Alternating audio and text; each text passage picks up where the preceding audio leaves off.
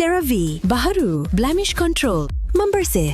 2% salicylic acid untuk membersihkan pori dan 3 ceramide untuk melindungi kulit, memperbaiki. AHA, BHA dan niacinamide untuk menangani jerawat, untuk kulit bersih dan sihat. CeraVe.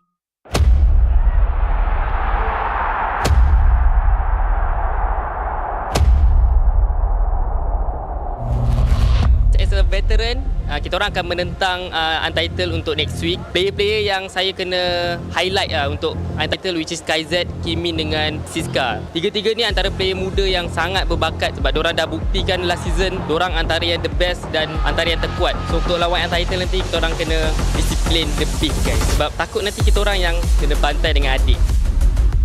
So yang macam korang tahu, CG nak ke international and kita orang nak sangat kalahkan SRG. Kita orang nak tahu standard kita orang kat mana. Sebab even kita orang menang 2-0 pun, saya rasa daripada minggu lepas kita orang tak clean team fight and tak proper com. InsyaAllah kedepannya kita orang akan cuba baikilah benda-benda macam comms and decision making. If kita orang menang lawan SRG, saya rasa benda tu pembakar semangat kita orang. Minggu depan kita akan berjumpa dengan CG. Saya rasa saya first time lawan dengan Cik dekat area meet. So saya rasa going to be fun and I think I'm going to pick him off a lot. For Cikgu guys, aku rasa happy lah sebab kau dah dekat pentas sebenar kan. Kau dekat kau punya sepatutnya kau ada lah. Let's have fun and let's fight lah later.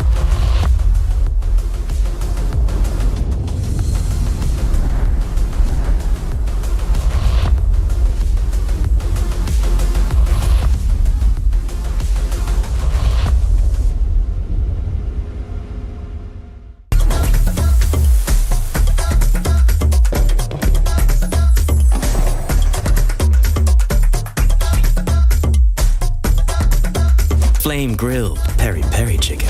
That's a Nando's thing.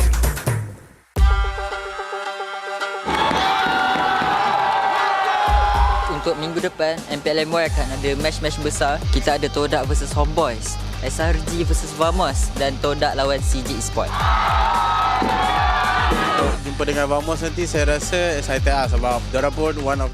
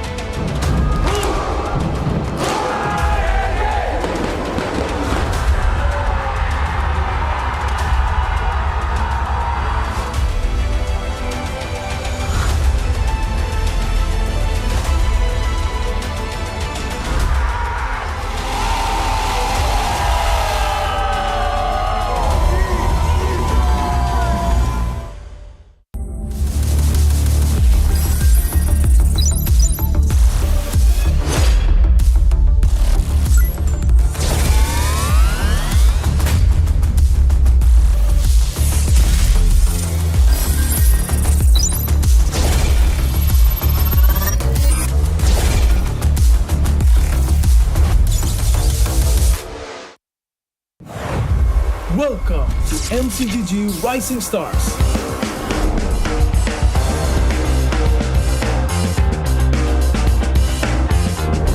From September 12th to October 19th, take part in the regional contest, open to all players. Step up and prove your strength. Division finals will run from October 24 to November 2. The top 16 players in each division may advance to the next stage of MRS. Check your in-game mail for information.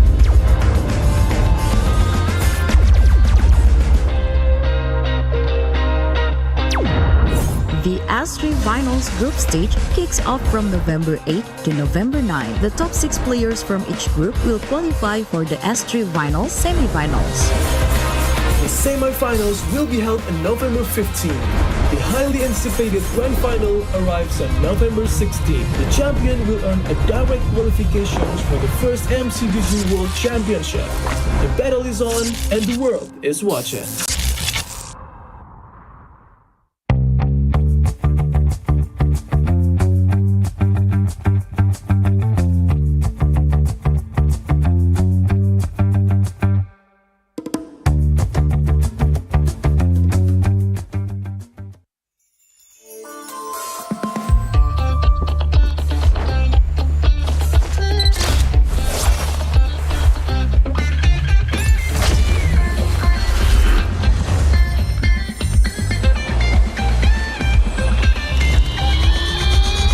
Welcome to Double 11!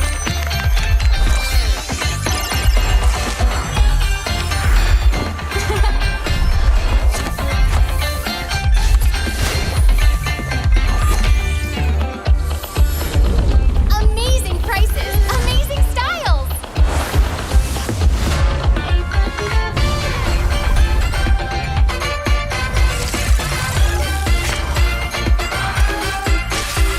Win big in Mega Draw!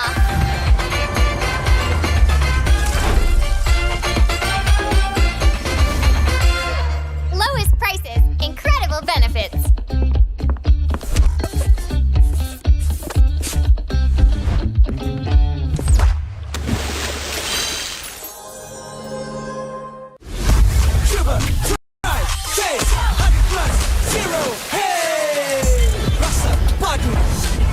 Tanpa calorie, jom hebatkan harimu dengan 100 plus zero. Cuba, try, taste, 100 plus zero. Hey! Welcome to MCGG Rising Stars.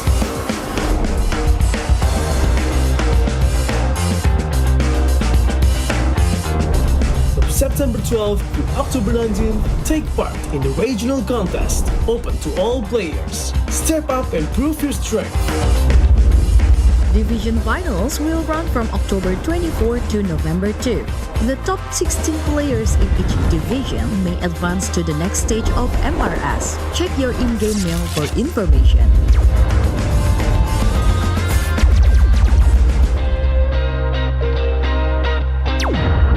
The S3 Finals group stage kicks off from November 8 to November 9. The top 6 players from each group will Always come back around.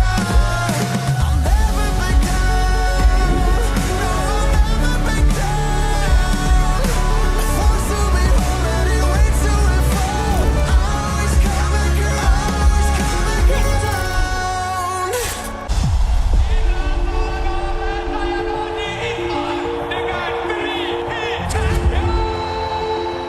This season, we're aiming for first time forfeit in Malaysia.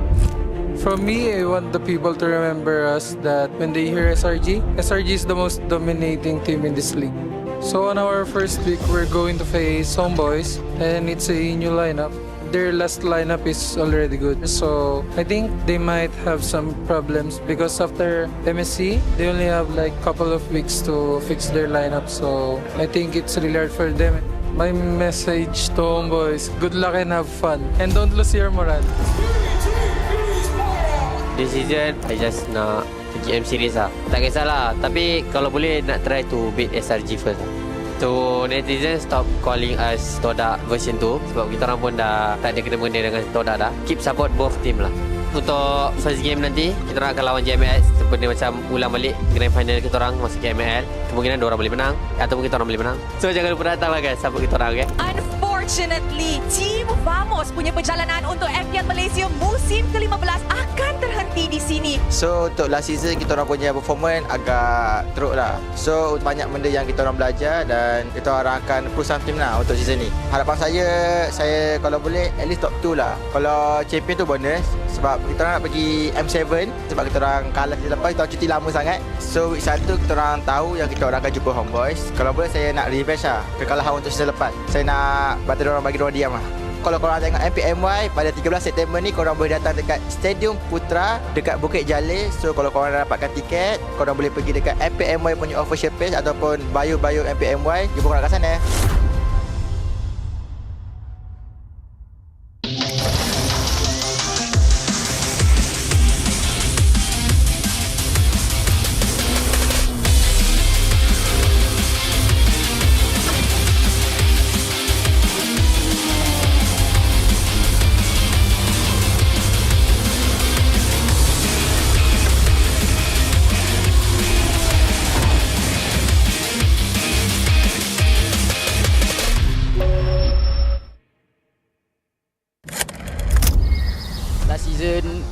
dengan AERO saya kalah kan. Maybe season ni mental saya dah lagi kuat dan matang. Saya pun dah cuba improve banyak untuk fight for my spot. For me personally, saya nak buktikan yang saya boleh stay di main line-up Vamos and saya boleh mencabar jungle-jungle MPL yang lain lah. Untuk Hazel, just give a good fight and let's see who's the best. Hari ni kita orang lawan Untitled and saya rasa kita orang kalah sebab kita orang hari ni tak panas lagi kot. Dah berapa musim juga first match kita orang kalah. Season lepas kalah dengan Homebois. So season ni 2-0 dengan Untitled. Kekalahan ni jadi macam tamparan untuk kita orang. Kita orang tak boleh berada dalam zone selesa lah. So kita orang kena betul-betul mencari performa kita orang yang hilang tu untuk lawan Vamos nanti. Tentang first kita orang rasa sangat happy lah. Sebab kita orang kan selalu match sampai 3 game kan. So kita orang suka sebab dapat habiskan 2-0 season ni.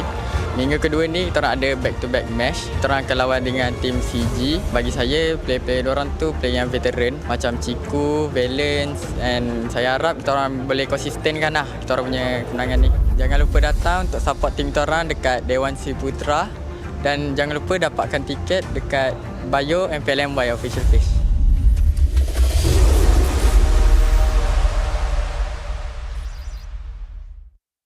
CeraVe baharu Blemish Control membersih 2% salisilik asid untuk membersihkan pori dan 3 ceramide untuk melindungi kulit, memperbaiki AHA, BHA dan niacinamide untuk menangani jerawat untuk kulit bersih dan sihat. CeraVe.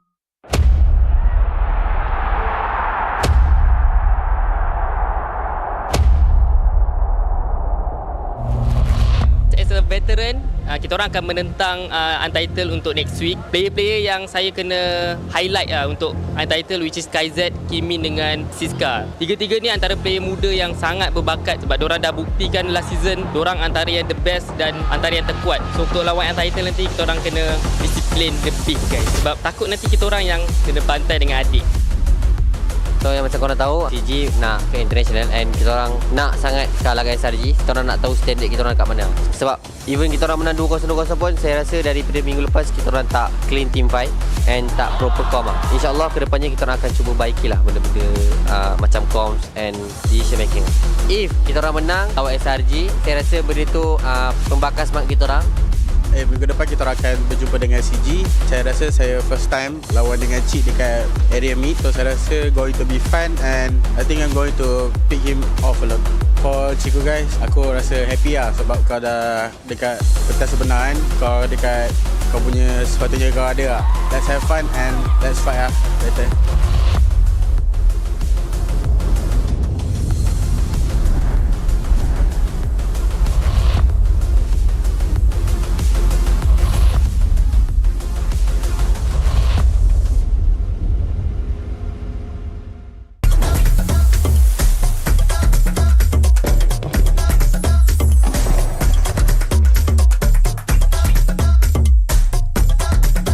Flame grilled peri-peri chicken. That's a Nando's thing.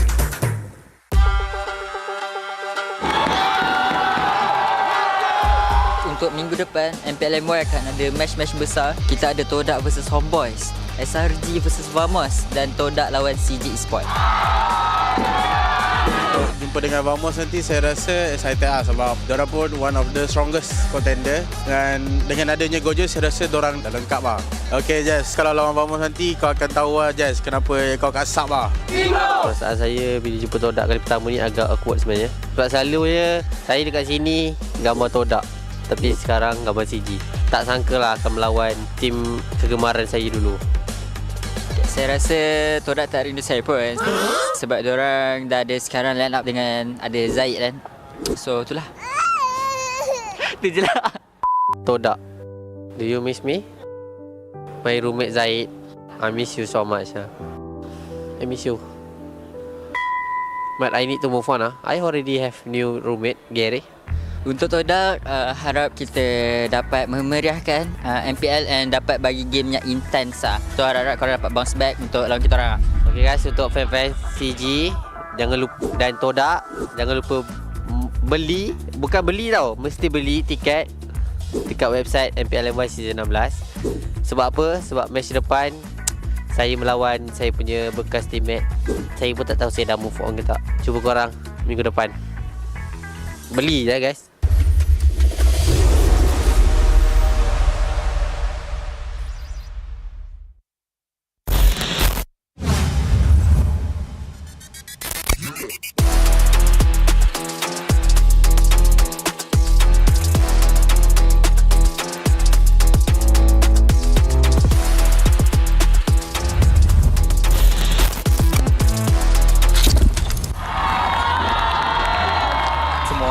tengah tumpukan dekat kita orang AERO, Untitled dengan Team Break untuk rebutkan slot nombor 6.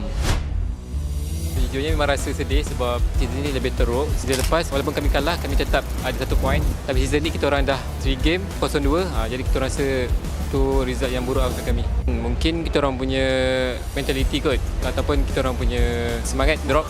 Kami akan berhad lagi sebab kita orang memang akan usaha keras lagi untuk dapatkan playoff. 1, 2, 3. Go. Lepas kalah dengan SRG, macam kita orang kena tamparan juga lagi saya kan. Sebab Yungfu ada cakap dia letak high expectation untuk saya. Lepas tu kita orang tak dapat bagi saingan, semua kecewa lah. Lepas daripada tu kita orang betul-betul try hard lah.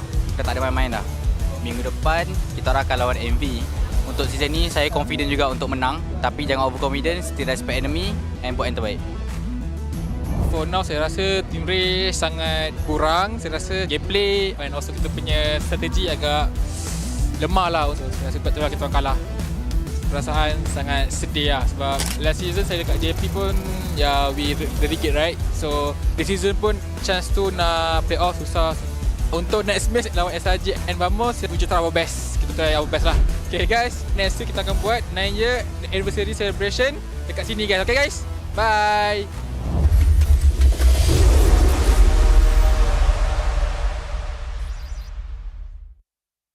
This is the most dangerous planet in the universe. And you've come to hunt an apex predator.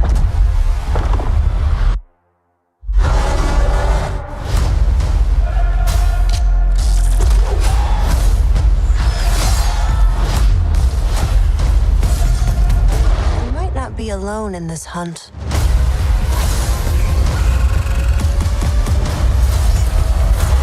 Predator Badlands, only in cinemas.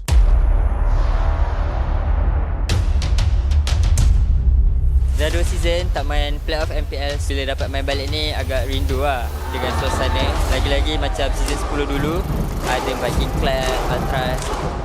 MPL Homebois ni makin season makin kompetitif lah. Season sebelum ni kita boleh tengok macam Homebois dengan SRG win streak. Tapi season ni tengok, even nak tahu slot playoff dengan apa bracket pun dah minggu 5 kan. Tak tahu lagi. So bagi saya season ni lagi kompetitif. Kick semula. Dapat bola.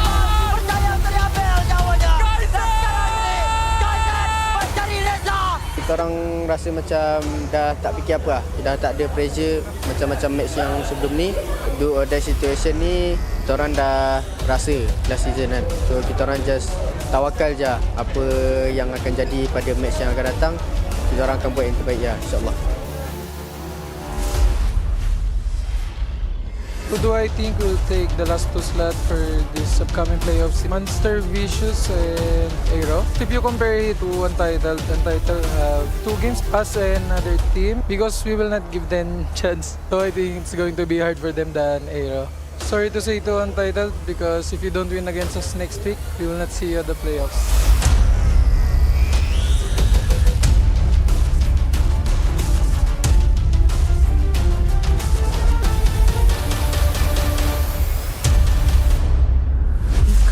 Most dangerous planet to hunt an apex predator.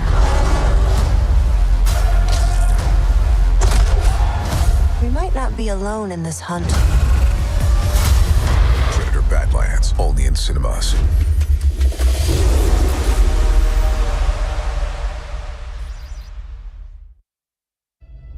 Kalau tengok career saya, season 10 ialah best performance saya. Season 11 tak lepas playoff. Sebab kau ada star syndrome. Kau tak nak main dengan tim. Kau tak faham lagi ke? The best moment dalam career saya adalah season 12 lah. The worst moment season 15 lah. Saya sebenarnya dah tak nak main MLBB dah. Saya rasa saya punya limit dah kat situ dah. Dah tak boleh improve dah. I don't know. Apa yang membuat saya tak nak give up adalah kawan-kawan lah. Saya cuba try hard dan comeback balik lah. Tapi kalau boleh saya nak repeat balik dan perbetulkan balik lah. Yang penting saya boleh bagi the best performance lagi lah. So bila season 16 ni comeback MPL, happy lah.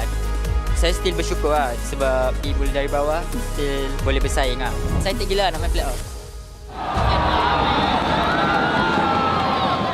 Pelajaran yang paling penting saya rasa ialah lebih hard work, trust the process lah. Lagi satu, just jangan give up. In the end, mengalah tu bukanlah salah satu pilihan untuk kau.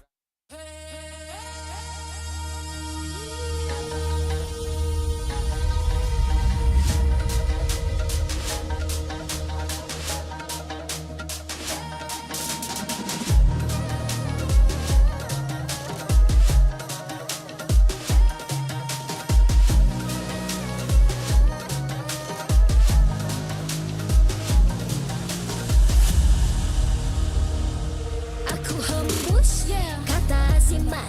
Bila terjatuh aku beringat.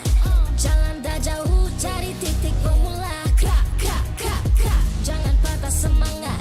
Semarak api bukan calon cadangan. Biar apa menghalang aku sambut datang. 1000 daya, 1000 alasan. Harungi semua sampai di akhir garisan. Eo, eo. Kami tak senang mengalah. Kami luar biasa. Semangat membara, harungi bersama. Lakukanlah sama-sama lakukan. Bergema di kiri dan kanan. Tak berhenti marah ke hadapan. Tak mengalah berdepan cabaran. Jaga, jaga, kita jaga. Jaga, jaga, kita jaga. Jadi ayo. See me, watch me, hype me, gotta give it all. Don't matter how many times I fall, gotta get back up, yeah, yeah, gotta go. I can hear them calling, now I gotta serve. Mess with my clique, now you get what you deserve. We keep it tight, we keep it cool, they got me and I got them too. Rundung terasa, api tak kunjung padam. Marah ke hadapan kita, sehaluan jangan simpan-simpan kita anak Malaysia. Kami tak senang mengalah. Kami luar biasa. Semangat membara,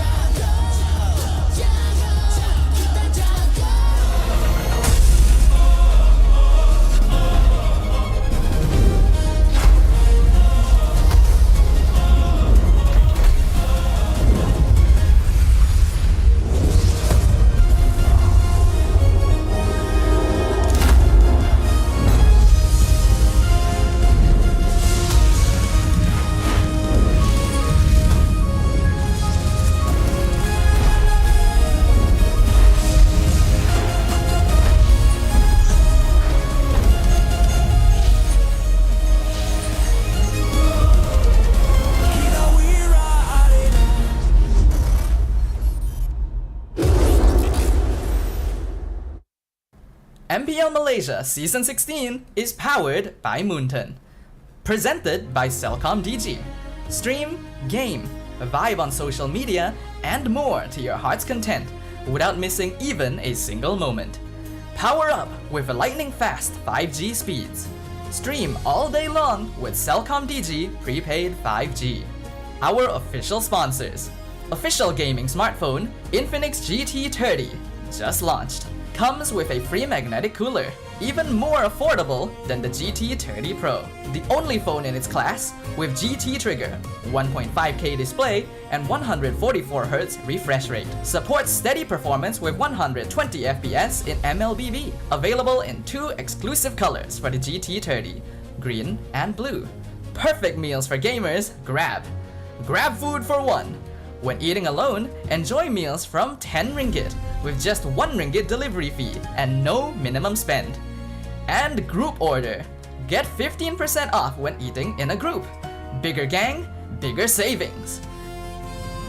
Our esports partners, 100 Plus, Ferry, and Yamaha. And thank you to all our strategic partners, CeraVe, Nando's, and Playas. Predator Badlands, in cinemas on 6 November. An action-adventure horror set in the future on a deadly remote planet. Predator Badlands follows a young predator outcast who finds an unlikely ally in Tia as he embarks on a treacherous journey in search of the ultimate adversary on the most dangerous planet in the universe where everything is trying to kill you. Catch Predator Badlands in cinemas 6 November.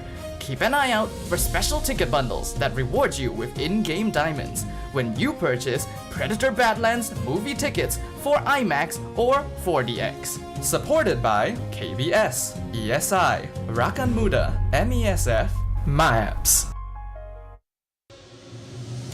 Selamat datang ke MPL Malaysia musim ke-16 hari kedua playoffs. Nama saya Rose, host anda sepanjang playoffs ini. Dan semalam pada hari pertama playoffs, kita pun sudah saksikan beberapa pasukan yang bangkit. And of course, semalam juga kita terpaksa cakap terima kasih kepada Homebois dan juga AERO Esports. Tetapi the road to M7 continues. Hari ini kita akan saksikan dua upper bracket semi-finals match. So, tanpa membuang masa, mari kita tengok jadual untuk perlawanan hari ini. Untuk upper bracket semi-finals match yang pertama, Selangor Red Giants OG Esports menentang Monster Vicious. Semalam MV mengejutkan kita semua dengan gaya ubeh dan melangkah ke semi-finals upper bracket buat pertama kali untuk mereka. But on the other hand, mereka berdepan dengan SRG.OG. Adakah Giant Slayers akan kembali mengasah pedang dan menuntut maruah ataupun SRG.OG sekali lagi membuktikan takhta mereka suka digugat? Untuk upper bracket semi-finals match yang kedua pula untuk hari ini, CG Esports menentang Team Vamos. Di regular season, matchup ini sudah pun ada keputusan. Namun selepas 3 minggu, roda takdir akan condong kepada siapa? Adakah CG yang mendaki dari MAL ke MPL will get closer to their dreams? Ataupun Team Vamos, anti-hero kegemaran arena ini menulis satu bab baru? Itulah perlawanan untuk hari ini. And of course, kepada semua audience kita dekat rumah, you guys boleh guna It's My Time kod di bawah di dalam MLBB anda untuk mendapatkan in-game reward. Ini masa kita, ini masa Malaysia. Walaupun tak ada pasukan yang akan tersingkir untuk perlawanan hari ini, we have to remember that M7 is on the line. Rose rasa semua orang dah tak sabar untuk saksikan perlawanan yang sangat-sangat dinantikan. Perlawanan SRG.OG pertama di playoffs ini. Tanpa membuang masa, mari let's show it to the panel.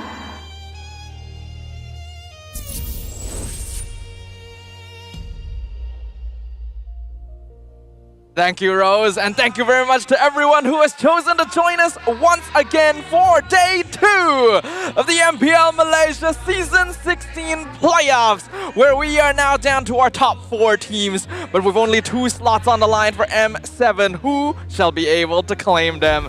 Once again, on the desk with me is going to be Lafell, but we've got a brand new face, a brand new import today. Jays, how you feeling, sir? I'm feeling great. I'm really enjoying the Malaysian hospitality all across here because it's so great to be able to see such a wonderful stage right behind us, and the matches yesterday was kind of nutty, right? Yeah. Honestly, it's crazy because import from Singapore, but he's Malaysian. By the way, thank you for everyone choosing to watch us. And if you're forced to watch us as well, you know what? Thanks as well. Thank you very much for everyone. And of course, thank you as well to Infinix, because did you guys know the Infinix GT30 has just launched? It is now available on Infinix TikTok Malaysia and comes with a free magnetic cooler. It's even more affordable than the GT30 Pro because it's priced below 1.1k ringgit. It's also the only phone in this price tier with GT trigger, 1.5k display, and 144Hz refresh rate. It supports steady performance and 120 FPS in MLBB. And that's not all, guys. We've got 2 exclusive new colors, green and blue, added to the GT30 series, so make sure you guys check that out. But of course, we've got 2 more matches today, very spicy ones, and this is going to be the first time we get to see SRG.OG after the break. Now, honestly, like, something that I just thought of yesterday, which we haven't really brought out, is that not only is this a new patch, so it's very fresh for everyone watching, but the thing is, because MPL Malaysia is the last MPL to start the playoffs, all the other teams from other regions, they've already gone to break, so there's no really scrim partners now. So basically all the teams are going in, kind of going blind. You're right, actually. I'm seeing this more like an edge. All right, you guys are using this current patch to basically, stress test right there in this particular scene. And this also means that, everybody else in MPL region will be watching us very detailed regarding the new patch, how we're going to be able to use it. That's true. We're going to be the pioneers, but that does leave us in a very lofty position where we do not yet have peers that we can build off of. But if we're talking about a team that does not have peers, who stands above the rest, it is none other than the Selangor Red Giants, OG Esports. Innocent, Hume, Stormy, Skies, and Cram have all maintained dominance this season. And honestly, they have a pretty big buff because they have Ozora Vecchi as well as Coach Arcadia behind their backs, as well as Winter as the analyst, meaning to say that they should probably be one of the earliest teams to figure out the meta here, where I'm really looking forward how they're going to readjust for Stormy as well as Humes, because MV yesterday, Leonie has shown multiple ways to play the roam position, showing the Estes with the heals as well as the damage Cho. Yeah, and looking at this particular patch and this roster, I'm very sure they do have that confidence going into regarding how they're going to be able to execute this, especially watching games yesterday. They're having a back seat, and now they're probably going to show us how they're going to use it in this particular match. But a team that has not been on the backseat and has already proven some interesting developments with the new patch is Monster Vicious. Ruff, Leonie, Bundles, Uni, and Momo were able to successfully send home the Homebois yesterday. And for the first time in many seasons, they have made it to Day 2 of the playoffs. You got to watch them yesterday, Jays. What do you think about this team? Yeah, they're literally monsters, and they're super vicious, especially ripping, teams apart, right? Like, no pun intended, legit, right? Just looking at these teams, Ruff, Leonie, Bundles, Uni, and Momo as well, they're just literally going in guns blazing, just literally tearing, meat from bone to sinew. And that's exactly kind of playstyle I enjoy watching. Damn stuff with all the literally, I thought I was talking to Gordon Ramsay. Right? Literally just put salt on there. That's more like a Salt Bay kind of but still. Man is layer by layer dissecting just how Monster Vicious is tearing apart. Now you're making me hungry. So and honestly, like Monster Vicious, the thing that I appreciate, right? Because they've been #1 exits for a few seasons now. They did not hold back, right? Yeah. Any kind of strategy, any kind of cheese, they already showed in day #1. Kind of dangerous because SRG.OG, they can see that and be like, okay, we know the pattern, we know what to look out for, but hey, maybe in the playoffs, you can't have that mindset of like, I need to hide something. Again, you don't have a lot of testing ground to scream with other people, so might as well just give your very best since day #1.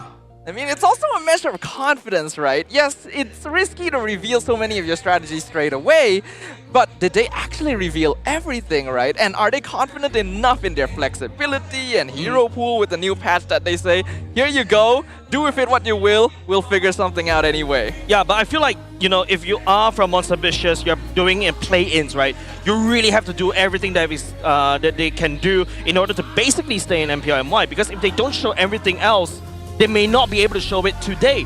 That's true, and especially since they're going to be going head-to-head with the unbeaten champions of MPL Malaysia. Only 2 teams in the history of MPL MY have ever achieved unbeaten records across their entire season. The first was Todak, all the way back in Season 6 when we were still MPL MYSG. And that record was never reached again until the advent of the Selangor Red Giants, who have now done so twice and are eager for a 4P champion. Yep, Season 13 as well as Season 15. They've been 3P champions, which, here's the thing, even 2P never happened. Yep. Todak has won multiple championships, but never back-to-back. SRG has done it twice and then 3 times. And now, honestly, like everyone all over the world thinking they might do it for a 4th time. Yeah, and you know, being a unbeaten champion itself lends a lot of pressure onto SRG, right? Imagine that your games are literally analyzed to the death because you've got a lot more screen time, you've got a lot more play time, and I think, you know, Monster Vicious is definitely looking up from that particular well, looking at how they could be able to take down, because riding on the momentum that they did against their opponent yesterday, they may have a better momentum as compared to SRG. It is definitely possible, and something that I'm sure all of us are very eager to witness right now. But we gotta get you guys' opinions as well. This time, we've only got 2 options, because this is a battle of the SEA Games junglers. Both Skies and Uni are on the Malaysian SEA Games lineup, and now we're going to ask you guys the hard-hitting question. Which of these 2 players do you believe deserves that main lineup spot more? Not gonna spoil anything. Well, can I put my... no, because I'm part of this. Oh, can I put a name in He knows the answer. Well, I'm technically speaking, I'm rooting for Sakai's, right? Because I remember that time when he was back, when he really popped off in MSC. I was literally on the EWC panelist, and literally when I was able to talk to him, he's such a very young player, very promising player, yet humble at the same time. Yeah. And I really am rooting for this kid ever since then. Uni is an amazing jungler, but I do have one big concern, which is yesterday, especially on the last game with the Lancelot, he secured 0 turtles and 0 lords, even with a level advantage, even if he was there in the vicinity. Every single one of them, A-mile secure. Like, still, Uni won the game, right? But going up against Sakai's, and you can have the argument that Daniel stunned him up so that he couldn't use the retribution anyways, but now you're going up against Cram, you're going up against Humes. So if you think it's difficult to secure those neutral objectives against Homebois, bro, SRG is a different beast. I mean, Uni has always been known a bit more for his micro mechanics rather than his objective congestion, but it is also true that his performance yesterday was less than stellar. Either way though, we'll get to actually witness what happens in the first match of the day, because both teams will be walking up on stage very soon. Let's start by introducing our marshals. Introducing our marshals that will ensure fair play and professional integrity in the matches. We'll say thank you for your hard work, where they have been amazing throughout regular season as well as playoffs. Thank you very much, Rez, May, Nuna, as well as Aiden. And also even yesterday, people were cheering for the marshals. Selangor Giants OG Esports. Marching in with an unbeaten record from the regular season, they carry a crucial mission, the hunt for their 4th consecutive championship title. Facing a raging giant ahead, can they defend their throne once more? The Conquerors in red and yellow, Selangor Red Giants OG Esports. We're about to witness the clash between SEA Games junglers Kais and Uni. We'll see, can they actually unleash their full force for today? Monster Vicious. Returning today after a dominant victory yesterday, facing the reigning conquerors of MPL MY. Can they shake the throne and push further beyond beyond. The monster meets the red giants. Are you ready for the clash?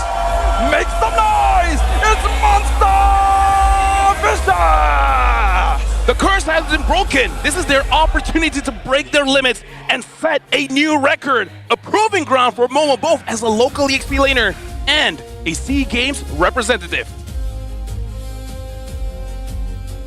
And now introducing the head of League Ops, Franklin, along with the coaching staff of both teams. We got Coach Arcadia and Ozora Vecchi for SRG.OG. And for MV, we got Sora Payong and Kenji as assistant coach. We can obviously see MV finding new ways to play the game, overwhelming Homebois. But now SRG.OG, this is going to be the real test for Sora Payong and Kenji. Can they outsmart them in the drafts? A battle between the raging beasts, between the conquerors, the giants, trembling the earth. And now let's keep it going with the fist bumps between the teams, a true sign of professionalism. This is going to be the first game of SRG.OG in the playoffs for this season. But Monster Vicious, they already got a momentum going.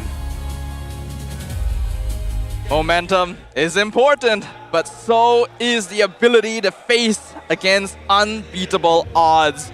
SRG.OG takes to the stage for the first time here in the playoffs. One of the few teams that we've not had the chance to witness since the new patch. Yeah, and you know, looking at Monster Vicious going up against SRG.OG, we're thinking about how this is basically a choo-choo train, right? Monster Vicious, this choo-choo train, they've got coals in their furnaces, they're ready to rock, they're ready to just basically punch through everything. But this is SRG.OG, the team that has one of the, best results in MPL Malaysia. And this is their first wall that they have to break if they really want to break through towards the grand finals.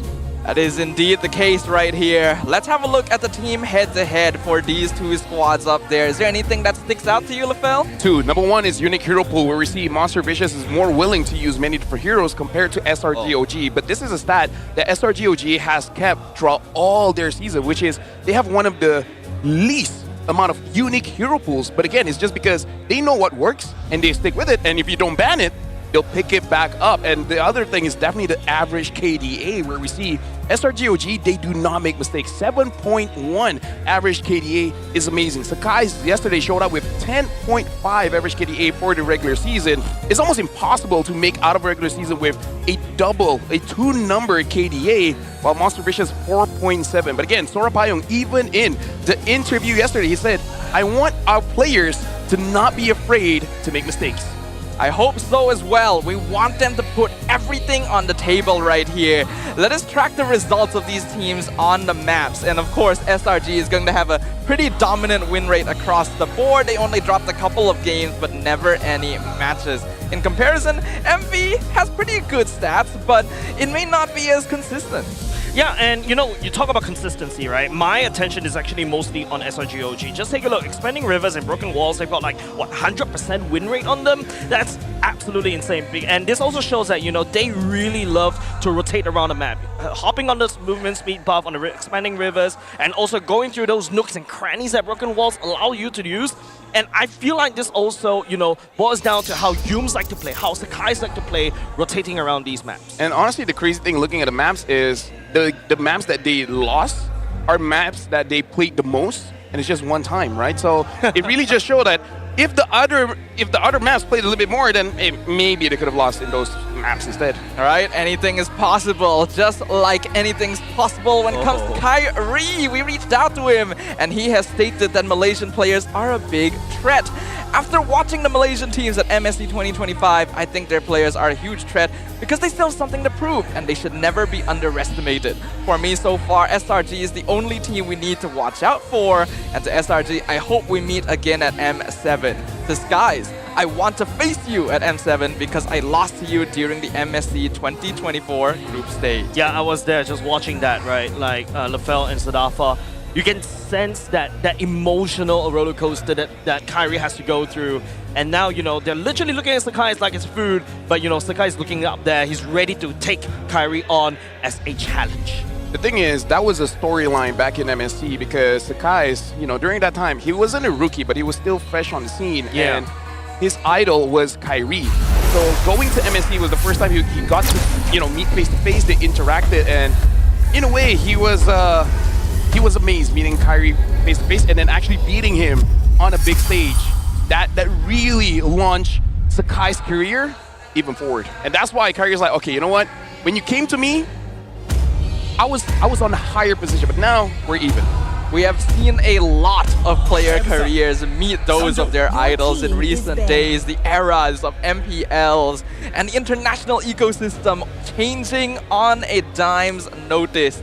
But now we're gonna jump into the draft for game number 1. Monster Vicious will have first pick, and it is going to be Broken Walls. What's your command? Something to know here for SRG.OG, they are one of the teams that is more willing than other teams to just target ban instead of going for those meta bans. And we saw yesterday how Momo only used Arlet once. And that was more than enough for even SRG.OG to be like, okay, you know what? Yeah. Crime is good, but let's not give him a hard time. We're not going to give Momo this Arlet.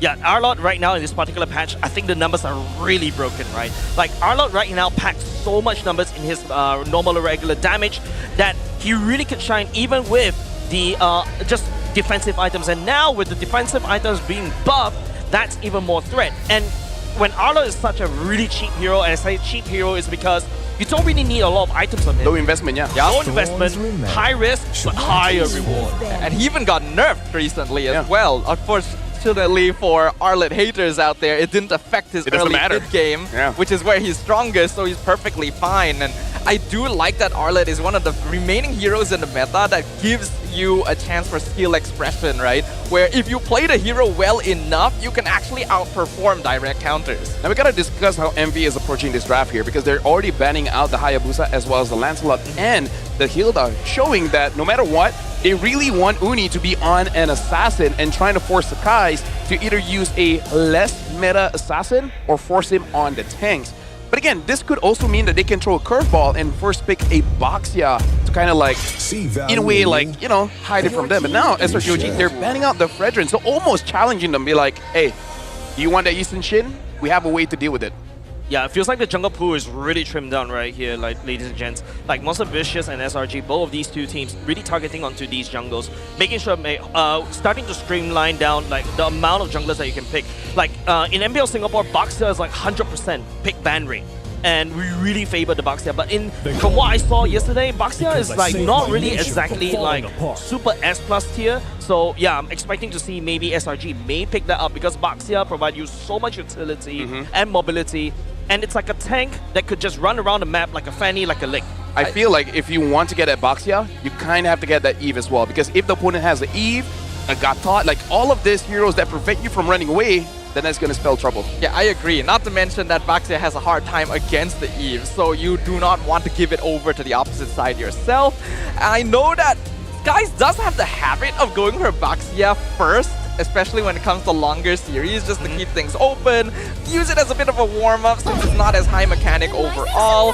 I wouldn't be surprised if they go for that as the red 3 pick, since they already see the Yi Sunshin locked in by MV. I like the pick coming off from SRG, right? CC, first pick, either R1 or B1 pick is absolutely wonderful because immediately it locks out to all these potentially tank heroes that are being picked up. Because number one, CC really counters the Alice very quickly, could just shred. We've seen how the Uranus yesterday was literally instantly almost deleted by the CC, and that's one tank hero that you don't really need to worry about anymore. Yep, and now they pick up the Kimi as well, making it so that it is possible if they do want to go for a double fighter, so the CC can go gold, can go EXP, because going up against Yi Shin, if you have a tank or a fighter just staying in his face, kind of like a Uranus, the Yi Shin is not going to have a good time. Does mean that Eve is going to be left open though. MV not actually going to go for it. They grabbed the Grok in advance, but also the Ruby. I was wondering if SRG might want to lock in the Ruby for themselves, but MV has already taken that away from them. So this is most likely going to be a Russ hero in the gold lane. Yeah, but I think it's a bit of a waste they don't pick up the Eve here, because SRG.OG can easily ban out a few mid laners, making it difficult for them to actually win against Stormy in lane. And I kind of feel like if Stormy wins the lane, I don't think Bondos is able to rotate around the map. And now SRG, they do have the option here to pick up their jungler, which is either the Boxia, or they want to go for a different assassin, something like a Joy, or honestly, pick up a Roam. Yeah, I think like right now, just looking at how many jungles that are already gone, Coach Arcadia definitely has to pick a jungler right here. If not, you would expect, you know, the side of Monster Vicious to really trim down the jungle. And now they're literally using like Orange Agent right now, literally destroying every single kind of jungles going into the second ban phase. Interesting. Keeping things open is very SRG though. And now we kind of have an idea of how these teams are going to be banning going forward. As you already pointed out, we should expect MV to start banning more junglers to really limit skies, and we should expect to see SRG start banning mid laners, unless they want to reduce the amount of side laners that they might have to deal with as well. Now, the Gotha gets picked up here because it is a good deny for anything that MV wants to do when it comes to the mid choices, as well as a good combination with the CC. And like we have televised, the Eve does get banned here. For MV, honestly, they are in a very interesting situation because the Kais is like, as a coach, you love a player like Sakai's. It doesn't matter, tank, fighter, assassin, just ask the guy to play it and he'll play it very, very well. The weird thing here is, what is Innocent going to be using? Is it going to be a CC? Because he roughly knows it might be the Ruby, or will he go for something like a Hive or a Granger? Personally for me, I think they're going for a double fighter, but I don't know, man. Maybe Innocent wants to be comfortable. He wants to use a marksman in game number 1. It heavily depends on what Skies is going to end up getting here. The Paxia does get banned out, so now the only viable junglers left are going to be Joy and Akai if we're basing it off the meta. If it's Akai, then Innocent can go into Marksman. If it's Joy, then he would need to play a fighter. He is perfectly capable of executing on the CC. We've seen it before, and that's why they can keep it flexible somewhat, since both Innocent and Cram can go into this. Yeah, looking at Monster Vicious in terms of like, you know, what kind of heroes have selected so far, there's a lot of CCs in this particular roster. The first 3, you got your Mounted Shocker, you got an I'm Offender, even the Tectonic Charge, right? If I were SRG right now, if I were Innocent, I'm so strong in your traditional gold laners, I'd go for the Harif. The Harif will definitely pick up a Purifying, drop down the Zaman Force. The passive allows you to have some form of the CC immunity, not say CC immunity, CC reduction. I think that's definitely going to work in what SRG wants to do. By the way, chat, yesterday I got home, I instantly go to sleep. No pillow touching, I just went to sleep. Not even pillow talking? Not even pillow talking? Nah, dude, I lay down, I died. Fair enough. And then Yuzong gets banned here, but this honestly does leave Uranus open if they do want to have CC in the gold. It looks like they're going for Guinevere. A niche pick, but definitely a top jungle pick. Yeah, it's a really preferred pick. If you watch a lot of MPL Singapore, Guinevere in the hands of Hades goes in tank. That's exactly what Fredrin likes to do, right? Lock down one person, go in for an AoE knockup, and all of a sudden everybody from the side of Monster Vicious cannot play the game because they're constantly getting CC locked. Yeah, good timing on Guinevere also allows you to use the Violet Requiem defensively to avoid big CCs like the Tectonic Charge. Though it is definitely a hero we don't see Skies on very often. It's usually in the hands of Humes whenever SRG.OG picks it up. But I don't think there's any chance of that being flexed with the Gatot being there as well. MV now has the chance to finish off their lineup. If they're going double fighter, grabbing something like the Lapu Lapu is probably going to be solid just to make sure Cram doesn't have it. But they go for the Farsa Alice. Now, honestly, the Alice is good as well, just to have a follow-up with both the Grok as well as the Ruby. And they can even make it so that either the Ruby peels or the Grok peels for the backline, because the changes on Grok makes it easy for you to do that. Now, the final pick here, because they do have the Guinevere, means that they need one more damage dealer, which honestly, like both fighters as well as a marksman can definitely do. Granger is still there, the Hive is still there. I think the Hive might actually be fine here. If they want to go for a fighter, I think something like Lapu. Lapu is really good. Lapu, yeah. Yeah. Now that, you know, Monster Vicious revealed the Farsa and also the Alice, the Lapu Lapu is the very good answer to this. You go in the Bravest Warrior, all of a sudden you're CC immune because hack and slash and dice. You force the Feather Airstrike away. The Yishunshin cannot enter in the Mounted Shocker. Bombs your uncle. Honestly, looking at this draft, something that I'm looking out for is SRG.OG. It's very clear they're going for targets here because they have ways to dive. They got the Guinevere, they got the Lapu, and they even got the CC and the Gatot. So honestly, like Abondos on this Farsa has to be careful because I really see that SRG.OG, they can start off the fight and then afterwards it's challenging MV. How are you going to respond? Well, I think that makes a lot of sense, LaFell. Looking at the drafts one last time, MV has a very MV draft. I love team fighting, lots of crowd control, lots of dash. But SRG.OG has picked up a hero composition that'll allow them to pull off their micro mechanics to the fullest. Will the Giants tremble the earth once again? Or will Monster Vicious prove that their warm-up yesterday was enough for them to take on the defending champions? We jump into the Land of Dawn for game number 1. Well, technically speaking, for Monster Vicious, this is the first shovel full of coal they will put into the furnace, which is already hot. Whereas for SRG, on the other hand, they've been hibernating. They didn't really play during the play-ins, but at the very least, they get to watch how Monster Vicious like to play in day 1. And I would say SRG.OG, they don't have to readjust a lot of things because even the heroes that they chose, other than the Guinevere, it's mostly heroes that they have been using since the regular season. I mean, like Cram on this, Lapu has held multiple MVP performances, highlights, and game-changing plays. So honestly right now, SRG.OG, yes, patch has changed, but I feel like they got a very comfortable draft. They're keeping it to basics, and I think that's a very SRG style. If they're hiding anything, they don't feel a need to pull it out yet. If they've already made adjustments to the new patch, they don't feel like they're in a position where that is necessary to be a fallback.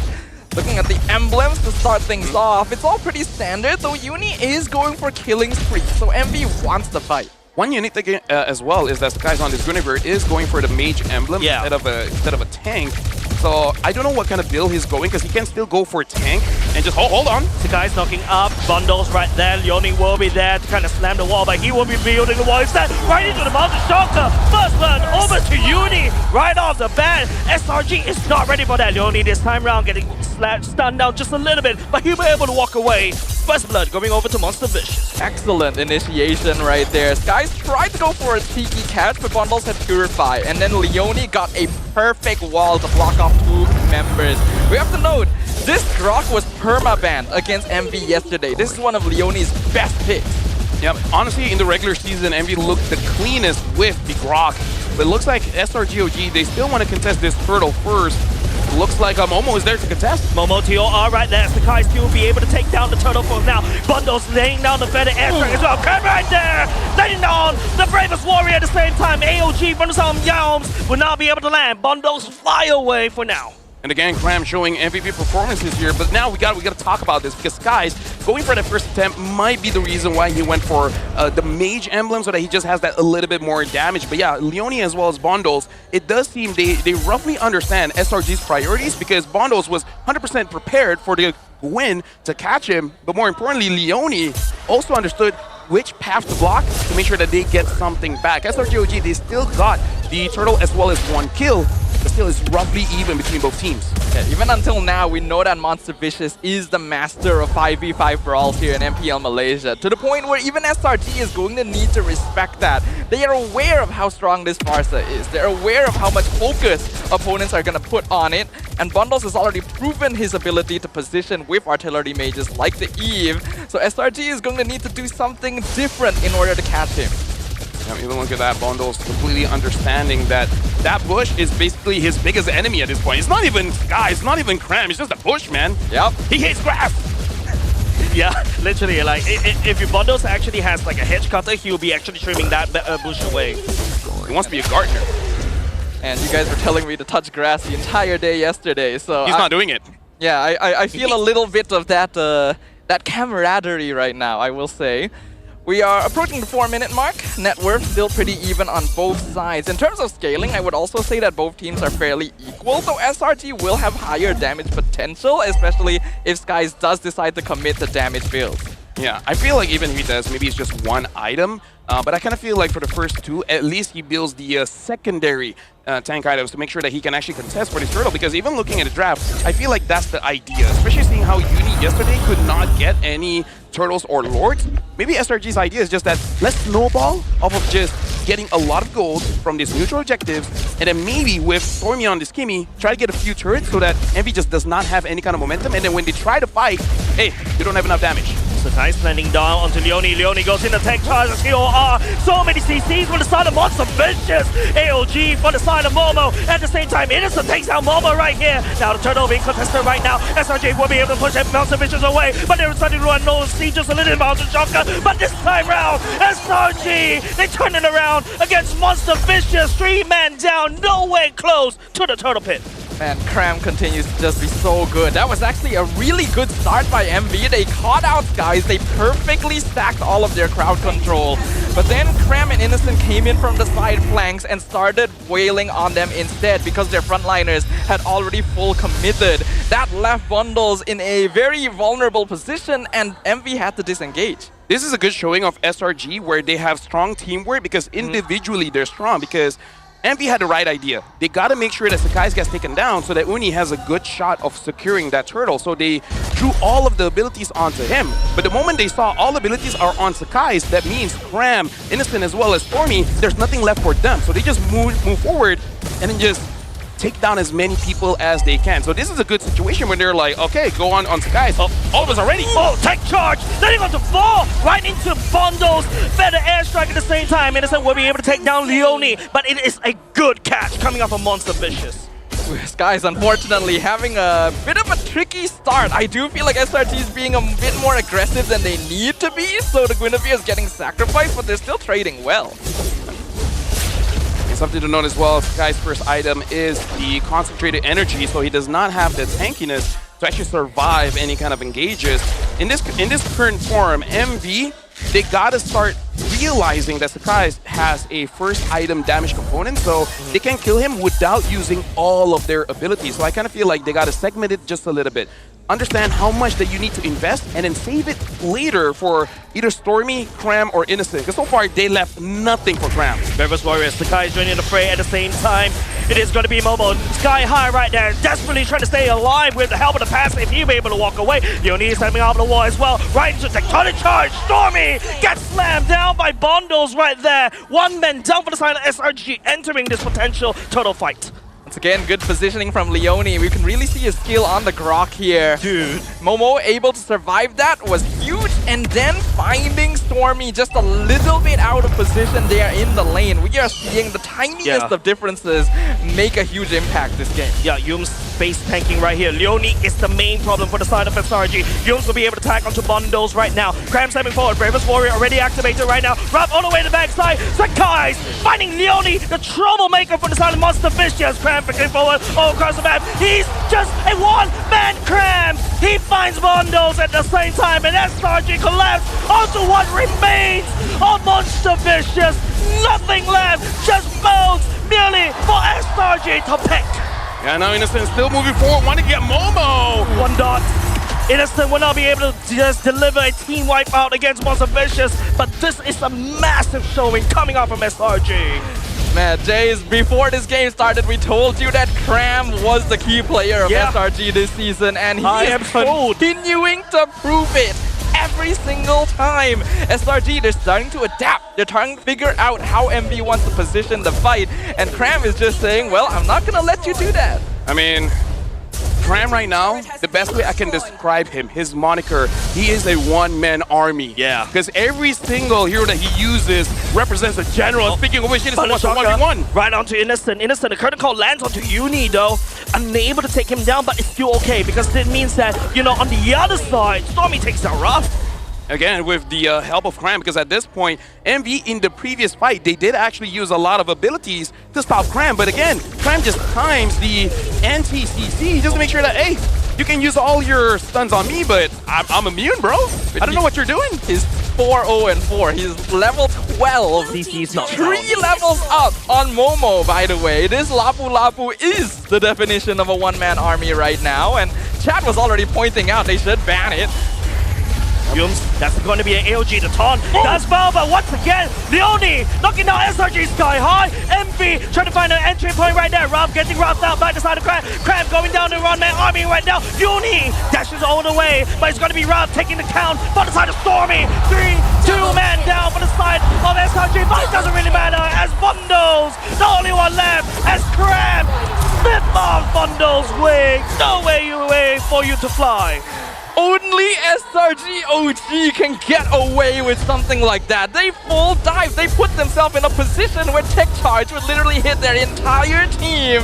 And they're allowed to get out of jail for free. Cram is unkillable right now, to the degree that everyone else on SRG is just like, oh, we can throw ourselves in. He's our main carry.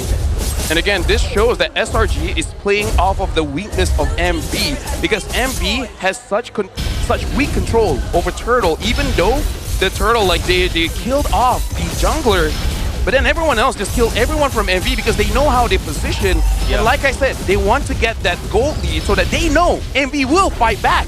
But when you do fight back, you just don't have enough damage. I still feel like, it's just SRG knowing how to counteract against Uni on this Yushin, right? Like, SRG has secured all 3 turtles, especially when Uni this really requires a lot of gold, a lot more investment in order to pop off as an Yushin. Going to the later part of the game, if the Yushin is unable to find kills, he's just practically just another message minion. It does mean that at least MV has some scaling in, but we're looking at a 9,000 goal lead in 10 minutes.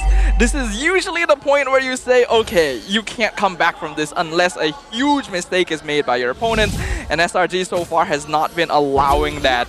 MV needs to find a huge 5v5 team fight ult here, otherwise this game is done. Yeah, honestly, like, they can't even focus on Cram because at this point he's unkillable. Wall's going to be built up just a little bit. I see the Mountain Shock of the side. Uni. Traction Pulse does catch onto Rob. Bondo's laying down the Petty Airstrike. Look at Crab! Just doesn't really care! Your fountain! No, it doesn't really matter because SRG is going in with the Lord in tow, cracking open top side and mid. And now it's just for them. SRG desperately trying to end this game. As Monster Vicious as well, the defending advantage is slowly whittling down. Not a lot of minions coming up on the side of Indians. From the side of Monster Vicious, it's SRG takes game number 1. The first time Cram dies, the all-important shutdown gold he knows he can't afford to give away, he surrenders it to make sure that the game ends right here, right now. Decisive choices have been made, and SRG.OG continues to establish their status here in MPL Malaysia. Cram has a 10-game win streak on this Lapu, undefeated just yet, and again, win with great style. One of the advantages of him on the Lapu is that he understands his own power spike when it comes to the turtle fights, because when he arrived, like SRG.OG, they arrived to the scene quite early, but they don't reveal their positions just yet, just so that they have a scout of where MV is so that they know how to take the fight after the initiation coming in from MV. And again, I have to stress this, both teams are honestly the C representatives, because Haru was also part of the coaching staff. Momo and Uni is also part of the C Games lineup, so they understand how each other think. Because even when we were doing the tryout, I heard how Uni shot calls. That means that Sakai's heard it, Yum's heard it, everyone from SRG.OG knows how Uni shot calls. So they know they will try to fight back, even if SRG has a lead. I feel like this is an interview game for C Games between these two teams, right? You talk about like there are 2 C representatives on each side, and you can start to see, SRG just literally reading Monster Vicious like an open book. Yes, you got your fangs, yes, you got your teeth, but if you got no brains, and SRG has the bigger one, definitely. This is still a strategy game. That's a very aggressive thing to say if you have no brain. But I can see where you're coming from here. Less the brain. I think that's I don't know. That still feels a little mean to me, but it's fine. Again, I just think that SRG.OG just outsmarted them, right? Yeah. That's the disadvantage. If you play day number 1, your opponents can see it, be like, so this is what they do. This minute, this minute, this minute, this minute. Why is this guy doing this? And then you just figure them out. It's just an open book. Yeah, there's a lot that you can figure out with that information, but I thought that Monster Vicious might be able to adapt a little bit better. I think SRG.OG already knew exactly what the pain points they wanted to attack were. But MVP, I think it's not even a question here, guys. Of course, it's going to be the team captain. Cram has been popping off for the entirety of Season 16, and he's not looking to end that streak anytime soon. Look, Cram is just literally cramming down all that damage the side of Monster Vicious cannot actually handle, right? Like, if you notice how he's been maneuvering around this, using this Lapu Lapu, the first thing that he does is to deactivate the Feather Airstrike all the time. And Bondos is unable to just land down, the consistent damage. And once the Feather Airstrike gets deactivated, all of a sudden, Uni as a Yushin, what can you do? You're just gonna go in, you're just gonna get melted, because unfortunately, Yushin is still a glass cannon. So honestly, like, even reading chat, they're like, you gotta lock Cram. The only problem is, you got to understand, this is an EXP later, this is a fighter. Lapu as a hero, he has built-in abilities that gives him sustain in terms of ignoring crowd control as well as dealing damage and healing off of that damage. So there's only two real ways to deal with the Lapu, which is trying to bait him, get him away from his team, and then focus him down. That's number one, and while avoiding his ability so that he doesn't heal up. And number two is you gotta suppress him. Something like a Kaja, something like a Franco, making sure that he does not use his abilities, because if the Lapu is able to get onto the right target, even if he dies, as long as he kills that target, he did his job. And if you try to gang up on him, you spend all your stuns, and he avoids all of them with the 3 slashes, and then he heals all of that, and he kills all of you. If you're trying to target down the Lapu, that's what the Lapu wants. It's less work for him.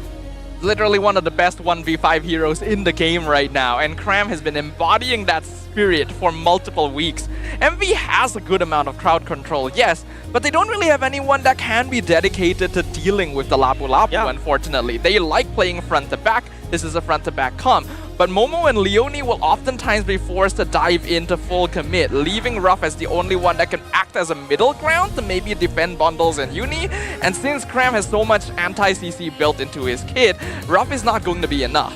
Yeah, and looking at, how Monster Vicious, I remember what I talked about. There's so many CCs packed in for the sign of Monster Vicious, but, Ralph can use the I'm offended hook onto Cram, but that's exactly what Cram wants, right? Yeah. I want to get hooked into you. Exactly, yeah. And I want to get onto you, and the next thing you know, Bondos has to fly away. Yeah, exactly, because there's multiple times where we can see Cram does not have to use his flicker to chase anyone. It's only when Bondos, goes to the side and is like, okay, I'm going to use my flicker right now. So I feel like MV, they got to adjust on a few things. Number one is that they got to learn how to bait SRG.OG of their abilities before committing to a bigger fight. But that's easier said than done, because you saw SRG.OG, they can see the future. The moment where Cram goes in and then they try to run away, all of a sudden Yums has already covered the exit point, right? So either you meet with Cram or you meet with Gatot. It's your choice. The scariest thing about SRG.OG sometimes is not their micro or macro, it is their utter lack of hesitation. They have pushed limit breaks to the extreme and tested every single possibility with the way they want to play their team compositions. That's why when a decision is made, when a fight starts, there is no fear of making a mistake, because they are just that confident that they will do what is necessary. By the way, I'm just saying, I do agree with Chad, right? You gotta deal with the Lapu. It's just that dealing it is much difficult than you guys think, because you just can't focus on the Lapu, because as a fighter, he wants to fight. And if you bring the fight to him, he doesn't have to chase you. You're already there, right?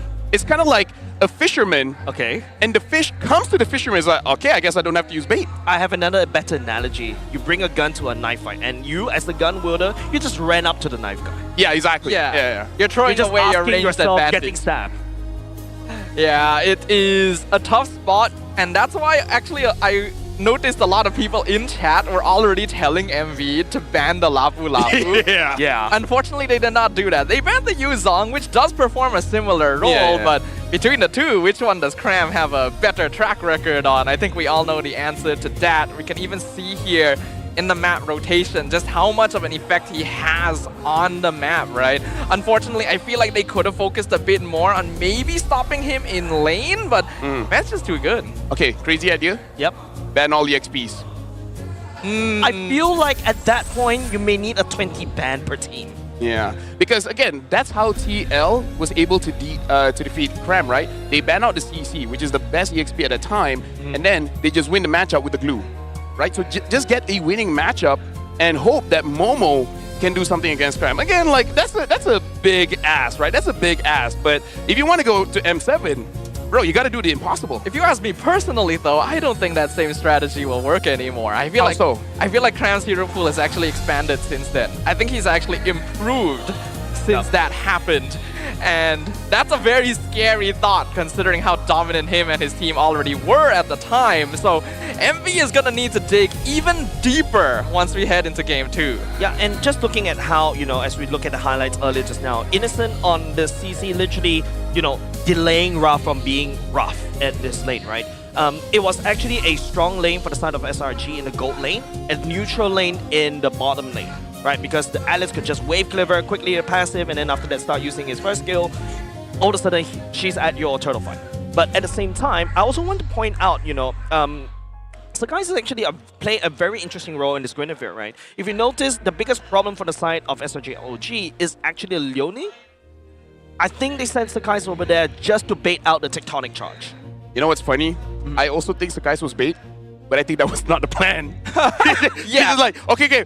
Oh wait, they're all on me, and they're like, hey, good job, guys. And it's like, yeah, sure. I think it's somewhere in between, actually. I positioned myself to get caught, guys. It's definitely somewhere in between, because I can 100% say the Guinevere was picked up as a way to iframe the tectonic charge, right? Because it just works so well. But when Skies kept getting full bursted at the beginning, it's like, okay, let's change the plan a little bit. Micro tweaks a little bit, but it's also funny that, Sakai actually decides to jump onto a Grok when he's CC immune and try to knock him up sky high in the first place. I mean, again, as long as you win, right? As long as you win, because someone has to be the bait. Yums doesn't want to be the bait. Innocent doesn't want to be the bait. Definitely not. Graham doesn't want to. So Sky's like, all right. We don't need retribution this game anyway. Yeah, sometimes you need one person to do the worst job in the room. Exactly. And honestly, Skies has been filling in that role for a while, actually. It's all on purpose, guys. Even back during tank jungle meta, he was already accepting the role as a more sacrificial jungler utility, and he's able to do that even on damage rolls. So it's actually quite impressive. But we got the results of our fan talk zone, and we got a 93% vote for Skies. The funny thing is, game number 1, it was a no jungler matchup. Both junglers did nothing. I mean, Sky's bait, guys. Sorry. Bait Skies. Sky bait. Sky. Now you make me feel like going fly fishing. Oh, really? Yeah, it's fly fishing. Is that like a come term? from the sky? Come on, dude. Singaporean. He's more advanced. He has more culture, My bad. I'm sorry. I'm too backwards for you, culture, man. I have no idea. As a Johorian, even I know that. Okay, you need to bring me over and teach me some things, sir. Actually, I learned that from Kuching. Which is in Sarawak, yeah. Well, let's talk about my lack of education in a little bit here. We will look at the after-patch summary here, where we can actually look at the win rate of multiple heroes across the 4 different maps, as well as some shifting roles, including multiple fighters in the gold lane, and some more unique pickups that we've seen this season. Yeah, something that we can focus on first is the broken walls, where it was the previous map. And again, Lapu wins that a lot because there's multiple ways for him to actually go into the fight without being interrupted. And if he does, he has a flicker, right? So it's completely fine. And Lancelot also has the most amount of victories on Flying Cloud as well as Dangerous Grass. I thought it was actually performing quite worse in Dangerous Grass, but apparently in Broken Walls is the one that Lancelot is really not doing all that well. And funny enough, Lapu doesn't perform well in Expanding Rivers. So maybe if the map is Expanding Rivers, actually, no, if it's Crab, I think you just bat it away. Don't take the risk, right? And we say it performs worse, but that's just because of the number of games, right? We compare 7 to 11 here to 6 to 10 on Broken Walls, and it's just kind of a numbers game, I think. Yeah, it's actually very interesting to look at these stats. Yeah, I think the only thing that I need to talk about, because I'm a gold laner myself, and unfortunately I've been putting in a lot of work in mid lane. But as a gold laner right now, your role is starting to get really interesting, right? Long gone are the days where you are, in the back, outputting damage from afar. Now you're forced to pick up a fighter on your own. And just looking at the types of fighters that, in MPL Malaysia they've been picking, the Esmeralda, the Ruby, the Bane, and also the CC as well. Now, honestly, it has shifted because the gold difference by 20%, if I'm not mistaken, being 12% being reduced, is actually a big reduction in professional play. Because as you guys saw, if you lose at Turtle 2, that's basically the end of the game, right? That's how fast, if you're playing on the professional stage, if you lose Turtle 1 and if you lose Turtle 2, especially against a team that does not make a mistake, that's GG. You cannot have a hero with a 3-item power spike. You need a hero with half an item power spike. And not to mention with all the buffs to fighter heroes, the buffs to tank items, and the general reduction in gold that you already pointed out, it just feels a lot more economical to go for a fighter in the gold lane, since they're actually capable of outputting just as much damage, especially in the earlier stages compared to a marksman. Yeah, it feels like inflation just hit the gold laners already. Because to be honest, right, like you really need a lot more items. Like what you mentioned, I don't think there's a gold lane, a traditional marksman that can really pop off with like what, half item. I think the only one that I can think of right off the bat is probably just a Granger, one Hunter, one Fairy Hammer. That's more you need. There are early game marksmen, but you may as well go a fighter at that point, right? But let's talk about someone else. We got Carl Teasy, the GOAT himself, and we got a quote from him where he said, "I think SRG and CG will qualify for M7 because I've been watching both of their matches. I can see that CG is a strong team with the potential to reach SRG's level. The Malaysian teams are still the main threat for us, but I consider SRG to be the biggest one. I hope to meet Skies again because to me, he is still the best player in MPL MY." Isn't CG the team with Chiku? Yes. Yeah. Gary from like Balance. Team Hawk. Yeah. Yeah, no wonder. Yeah. So CG, honestly, in the regular season, the first half, they are amazing. But afterwards, it has been difficult because Amzik has to balance out between playing professionally and studying. And this very week is SPM. So this very week is like the most crucial part in his, like, I would say, 2 lives. 2 lives, yeah, exactly. Like the first part of your life. And even if Amzik is going to be playing later on, does he even have the practice time? Because even the scrims that's playing full time, they're having difficulties getting scrims. More so for CG. It's going to be a tough balance to achieve, that's for sure. But we'll get the answer to that question later on, because now we're about to jump into the draft for game number 2. SRG.OG has already proven their dominance once, and we're going to be returning to Broken Walls again. SRG, still a 100% win rate on this map. MV is more afraid of Skies than Cram. Now that's something. I'm just saying, that's something. It is understandable. Sometimes I think bang Cram. Maybe sometimes you really have to limit the amount of baits that you have so that you expect one outcome only, right? If you use a certain bait, you expect this outcome. Maybe from the side of Sora Payong, that's the idea. I want to see something that, you know, I'm familiar, and then after that I eliminate one player from the team, then I tackle the rest. I feel like it's hard to ban though against Cram. Yes, you can get rid of things like Lapu. Yes, I think they should contest, basically. It's going to be impossible to get rid of all EXP laners, considering how many fighters are meta right now. Not to mention, they'd be debilitating themselves, since they also need fighters on their side. So contesting it probably makes the most sense to me. But it does look like there's a very heavy focus on the jungle this matchup, with 5 jungle heroes banned out in the first phase, basically the same bans from game 1. Let me just say, SRG.OG is willing to ban Arlet. I'm going to say that. They're willing to ban Arlet, MV is not willing to do the same. So just the difference between the philosophy between both teams. I can see where you're coming from, but it's also kind of hard to compare, because I think you ask any team and they'll be able to tell you that SRG has less things to be afraid of compared to them. Yeah. So first B1 pick from the side of SRG is going to be the Hayabusa, which is something that, you know, we talk about how in game 1, Sakai was basically the main target. I think Coach Arcadia is starting to recognize this as well. Hayabusa is a really strong pick as a first jungler, but going into the current meta right now, where all your heroes are really sustainable, the Hayabusa may have a bit of a problem, you know, bursting down a certain hero. I think now, at the very least, from what I'm seeing for the side of MPL Singapore, is like Hayabusa is now also meant to go around and controlling the side waves, using the Shadow Kill to just clear the minions, and then after that rotate. I think it's also because that they've already seen both Redrin and Baxia banned out that SRG feels a bit more comfortable just going for the Hayabusa first. Wouldn't be surprised if they want to lean into a more early scaling snowball composition here, with picks like Farsa or Kalea to pair up with the Hayabusa to start making kills happen, since we do already see the Kimi being locked in for MV. I feel like it's pretty safe if they want to pick up like Eve got taught here, or maybe even get this EC again, because it is open for SRG.OG. And of course, like in terms of fighters, like you said, there are a lot of options here. I would like to see Eve though. So it looks like, oh, they go for the Yu Zong instead. So they pick up the Gatot and Yu Zong. So MV kind of will have the same problem in the previous game where they might have difficulties protecting bundles, even though they have the Ruby. They need some kind of backline defense now, that's for sure. There are still other fighters here, and with Kimi, they are open to a double fighter side lane, so they don't have the Grok and Shin anymore in the jungle. Grok is also good. Leonie's best pickup hasn't been...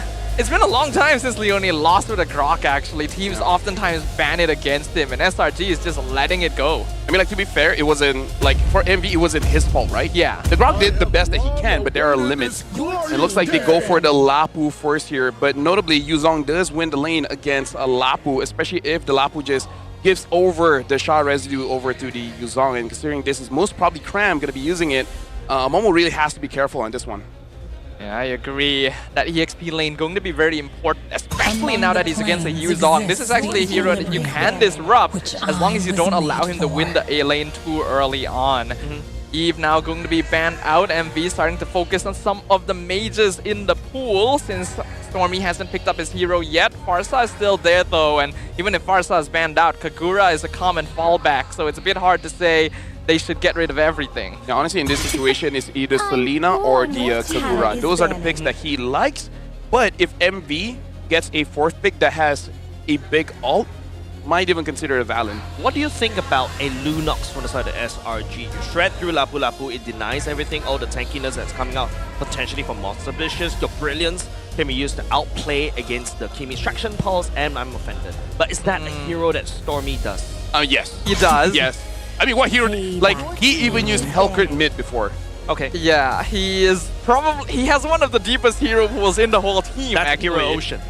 It's exactly. Very good description right there. It's just that he hasn't needed to pull out from it in a while. The Farsa does get banned out, which means Selena Kagura would probably make the most sense going forward. Grok is still open for MV as well. I'm wondering what would be the best choice for them. Honestly, they could actually opt for a Estes, because if you know that the dive is coming in from SRG.OG, just out-sustain it, right? It would work against Hayabusa, but I personally hope we don't see it. Estes and Ruby and Kimi as well as Lapu. Lapu is the only one that can potentially get out of range of the Estes heal. Everyone else seems pretty solid. I cannot deny that Estes would actually work fairly okay here. It might be vulnerable to AoE from the Yuzong, but works well with all the sustain. I just don't want to see it personally. I know, Sadafa, I know you hate Estes. I do. But I'm actually going to push that Estes pick over for the side of Monster Vicious because it looks really good, right? You have sustain for the side of Ruby, the Lapu Lapu, exactly what you need. You provide that burst. You provide a counter to that burst for the side of Haya. Hold on. What? I haven't heard that voice line in a long time. So Estes looks more real here. It actually does. And it does look more real. Honestly, it doesn't even have to be an Estes. They could go for something else like... Rafaela? I'm thinking more like a Florin. Yeah. Florin or maybe even a Matilda if they needed more mobility. But since they showed Estes yesterday, I'm thinking we're going around that line. But basically, MV out-sustaining. That's the thing that they wanted. Most likely it's Estes, Florin, or Matilda, leaning towards Estes because as you pointed out, they did play it yesterday. SRG should be aware of the potential of Ube here, and they're gonna lock in the Zusin export, which is excellent. This is perfect to deal with an Estes. And there it is. I don't know how to feel once again. I love what SRG picked because Monster Vicious feels like they're really baiting Innocent into a marksman pick, especially with a new item coming out. That item is a bane to all marksmen, right? So SRG countered with like the X-Borg with the true damage and also the Juicin to basically peel against these tanky heroes. I'm loving what SRG has cooked. Okay, but MV, this is what they have to do. Number one is they got to actually focus down on X-Borg, making sure that he doesn't get ahead. Because with what they have, they actually don't have a lot of burst to take down the Faraga armor early. And once Monster Vicious gets that Blast of the Oasis, that's the biggest power spike that they have in this game. So once they got that, they got to go aggressive. Yeah, they have to play for that timing because X-Borg is such a good counter to this entire lineup. But Monster Vicious already surprised us once yesterday by eliminating Homebois with this draft. Can they do it again against the Red Giants? Ladies and gentlemen, we're jumping into the Land of Dawn for game number 2. All right, it's just, Monster Vicious bang into the wall. It cracked just a little bit. But this time around, you know, SRG is still a rock-solid team against Monster Vicious. I'm loving this job coming out from the side of SRG. I am literally just salivating just at the start because it's just big brain jobs coming out from SRG. And this is already good for Innocent. He's already pushing Ruff away from the farm. So I want to see actually more rotations going to Ruff because they cannot allow Innocent to be able to scale up. In fact, both lanes, we can see that SRG.OG, they are bullying out. They are denying all this gold, all this EXP.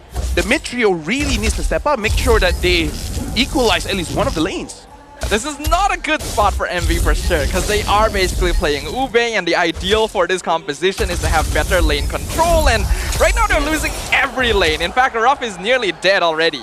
Because right now they're protecting the jungle. I mean, I don't know, like, I think Barat's at most and Estes would be fine. I mean, he'll be okay, but the main worry is if MV faces it. Hold on. Just a Geneva suggestion for the side of Innocent, literally burning down Ruffs right there at the goal lane. And literally what you're saying, SRG feels like, you know, they're winning side lanes and potentially mid lane at the same time, because take a look, like Stormy and also Yumes, they could just wave clear this very quickly and then start rotating, and all of a sudden your side lanes looks very juicy for Sakai. Yeah. Oh, he sees him.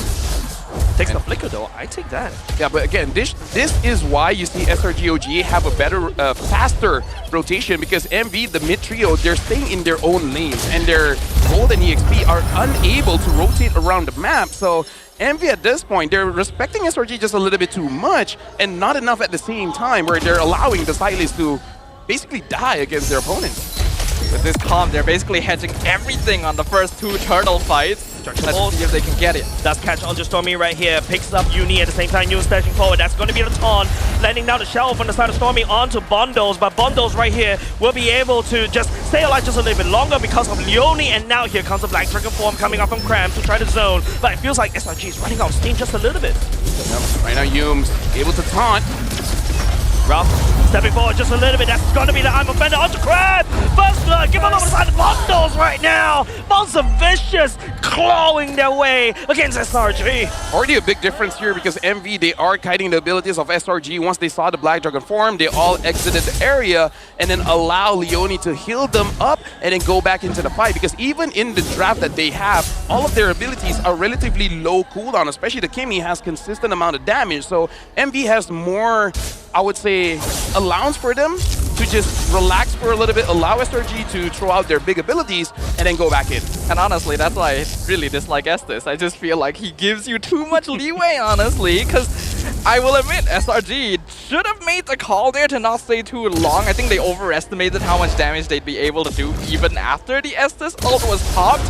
But this hero enables 5-man lineup so much. Even though MV was losing out on basically every lane, they win the fights once they have the numbers. And honestly, it's easy to overextend against an Estes because people keep talking about the heal, but people don't talk about the slow. It's 70% slow, and then once you're caught in, it's kind of like, it's honestly worse than the Eve ult.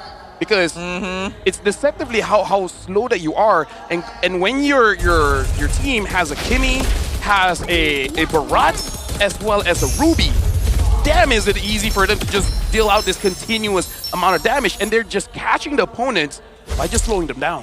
As long as Monster Vicious can make sure that Innocent doesn't farm up too well and Leone never gets picked off, they can actually just completely steamroll through this game off of 5-man team fights. And they're already a team that is known for liking that style of play in the first place.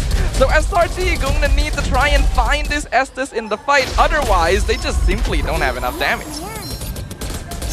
And honestly, looking at the situation right now, the goal lead is not all that different. For MV to really make this into a big deal, they need to get that mid lane turret. Because if they're able to starve Sakai's off of the buffs, then they're at a real win condition. But Leone right now does not have the Blast of the Oasis, so they're not even at maximum potential at this point. Yumes playing a bit of a James Bond right here. Goes into conceal at the same time. Momo tagging onto Stormy, but right now, Sakai's stealing a total right away from Monster Vicious, and now Yumes and also Cran just spreading all the damage. Speak about the damage. Also, the revitalize on the side of Yumes, also keeping SRG alive. They snatch away the turtle from Monster Vicious. Beautiful coming in from Yumes, because being in that position, not only does he have the vision, but able to catch bundles. So even if the protection is there, the damage is not. I have to point out the timing of entry as well, right? Yeah. They knew exactly when they needed to start the fight so that Uni would already be in a sunk cost fallacy of I have to stay to take this turtle. And it's risky to do that because you're basically giving up a 50-50. Leone has the buff, which is definitely not ideal, but at least he was able to make sure it wasn't stolen. But it means that MV is not really in the right position to approach the fight the way they want to. Objection Pulse does tag onto Yums right now. Wait, did he steal that buff? But Monster Vicious, they're so slow as this particular drop because if they want to play Ube, they really have to roam as 5. And that's where SRG can strike. Don't forget, Hayabusa can start split pushing and like a silent knife in the dark. Yeah, but MV already has to be aware because they were flanked once. That should not happen again because even if, like I said, even if all the healing is there, but if the damage is not, then SRG will not have any problems sustaining the fight. And MV, they gotta start controlling the jungle as well because as of right now, they're really just controlling one area of the turtle. They're not even controlling the river. So they're allowing SRG.OG to farm up. And that's why SRG still has a gold lead because they're not interrupted at all. So MV, they're tunnel visioning on their win condition without considering you gotta stop the opponent's win condition as well.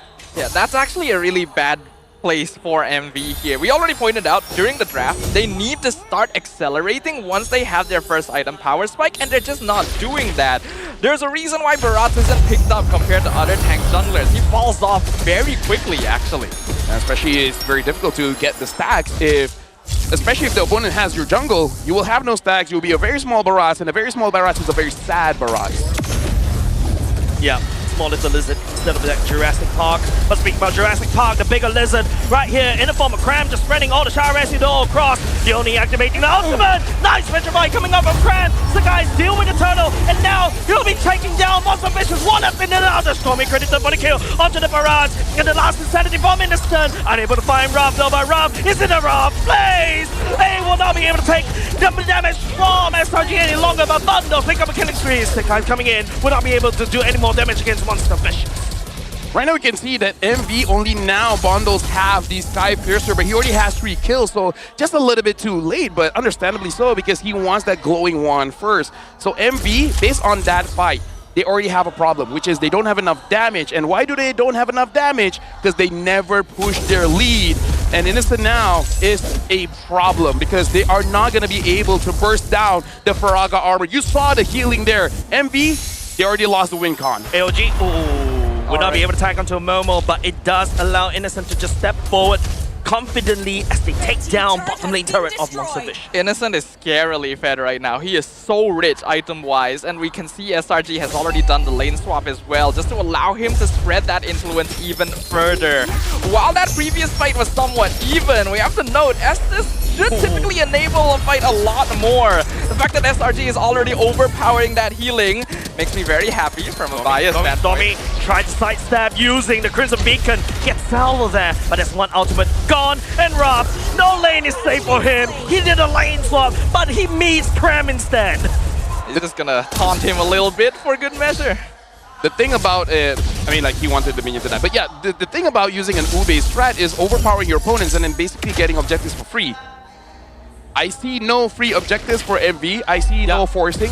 I see no bullying. This is a very passive Ube movement coming in from MV. And yesterday, Sora did say, I want my players not to be afraid. It looks like they are afraid. Yeah, because they're facing up this unbreakable wall right now. Cram stepping forward will be tagged onto Uni by Yums. Blocking down Bondo's sidestep, but onto the wrong place. They only activated the ultimate just to try to save up. Does the hell just a little longer, but it's gonna be a Rob stepping forward, unable to land down the I'm offended.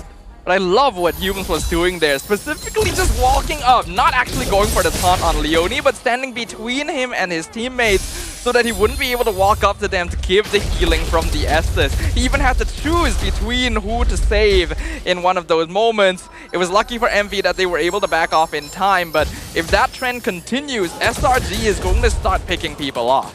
Something about SRG, even from game number 1, is they're good at separating bundles from everyone else. Yeah. He's essentially the main damage dealer at this point, and if he's isolated, and it's impressive because, oh, hold on. Rough catching onto Innocent, last Insanity will be used by the side of Innocent as well, but it's not going to be very Innocent for the side of SRG! SR4 everything onto Monster Vicious. But it seems like Monster Vicious is able to stay just as long as the guys, the hero of SRG, comes in and unequalized the stability of Monster Vicious. Members from Monster Vicious already going down. SRG.OG just dropped like a nuke onto Monster Vicious right there. And even all the healing in the world was not able to sustain through it. They were AoEing them down like crazy. You know SRG is strong, but damn. Like, again, like SRG, whatever strategy you use in front of them, they faced it before. Oh, Sagai, shadow kill onto Momo. Nowhere to be seen. The bravest warrior not brave anymore for the side of Monster Vicious. I feel like he should have jumped backwards to maybe share that with his team, but at this point, I'm not sure if it matters all that much. Yep. Oh, Stormy getting caught in the wrong place right here. Prince Beacon, just nice for the side of SRG. Hey, this is the luxury that you have when you're able to scrim against S-tier teams. You fought against multiple strategies in the game, so whatever MV picks up, it's not new to SRG. It's like, bro, we know the Ube strat. We fought against it. We know how to deal with it. Flexibility from Monster Vicious that caught Homebois off guard previously is now working against them. This is also the first appearance of Barat since Season 14 apparently, last played by Smooth, so interesting fun fact there. Look, it's just 4 men for the side of SRG going up against Monster Vicious. Just take a look where Sky is. All the way up top right there, just split pushing is causing, this is the biggest problem for the side of Ube strat, right? If you're not able to get a snowball, you're just gonna get just a lot of disadvantages because you have to roam as 5. Exactly, so right now, MV, honestly, their draft doesn't have amazing wave clear as well. So even catching Yums, it's not gonna be enough. Kidnaps Yum, but Yum can just dash over the wall, and just in case the counter doesn't dash over the wall, he can just jump away from the wall. And now even SRG is not allowing MV to get any kind of engage. Even though SRG is 9k ahead, I feel like if they force it out, they can actually get a win. But this is the discipline that SRG has, knowing that even if they do get a wipeout, can they push? No, they cannot. The minions are not there. Is the Lord available? No, the Lord is far away, so there's no reason to fight right now. And this is where the macro awareness of SRG really shines, where other teams, they would force the fight because they have a 9,000 goalie, but here, they will get nothing even if they go for it. The shot calling has always been solid. They're able to keep a very wide view over what the map looks like and understand what are the pros and cons of throwing their bodies away. They don't need to do that right now. Not to mention that if they do end up dying a few times here, there is always the risk of bundles actually coming online and becoming a threat. This Ube strat is not completely shut down yet, but it is in tatters. Right now, SRG is the team fight that's really ruining MV, because MV has a one-style team fight position, right? Everyone clumped up together. And hey, Yuzong got taught, even Stormy likes that, because how many times have we seen Stormy picking up multiple people at once? Usually, the Jushin picks up 1, maybe even 2. We see Stormy picks up 3, maybe even 4. So it's like, this is already an amazing game from SRG. Basically, just with the drafts, they probably understand that this might be an Estes game, so they draft for it from first pick. Yeah, and you know, there is still hope for the side of Monster Vicious, like what Sadafa was talking about. Yes, this kind of strategy is in tatters. It's literally see through the holes of this strategy right now, as SRG is just so far ahead because of all that. Still gonna try and challenge it. They cap on Innocent, but the fight is starting. Yep, fight is starting. Whoa! How do you let that Gunner Victor behind as SRG just pummeling Monster Vicious down to the ground with the 9.4k goal lead.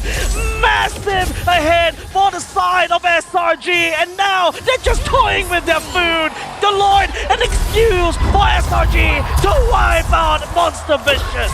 An absolute disaster for Monster Vicious, but the most masterful piece of art for SRG.OG. That is exactly how you want to fight that. Look, no Lord, literally, as the SRG goes for the win. Monster Vicious falling short in game number 2. The Conquerors still conquers.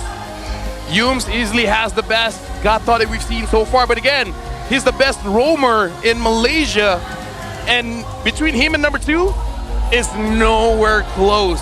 But again, SRG.OG had an amazing game, but I really feel like it was on MV.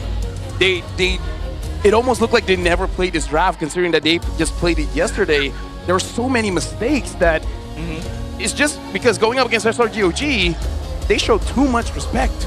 The Red Giants have a way of getting under your skin. They know how to figure out your drafts. They know how to mess with your rotations and make you second guess every movement you make on the map.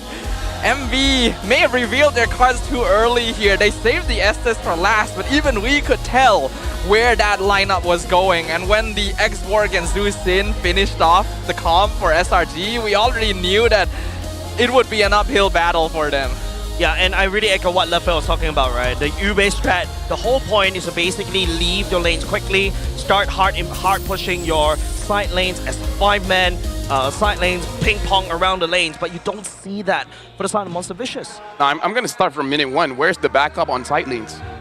Why did you allow your EXP to get bullied out of minions? Why did you allow your gold lane to be bullied out of minions? Because they have a job to do, and you're not allowing them to do that job.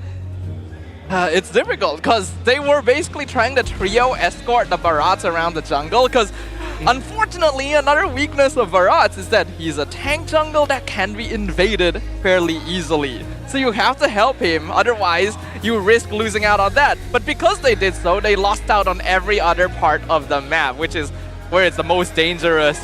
And now we will have our MVP, Yooms, going to be claiming it this time around. Those were some insane AOGs. Not only just his AOGs, right? There's so many times where Yooms taunted from the back.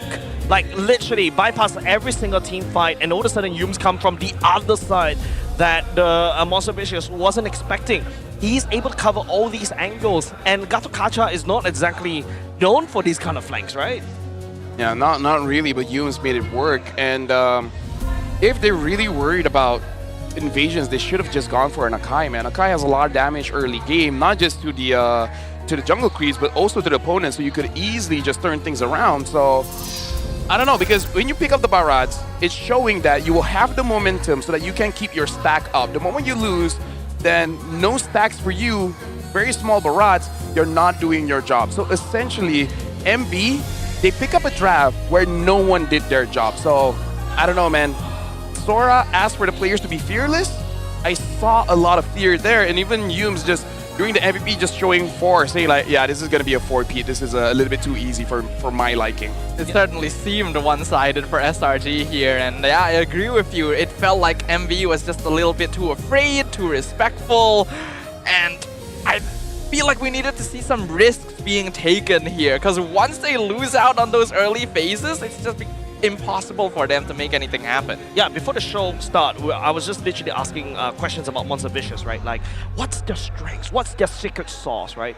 The secret sauce is to be fearless and just gang up onto one person. We take someone down, and then after the handshake, these team fights that somehow overcomes against all odds. But right now, going up against SRG, it's just one Cram in game number 1, it's just one Yooms in game number 2, and all of a sudden Monster Vicious forgot everything from the textbook, their playstyle, and then after that they just crumble right there, and it's not looking good for the side of Monster Vicious right now. Now that SRG is going into the next map with a match point right there, and forcing Monster Vicious down to the lower brackets and going through the scenic route, man, this is not looking very good for Monster Vicious. What do they have left going into the next game? I want to ask that question myself. We praised MV yesterday for having very flexible gameplay styles and a wide hero pool, but now we're seeing the cracks in that. They have a lot of heroes they can pick up, but they seem to lean towards a specific way of rotating when they're in the game itself, and SRG seems to have figured that out. MV, they needs to pick a hero that Bondles can win in lane and then translate it to the side lanes, because Bondles is doing that in every other team but never against SRG, because if you see the movements of Bondles in game number 1 and game number 2, he doesn't move around the map, he's staying in one bush.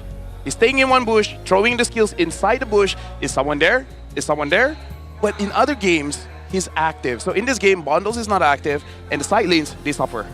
Well, and because of that, the side lanes on SRG get to have the time of their lives, with Innocent being the rich guy and the carry on an X-Borg gold lane. Once I saw that locked in, I knew that this game was already half done. This is such a good pick into an Estes comp, into a Barat especially, resulting in Uni eating up over 100,000 damage in total. And yeah, once MV fell behind, this hero doesn't offer you any benefits. Yeah, like literally, Innocent literally plays so aggressively against Ruby. Like, he has no fear because the rest of the side of Monster Vicious were playing a little bit too slow. Because literally, I feel like Innocent was so gankable. But there's also the case where he basically used his position to zone out the enemy Ruby right there. And it's just, I see that as an ultimate disrespect from the side of Innocent against Ruff. Yeah. In the upcoming game, MV, they need to go for a very, I would say, mechanical kind of drive. Because honestly, that's the best that they are at.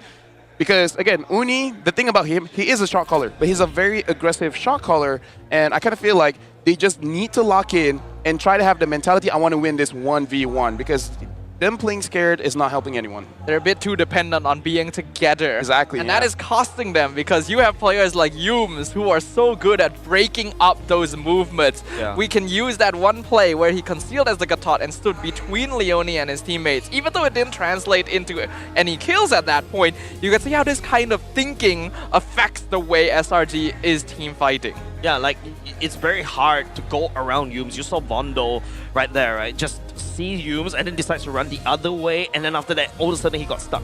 Luckily, Bondo didn't go down there and then, but you can see potentially how the Monster Vicious were literally struggling against Yums. There's so many things that he was able to do on his Gatot. It's the second game on his Gatot as well. Maybe, perhaps, there could be a contest pick for this particular hero taken away from you. I mean, like, here's the thing, right?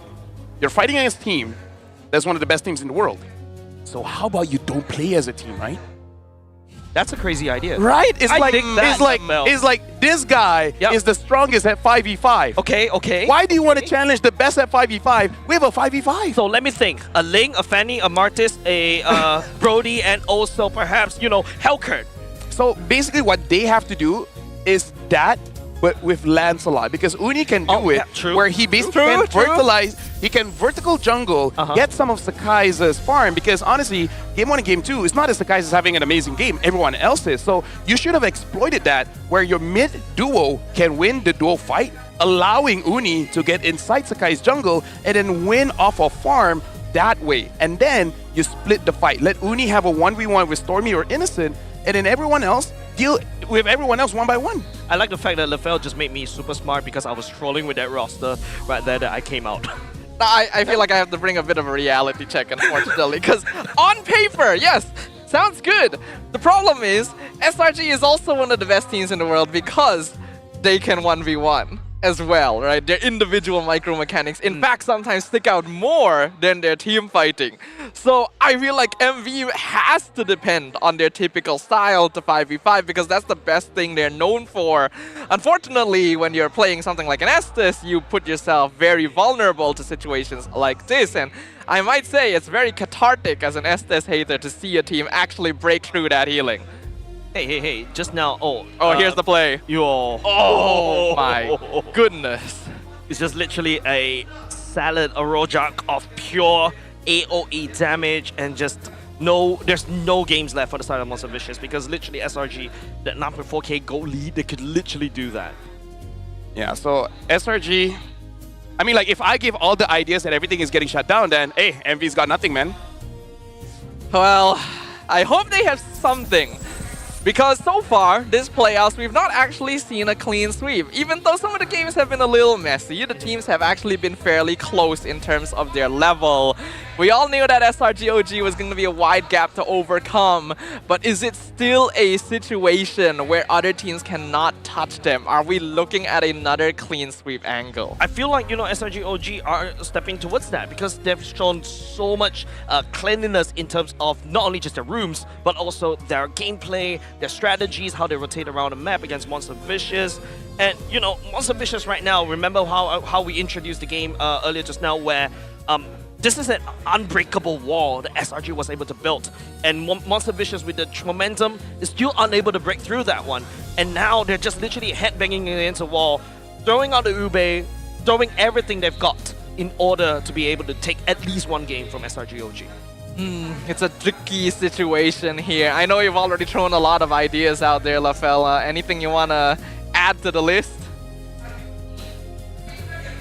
Again, honestly, it's just that you got to win that mid first because again, like I remember the rotations coming in from all the teams, and Envy is just being uncharacteristic. They're not moving, and they're just allowing SRG to get things for free because going up against a strong team, you just gotta fight back, right? It's like you're in school and your bully is asking you for money, and you're just like, yeah, here you go. Yeah, here you go. Right, you gotta fight back. I'm a little worried that we're seeing a repeat of what happened last season because it was very clear that every team was so afraid of SRG that they couldn't picture themselves beating them. Every team was fighting for second place and they acknowledged it in interviews. And I think that they worked on it a little bit, right, this season around, but maybe those same habits, that subconscious feeling is biting them now. No, because this is tilting, because even the coach said yesterday in the interview, don't be afraid.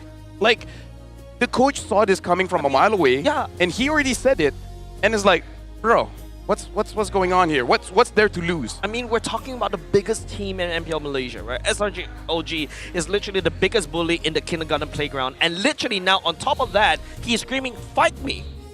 Nobody is gonna go up against this mega monster of a team. The thing about SRG.OG is that they just don't hold back. They are looking for an opponent. They are literally that one character in an anime who is constantly hungry and searching for the opponent that will give them that thrill once again. So far, no one has been able to match up to that. Let us take a moment to compare the roamers here, because their roles are pretty crucial right now. We've already talked about how well Yunes performed in those first two games. Leone is a solid roamer, but what does he need to change? Honestly, not much. It's just that his initiation was pretty good. Yeah. He's backing the team up pretty good. But again, you always have that, I would say, limit as a roamer. Because every roamer knows you can have an amazing setup, but if the follow-up is not there, then it's a useless setup, right? So Leone has to enable the other members, Uni as well as Bundles, to make sure that they are able to do their job. Because what we saw from Yumes is that he gives space for everyone else to farm, and then when it's time to fight, he will get like a crazy flank or something, and then enables that, or separate the damage dealer from the team fight. So Yumes is going at multiple different angles, and Leone, he's stuck. I feel like in that game number 2, Sonava and LaFell, it feels like, you know, Yumes is just literally gathering all the information. You see one person from the side of Monster Vicious, you see everybody. And that's what allows, you know, Innocent to be so brazen in terms of his farm. That's true. That is true. I think that something does need to shift here because we're going into game number 3. SRG.OG is at match point. They might move on to the upper bracket finals without even a single game taken off of them. And MV is going to need to figure that part out. It is now going to be Dangerous Grass, one of the few maps that SRG doesn't have a clean win rate on. Looks like MV is going to be first pick here, and they're not going to be changing that much. They're still betting on the Hilda as well as the Hayabusa. And at this point, I think they got to rely on Kenji here, being the Filipinos who have a rough idea of what SRG.OG wants to do, and then counter that. MV themselves, they do ban out this Lancelot, so it looks like they want to go for the Yi Sun-shin again. I think going back to basics would make sense. Unfortunately, being on the Estes meant that Leone was locked down, as you guys pointed out, right? Wasn't really free to roam the map, provide information, and was stuck tethered to his teammates to try and keep them alive, which gave SRG a lot of advantage. So putting him back on a typical roamer that can open up the map for them should be better, especially if they pair it with the Yi Sun-shin for vision. Okay, you know what? This is the last idea. MV needs to have a lot of stuns, because look at all the bans SRG.OG has. Harlot and Frederick, right? We don't even see a lot of Frederick pickups from Uni. We know he can use it, right? But meaning that SRG wants a clean, uninterrupted fight. So I feel like all the picks that MV needs after this, you know, Gatot, E, Ruby, like, they tried it once, but again, I feel like that's the only thing SRG.OG is afraid of, so let's try that. I feel like right here, the Gatot is the biggest problem for the side of Monster Vicious, right? Like, game 1, game 2, the common denominator was mostly Gatot Kacha. Looking at how SRG is going with the pick bans, particularly... Oh, hold on. Ooh, someone's pulling. Anything cool? Anything good? Nah. Something. Not bad. Not bad, not bad. Okay, not bad. Your team Sorry, distracted. Yeah, CC and Kimi being selected right here. So basically going game 1. SRG is challenging them. They're trying to ask Monster Vicious, alright, we're gonna play the same way we did before. Let's see if you figured something out. Gatot does get locked in. It should be Eve, I hope. Yes. Go back to what made you strong, what brought you all the way here. Yep. Eve has been winning them the game, and for the first 2 games, they did not pick it up. So SRG.OG, they have a lot of options here, considering what happened in the previous game, where if we remember, they picked jungle red 4 with that Guinevere, and over here they do pick up their roamer, which during that time, damn, I can't even remember anymore. It was the Gatot here, I believe. Yes. Because SRG was willing to leave Skies' pick for later. So now that the Gatot is gone, looks like they're gonna go for the Joy. Wow. I use Joy pick coming out from SRG, right? Joy goes into a full beats ultimate. You just literally run it down against a Eve. You force the Eve away from the real world manipulation and literally wins games, right? And also you're immediately immune to the Mountain Shocker coming out from the side of Monster Vicious. And maybe Sky just wants to kind of do the same thing what Uni might want to do, which is just vertical farming. Because Joy, I would say relative with Yi Sun-Shin in terms of clear speed in the jungle. So SRG, they might just want to overwhelm them by saying, okay, we already have a momentum going on. We're just going to make it so that you can't make any plays. That's possible. That's definitely a likelihood of happening. The Ruby now going to be banned out by SRG.OG. They're trying to prevent MV from having easy access to the double fighter side lane. Looking at other heroes they might want to pick up as well. I'm currently leaning towards potential high-lows for Yumes just to counter out the Eve and also to support the Joy even further. So if MV is aware of that, maybe they might want to get rid of it. Yeah, I feel like MV should get rid of EXPs that can go on bundles, right? The Lapus, the Yuzongs. Like, yes, CC could be the EXP and then they just pick something else up. But I kind of feel like for MV, bundles need an easy time here. This man is pulling a lot right here. Yeah, it's literally just, I'm just seeing the amount of time he actually... Oh, did he get enough? Oh. I think he might have enough. Did he get it? Okay, good animation. What? What? Is that the one he wanted? Looks like it is. It is the one he wanted. Isn't that the Zaskin? It is the Zaskin. Right? Well, I gotta say, shout out to all the Zask players out there. I still remember the days when Zask actually was a meta pick for a very short while. Yeah, I think it's like, what, half a season? I think something like that. Or between seasons. It's like that time when Leslie was meta for like between seasons.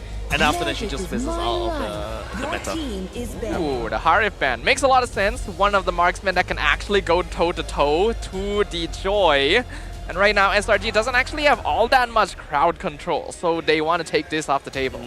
MV, they already banned out the Grok, so showing a lot of respect over to Yumes, which honestly is pretty respectable here. Because in terms of heroes that Yumes has used, all throughout his career, it is one of the most, because he also brought out the Fanny before, so Zorn ain't the only one using Fanny as a roamer. So now MV, I don't know, I still feel like they should throw away the Lapu, because I feel like it really disrupts the draft too much. Sorry, wait. I completely forgot everything what you say, but what, Fanny roamer? That was a long time ago, but hey, Zorn used it, Yumes used it, and they're one of the best roamers in Malaysia, yeah. Zorn played it this season, eh? Yeah, played it this season, yeah. Yumes played it a few seasons ago. It was viral. That's a bit crazy. And it worked, by the way. Yeah, they won, yeah. Yeah, I've seen mid Fannies before. I've seen gold Fanny, but never roam. We've only actually seen roam. We have not seen mid and gold. That's actually the more surprising thing for us, actually. But the Lapu now going to be the final ban. They already saw the trend of the CC flex into the Lapu last pick in game 1 that cost them dearly because Cram just went ham. So there's none of that anymore, but the Guinevere is still going to be picked up. Probably Yumes here then, right? Yep. Yumes who are on the Guinevere. Like you said, usually it is Yumes.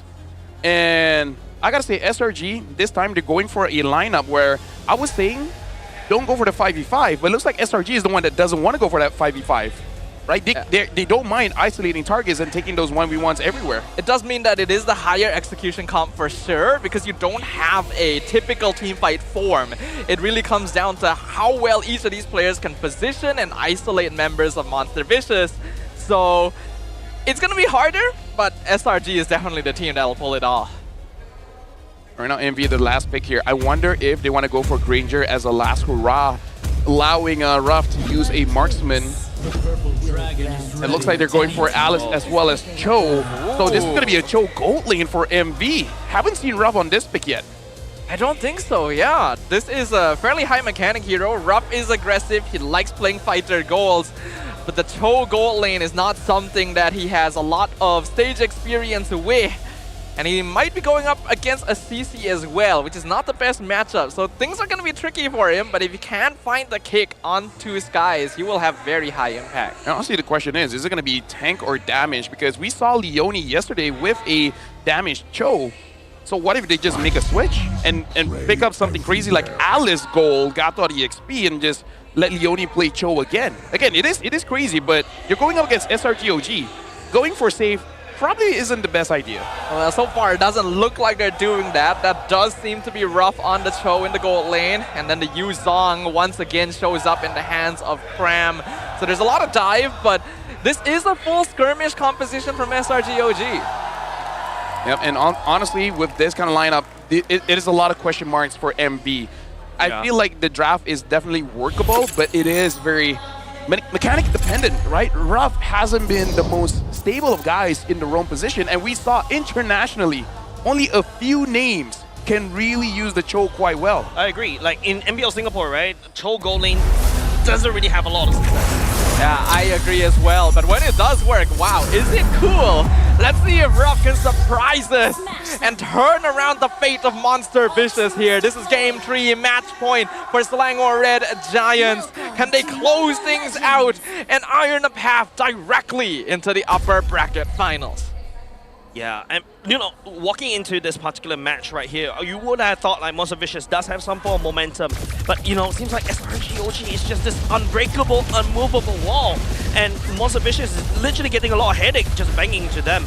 Yeah, Leone already taking quite a lot of damage, where SRG.OG, again, they are preventing MV from moving all around the map. So if we're talking about fundamentals here, SRG, if they're winning every single interaction in the lanes, this is like, as a jungler, you love this kind of games because you have nothing to worry about and your team can honestly win without you. The frequent trend here. Cram might be too far forward. Char residue. But Leone unable to catch onto Cram, still slippery at that human lizard. That was very lucky because the Hand's basic attack actually pushed him forward, dodging the taunt. So it's like, Cram is like, I meant to do that. But personally, even if he did land the taunt, I don't really think a gut thought Alice is doing anything to a Yu Zhong at level 2.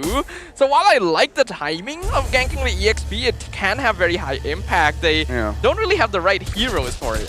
Yeah, but I think he just wants to stabilize, because if Alice is not allowed to farm out freely, she's going to be late in the turtle fight. And if Alice is late in the turtle fight, you're kind of not utilizing the hero well. So yeah, I agree with you. But I can see the logic why they want to do that. Because honestly, if they do gang gold, I also think they can't get a kill, seeing as Ruff is having a hard time against Innocent. Unfortunately, silent pressure has always been a question when they're going up against the Red Giants. And MV is once again in a position where they don't really have pressure on the extremities of the map, and that is making their rotations a little bit more difficult. At the very least though, Bondos is doing a better job on his comfort pick. And we can see that Cram understands that he's the target, because look at how Innocent, he's so confident moving forward, and Cram just patiently waiting for his minions to come to him and then getting that level 4. Scoring.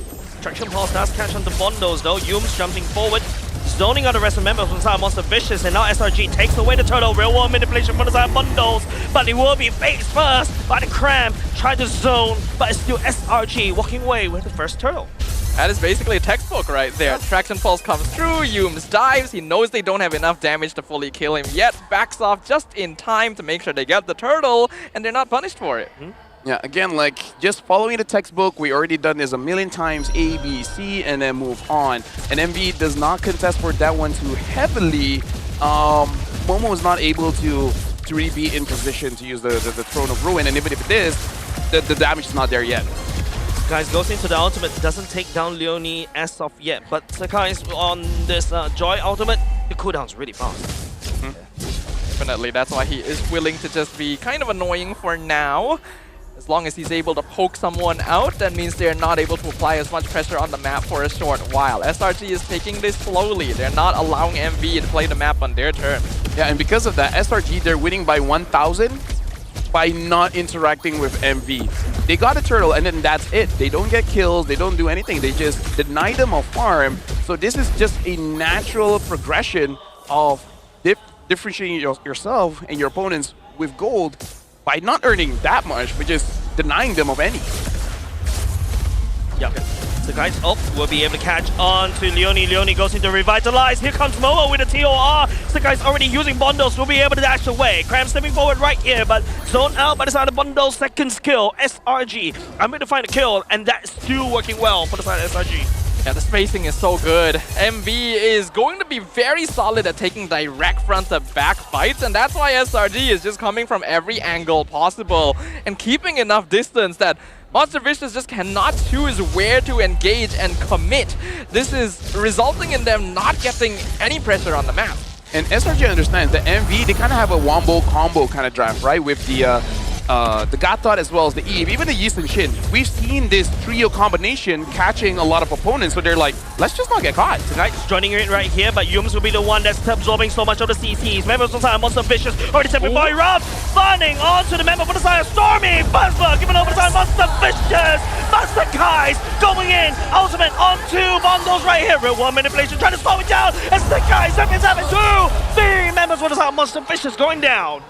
Joy has been in a tough spot in the patch these days, but in the hands of Skies, doesn't even look like that has been an issue. Gotta give props to Ruff. That was a really good insurgent play by catching Stormy, but because the rest of the team had to commit on that, SRG just instantly dived them, and the damage was so much. I can say that SRG.OG is the only team that can punish when the opponent makes a good play. Because even in game number 1, they made a good play on Sakai, and they're like, oh, you use your skills? Cool, let everyone else do something else. Like, Stormy got picked up, and it's like, okay, good, Stormy, now I'm Sakai, I do my job, thank you. Ooh, Ruff is trying to go for this, but that's not a winning battle for sure. And this is starting to go out of control very quickly. Yeah, literally, right? SRG literally hold on to Monster Vicious, really pushing them down in the swimming pool. It feels like what we're talking about in between games is like everything that Monster Vicious is really trying to do, SRG is not budging.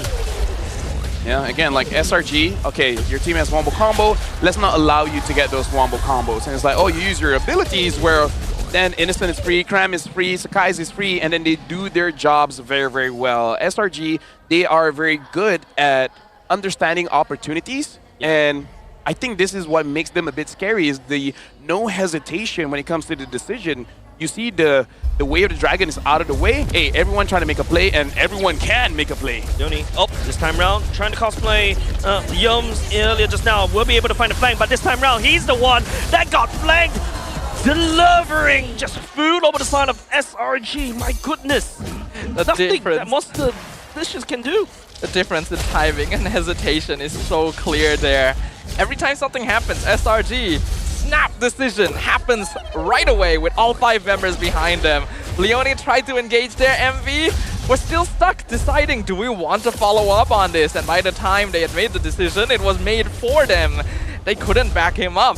SRG slowly but surely translating this control into another snowball. Let me just tell you a story, Jace, here in MPLMY. I love story. SRG demoralizes you. They don't just win, they demoralize. To the point where every season, whoever has a win streak fights against SRG.OG, they never win after that, man. Yum still able to survive that one. That's a kick from the side of Ruff. But Sakai's right there just busting down Leone. And then it's going to be Cram just flying in sky high without a candle. Well, he's not a bird. He's a massive dragon. He's spreading the damage all across Monster Vicious. And now he's just zoning them out. SRG, man, this is the story that you're talking about, LaBelle, because, man, SRG knows how to kick you when you're down.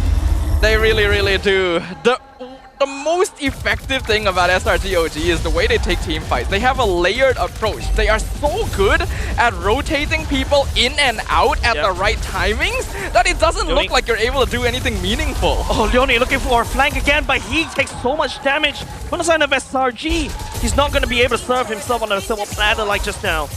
Yeah, honestly, like even if he did, again, like MV, they are not able to deal the damage. It's not because the players aren't good, because someone is going to stop them. Either Innocent's going to stop them, Yum's going to stop them, Cram's going to stop them, because here's the thing. SRG, they don't feel pressured, and look at this, the guys goes for Rough. Just literally a high-speed release. Chase the guys dashing over the wall. He tags on to Ruff. He's just toying with him at this point. This feels really, really bad. If MV weren't demoralized after game 2, you can bet they are right now. This is the state for any player where it's just like, what do we do? Yeah. What can we do? This is like what? Psychological warfare, and SRG is winning on all fronts. Like psychological warfare and every form of warfare. I feel like everyone in the audience can feel this, but no matter what you do, it's never enough. Yeah. Wow. Never enough. It's never enough to... You do your best, you do what you've been told, yeah, and it's like, yeah, not good enough. Yeah, that's exactly like what my mom always does to me. Sorry, gaslighting. Anyways. You got an A? Only A's? Yeah. Where and is that plus, young only man? A+? Exactly. Sorry, mom. Do you really want to be a doctor with just A's? Man. SRG is Asian like experience, an Asian tiger mom right now. Yeah. That's SRG, Asian tiger mom, exactly. SRG teaching them a lesson the hard way that they never even asked for. So I think that is a very accurate metaphor, unfortunately. Yeah. 10 minutes in, 8 up, to 1. TOR coming up a Momo. They're trying to make a play right here for the side of Avengers, but SRG stands back. Real one manipulation by the side bundles, but it will be deactivated for now. Momo trying to hold on the fight as long as possible, but Stormy melting down Leone. Rubbish no more. Cram takes down Momo as well. It's a massacre down the bottom side. It was a good play. Yeah.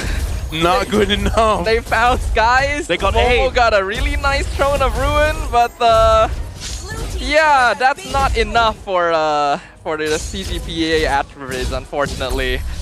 Yeah. This is rough. This is very rough. Pun not intended. Oh, I it's see. like being perfect is such a low bar. You got to be a bit above perfect to fight against SRG at this point. Yeah, and you can even sense the demoralized feelings that even I feel like we're also demoralized as well, because how do you fight against SRG? And Monster Vicious were literally trying everything in the book, even pulling out a Cho gold lane. But he was literally staying in the lane most of the time because Innocent could just easily threaten with a turret push. They're trying their best here. Another fight gonna break out here. A nice EOR coming up on Momo, but he is no longer there right there. Melted down as Cram goes in the Black Dragon form, just zoning the rest of the Monster Vicious away. Leone and Momo going down right there. Oh, it's not looking good, especially when the Lord is marching up top. You know, LaFell, I think we can call it. Yeah. In fact, I think we could have called it like 3 minutes ago. Maybe you could have called it at first match, you know? Maybe we could have called it when we woke up this morning. I woke up, SRG wins, goes back to sleep.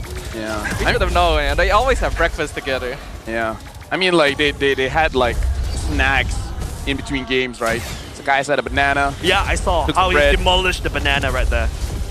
Oh, yeah, he did. And right now, MV, they're trying their best to protect their base at 11 minutes, almost 12 minutes here. SRG is able to get all the holy defense and able to get one inhibitor, and on the way of getting the second with almost 10,000 gold here. Oh, yo! Right there, we'll be able to do something right there, all the way to the back line, but it's just going to be SRG entering, leaking through. Monster Vicious trying to base defend at all costs. Revitalize on the side, Leone right there is keeping them alive, but SRG, their aggression knows no bounds. SRG is just going unpunished every single time. You think, hey, they've dived too deep, maybe we can do something about it. You see the weight of that 9k gold advantage breathing down your neck, and they're not done either. They're trying to push mid again. Yeah, the only thing is they don't have a... Kick. Catching onto Yums, but that's not prize value for the side of Monster Vicious. They're not looking for that one. It's like, wait, hold on a second. Yums still alive though. He will be able to run away. Are you kidding me? What have we been saying? Hey, man, that was good. Not enough. Like, what else? You already did everything, and then Yums slither a HP. You don't even see it, and he still makes it out. How can... That is demoralizing. He item swapped the immortality and didn't even feel the need to go for the crown because he knew he was out. Or he just didn't have enough gold. But either way. That's possible, yeah, but the former is cooler. Yeah, but imagine MV be like, bro, we can't even kill the roamer. He was at 20% HP.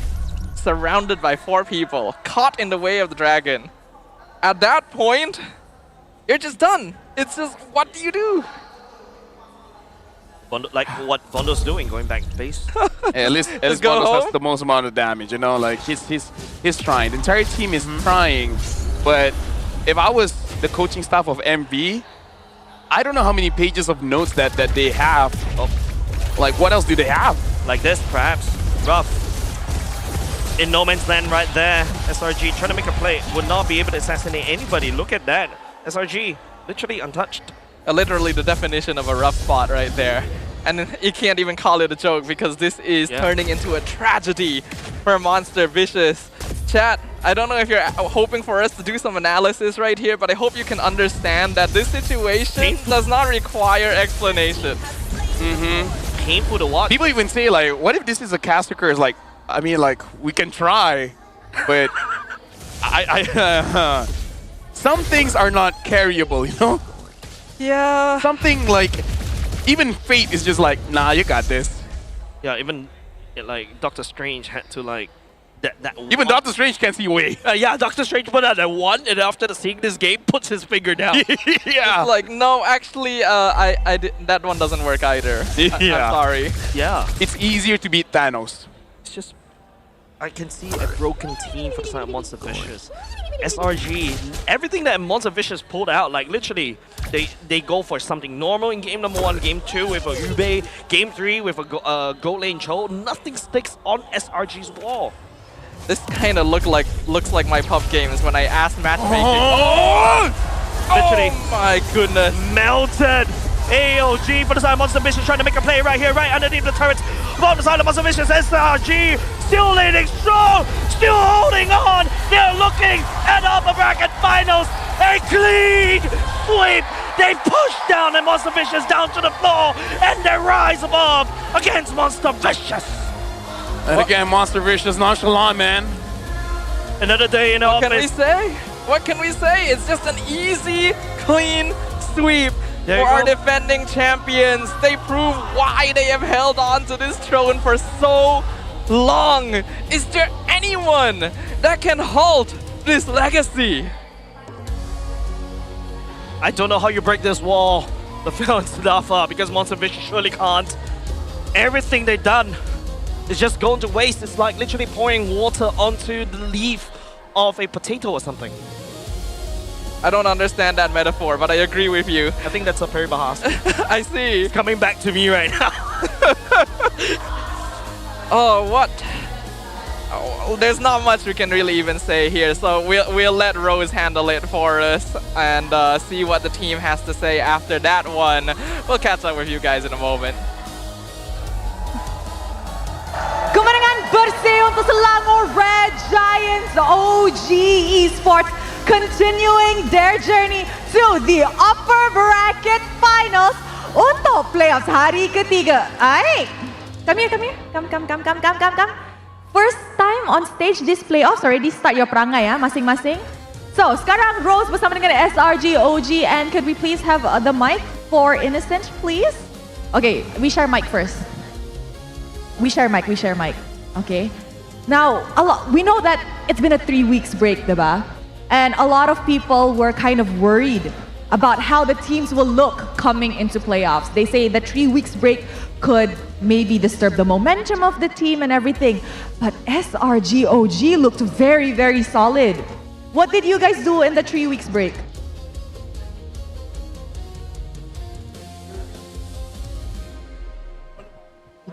Mic not on. You use my mic first. Nah.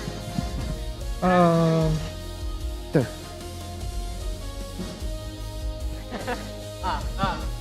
Talk. Let's go.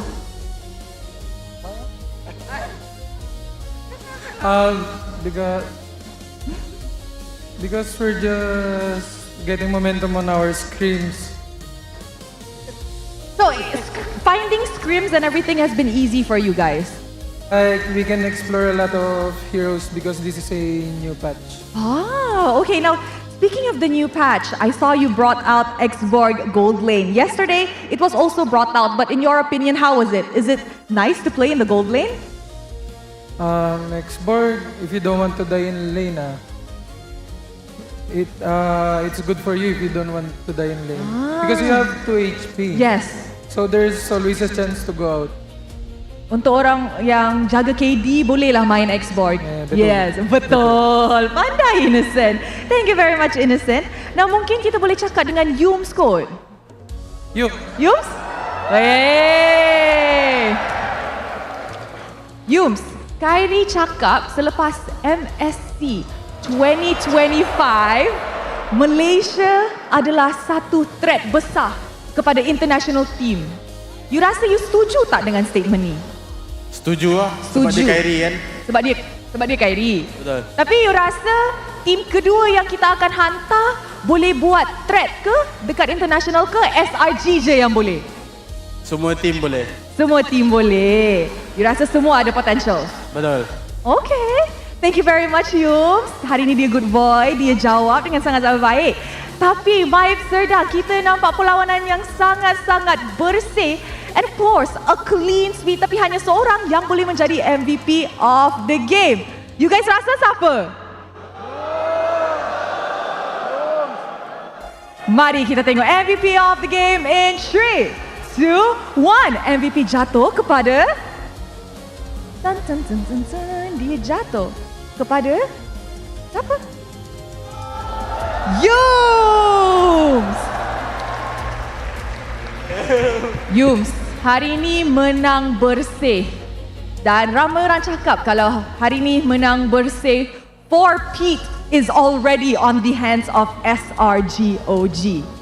Tetapi, kalau you guys nak 4-peat, mesti korang kena pergi ke upper bracket finals lagi. Korang kena main dekat grand finals lagi. You rasa pasukan mana yang akan bagi you guys a threat or maybe even a hard time to secure that 4-peat? Saya rasa tak ada. You rasa confident? Confident. 110% confident untuk 4-peat? Yes, 100%. So bagi you, siapa yang you nak jumpa di grand finals kalau you layak ke grand finals esok? Diorang dua ni cakap CG. CG, everybody agrees with that? Cram? Nak lawan CG because they said luck. Oh, nak lawan CG because they said luck. Stormy? Ya, sebab orang kata luck kan hari tu. Adik sama? Sama-sama. Sama. Okay, now adik, Rose ada soalan untuk adik. Bukan Kyrie cakap that actually Malaysia sahaja yang jadi threat yang besar, tapi dia pun cakap dia nak jumpa sekais lagi di international stage. Do you have any message for Kyrie? Kyrie ke Kak Jessie? Kyrie. Okay, Kak Kyrie. Yes, I excited to see you too, especially to against you. Wow, excited nak lawan dia? Yup. We're gonna find out tomorrow if that match-up will happen. And of course, lastly, maybe Stormy, final words. Full house dekat Maib Serdang hari ini untuk match pertama mereka di playoffs. Fans yang datang hari ini, thank you so much for coming and insyaAllah kita akan fokus untuk 4-peat lah. Thank you guys. Alright, thank you very much and once again congratulations to Selangor Red Giants OG Esports. Kepada semua audience kita yang hadir ke Maib Serdang, just to remind you guys, dekat luar kita ada watch party dan kita juga ada re-streamer yang tengah stream dekat luar iaitu Ripo. So kalau you guys nak jumpa dia ada dekat luar. Thank you very much, congratulations, and with that let us throw it back to the panel to analyze apa yang terjadi dalam perlawanan ini. Panel, back to you guys. The sheer aura and presence of Selangor Red Giants OG Esports continues to permeate the halls of MPL Malaysia, and Yums continues to lead them down the path to a potential 4-peat championship. Clean gameplay, perfect decision making, there really is not much left to say. I mean, like at this point, it would be more impressive if SRG makes a mistake, isn't it? I think so. Right? I mean, like, because here's the thing. It's one thing to be dominating. It's another thing to be dominating and keep on improving, you know? Like, and also flawlessly because here's the thing. They basically are like this in the previous season as well. Yeah, okay. But then people were worrying that, because it was so easy in MPL they're going to struggle in internationals, which they did not. Yeah. Even in MSC, they got second place. They only lost against TLPH. So it's almost like, yes, MPL they're having a hard time going up against SRG, but to be fair, even the rest of the world is struggling against SRG.OG. Correct. And I love how your description of SRG. They're flawless, yet they're still improving. Like that's how do you improve perfection? That's a contradiction right there, and that makes them amazing. Like, how many times, how many seasons have we asked collectively, is this the peak, right? Will SRG.OG hit a wall, a ceiling at some point? But no, they have proven that is not even a question every single time. Literally, the sky is the limit for SRG.OG. I mean, with that, we got to go back in time where even one of the earliest interview with Arcadia is like, okay, why do you choose these players? And he said one of the criteria is I want very young players so that they have a very long standing in the team and you don't hit that ceiling very, very early on. So shout outs to the scouting team of SRG.OG, including Arcadia, where, again, Cram and Innocent, they're basically like trashed here in PH. Everyone's like, yo, SRG, you guys made a bad choice. Why did you choose the worst gold laner to come into your team? And now, yo, Innocent he's up there, man. Sorry, just also a bit of a reminder. Team Flash did field the Innocent for one competition, and after that, give it to you guys. Wow. I actually wasn't aware of that small bit of history. So a lot of very small little history. It's like, what if he just stayed, right? I don't think so. I don't think he will be. It wouldn't be the same, right? No. This is a genuine diamond in the rough, and I think that was even before MSC 2024. Yeah. There's not many teams that could polish these players the way that they have done. Innocent had his time to shine. He dominated MPL for multiple seasons. Now Cram is doing it. Now Yooms is doing it as well. No one wants to be left behind. This is a team that is ever evolving, and unfortunately for Monster Vicious, they have improved, I will say, but the gap is just so wide. It reminds me of Onyx ID from before, where their competition is themselves, right? The only one stopping Kyrie from being the best player in the world is Sans, right? Because the conversation is which one is better. And now even in SRG.OG, the competition for Innocent is Cram and Yooms. The competition for Skies is Stormy and Innocent. Like, they're fighting against each other, like, who's the best guy in the team? And then they're like, yo, we all take that challenge. Yeah, or who can basically have their faces plastered on this graphic, right? Literally, Innocent was just outputting so much damage against Ruff earlier just now in that previous match. There's no time for him to shine. He doesn't really, even if, you know, usually when you feel a gold lane choke, you want to exit the lane very quickly after you wave clear. But Innocent is just making him stay, because if he leaves the lane, rest assured, Innocent would just hard push that one lane down. Looking at the highlights here, even from the very beginning, we can already see the impact that was made, the psychological damage applied by the first two games, because it was not clean. MV went back to basics. They played a composition they should be familiar with, but it didn't look like them at all. Yeah. I really feel like MV is not playing like themselves. After this, Poji is going to be talking to the coach, so I really want to see, like, what can he bring out from him? Like, is this what he expected? Was MV not playing themselves, or SRG is just too good? Which, to be fair, is a valid answer. It's very valid answer. I hope we get something different, though, because I really want to probe into their minds a little bit. Like, what's your reaction to this, Jace? I feel like it's just, you know, this is a strong wall, and you literally, right, you got to go through, like, if SRG is that wall that's blocking everybody else's success. And that's what I'm feeling just watching this one, right? Monster Vicious, I feel like they're really afraid of these name tags, but I can see some, like, brilliances. Like, Leone was wonderful. His engages was great. Yep. And Momo, in game number 3, his TORs, his ultimate is just like, could potentially end the game, potentially flip the whole script. They definitely have the potential, but there's still things to figure out. For now, we'll pass it over to Poji to see what he has to say. Terima kasih. Anda kembali bersama saya Poji dalam segmen saya Panas ke Tidak bersama Coach MV Sorapayo. Semalam main Estes nampak macam oh my Venus. Hari ni main Estes macam oh my god. Apa jadi sebenarnya? Cara SRG bermain pecahkan kita orang tu buatkan SS kami tak berjaya. Gatot, Yung Salty and diorang pecahkan kami. So tu buatkan SS tak function dekat situ. And coach Arkadia pun ban Fedrin, so yeah. Maksudnya diorang boleh membaca korang ataupun korang mudah dibaca? Mungkin dua-dua.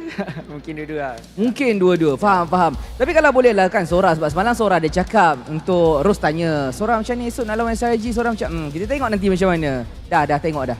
Macam mana? Dia bukan, dia tengok macam mana dalam humble way lah. Bukan macam budget ke apa lah. So macam kalau menang lah, kalau kalah. So hari ni SRG punya performance lagi better lah dari kami. So kami akui lah. Kalau menang, kalau kalah. Maksudnya 3 minggu kita cuti, 3 minggu MV training hanya untuk kalahkan Homebois je. InsyaAllah tak. InsyaAllah lower bracket ni kami akan cuba untuk climb balik ke grand final lah. Yeah. Faham. Mungkin boleh untuk climb sebab sekali saya pernah nampak korang mengalahkan Selangor Red Giant. Mereka pernah kalahkan Selangor Red Giant. Adakah ini menunjukkan sebenarnya mungkin korang boleh ulang semula sejarah itu? Ataupun mungkin menang tu luck je? Agak susah juga. Mungkin sekarang mereka lebih aware dengan MV. Mungkin before this mereka tak lebih aware. So nak repeat kejadian tu boleh, cuma agak susah sikit lah. Tapi kami akan cuba yang terbaik lah. Menuju esok, kalah ataupun mati, kalau boleh awak nak jumpa siapa? Dan apakah game plan dan perancangan? Do or die? Silap balik, menang meneruskan perjalanan. Tim yang kami yang nak jumpa dua-dua okey je kami nak jumpa. Cuma saya rasa mungkin CG akan menang. Tapi based on line up jugalah sebenarnya. Kalau line up CG tak stable, mungkin Vamos yang akan menang. Tapi akan fight lah 3-2. 3-2 CG? Dua-dua tim boleh 3-2 lah.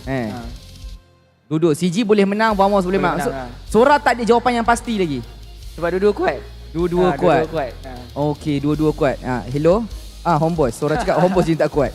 Macam tu. Tapi okey, untuk Sora, kalau boleh anything untuk cakap kepada semua fan kita yang berada dekat sini, yang datang ke Maib Serdang. Anything nak cakap kepada fan, ahli keluarga dan juga peminat yang menonton dekat rumah, untuk mereka datang dan enjoy bersama kita dekat playoff ni.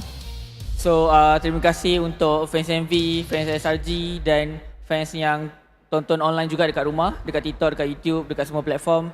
Terima kasih support kami, and jangan lupa juga saksikan MV dekat lower bracket esok menentang tim yang akan kalah kejap lagi. So thank you guys. Itu saja daripada saya dan juga Sora. Banyak jawapan yang kita dapat, banyak juga jawapan yang tidak menjawab soalan. Sebab kita nak tengok MV jadi lebih garang dan ganas. Sebab kita sampai bila nak tengok SRG je mendominasi arena MPL Malaysia. Kita perlukan satu lagi sasaran begitu macam, okay, not only SRG, MV next maybe. Tapi apa-apa pun, terima kasih Sora, terima kasih kepada anda. Dan sekarang let's go back kepada panel kita untuk mereka merungkai apakah yang berlaku sebentar tadi. Let's go.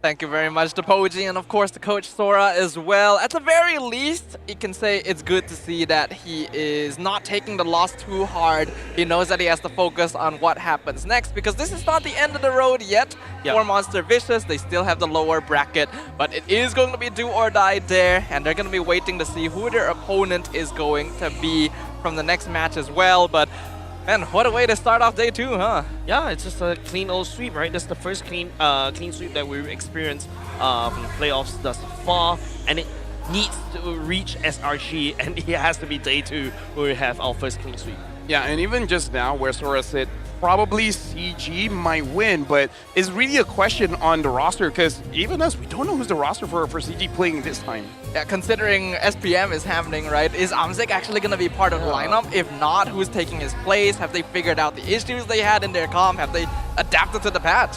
Yeah, and you know, like what you mentioned, gold laners right now, yes, it's a very interesting role, right? Like, now you act like a secondary front line. You also still have to do the same amount of damage.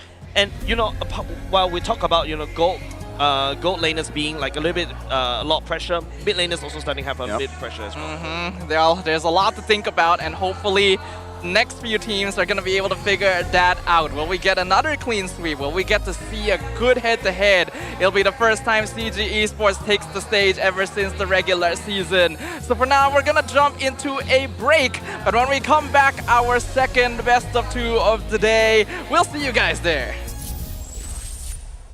You guys go from left. Wait, simi. Persona berbaik. Boleh just Parsa. Aman. Bisa. Mati ya. Simi. Bisa. Front. Simi. Aku listen. Di Parsa yuk. Trade. Nice one. Fucking traders. Bondos. Sarap. Nice one. Gila. Nominyo. Bisa. Bisa bang. Nice one. Good game guys. Jadi tumbal. Let's go backline guys. Let's go backline ah. Pergi minum lagi di atas. Ada. Di atas guys. GG. Beli bisa. Simi. Simi. Sarap. Aku anda. Boleh bisa. Boleh. Aku stage. Boleh. Cepat deh. Go box. Aja. Boleh now, Cok. Boleh. GG. Double terbin. SP3. Nice one. Payung ni bos. Bisa. Let's go Sob. So sakit long ah. Let's go guys. Nice one guys. Bisa. Ada. Jadi. Tower ah. Dash. Mampus. Kill. Please kill. Kill. Alamak. Kill. Nice one guys. 3-0. 3-0-2. Pu terakhir.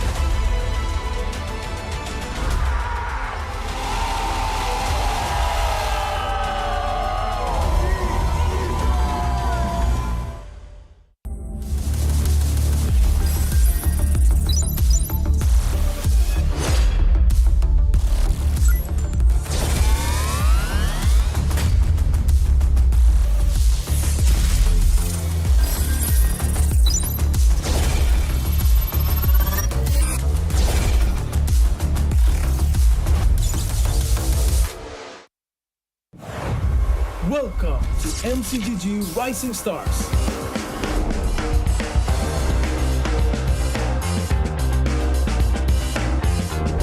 From September 12th to October 19th, take part in the regional contest, open to all players. Step up and prove your strength. Division finals will run from October 24 to November 2. The top 16 players in each division may advance to the next stage of MRS. Check your in-game mail for information.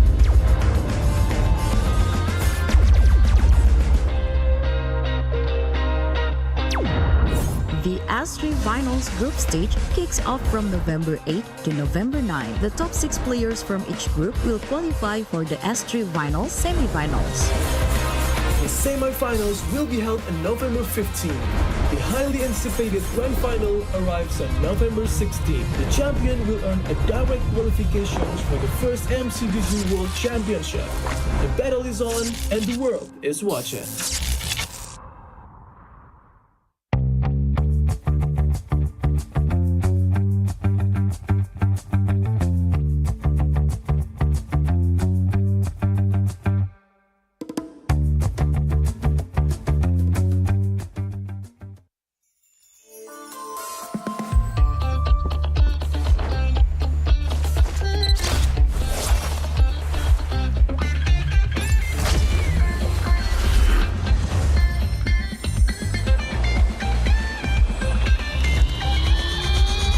Welcome to Double 11.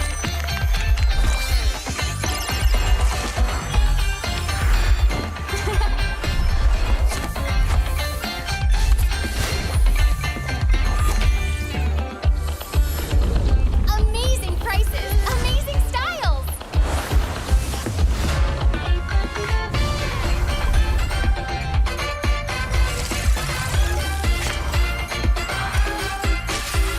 Win big in Mega Draw.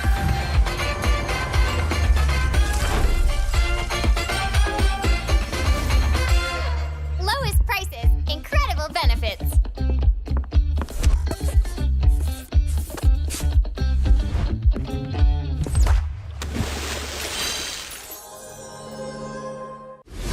Sugar, try, taste, 100 plus, 0, hey!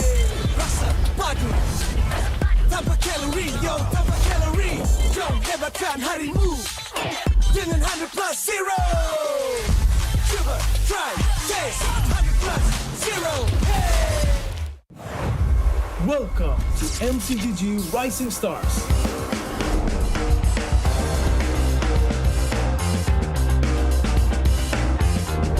From September 12th to October 19th, take part in the regional contest, open to all players. Step up and prove your strength.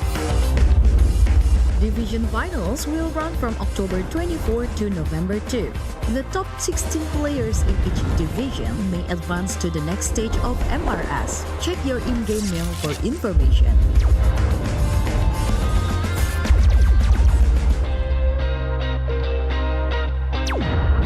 The S3 Finals group stage kicks off from November 8 to November 9. The top 6 players from each group will qualify for the S3 Finals semi-finals. The semi-finals will be held on November 15. The highly anticipated grand final arrives on November 16. The champion will earn a direct qualification for the first MCDG World Championship. The battle is on and the world is watching.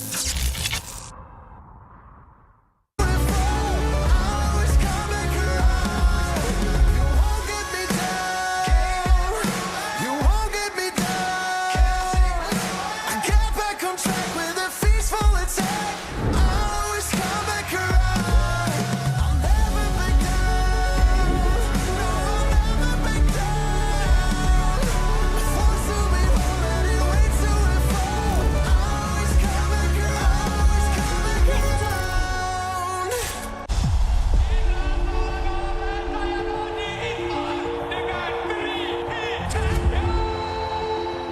This season, we're aiming for first time for beating Malaysia. From me, I want the people to remember us that when they hear SRG, SRG is the most dominating team in this league. So on our first week, we're going to face Homebois, and it's a new lineup. Their last lineup is already good. So I think they might have some problems because after MSC, they only have like couple of weeks to fix their lineup. So I think it's really hard for them. My message to Homebois, good luck and have fun. And don't lose your morale. This season, I just nak pergi M series lah. Tak kisahlah. Tapi kalau boleh nak try to beat SRG first lah. So netizen stop calling us Todak version 2 sebab kita orang pun dah tak ada kena-mena dengan Todak dah. Keep support both team lah.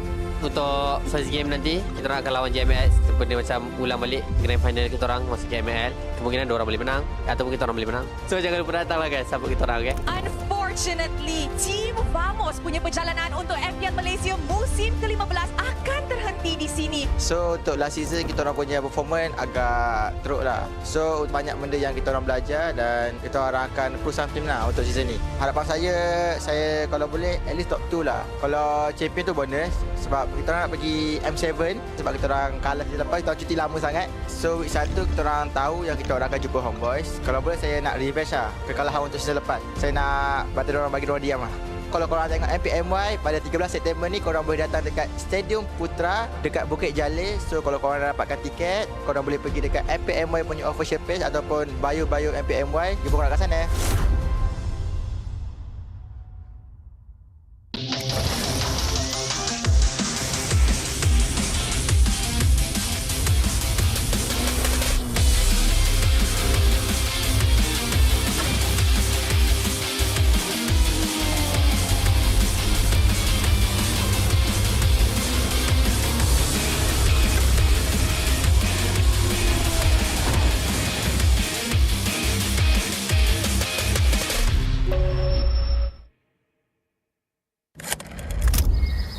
Season menentang AERO saya kalah kan. Maybe season ni mental saya dah lagi kuat dan matang.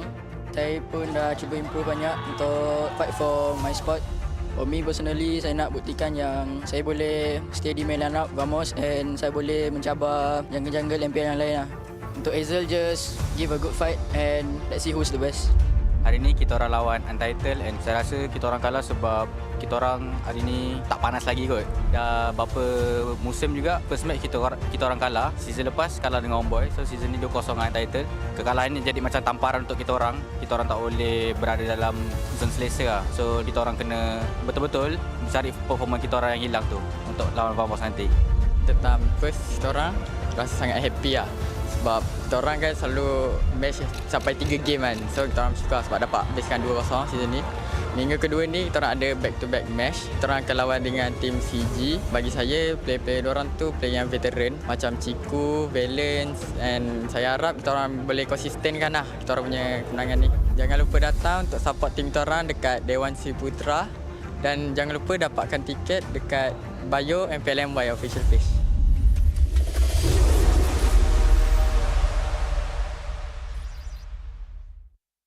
CeraVe baharu, blemish control, membersih. 2% salicylic acid untuk membersihkan pori dan 3 ceramide untuk melindungi kulit, memperbaiki. AHA, BHA dan niacinamide untuk menangani jerawat, untuk kulit bersih dan sihat. CeraVe.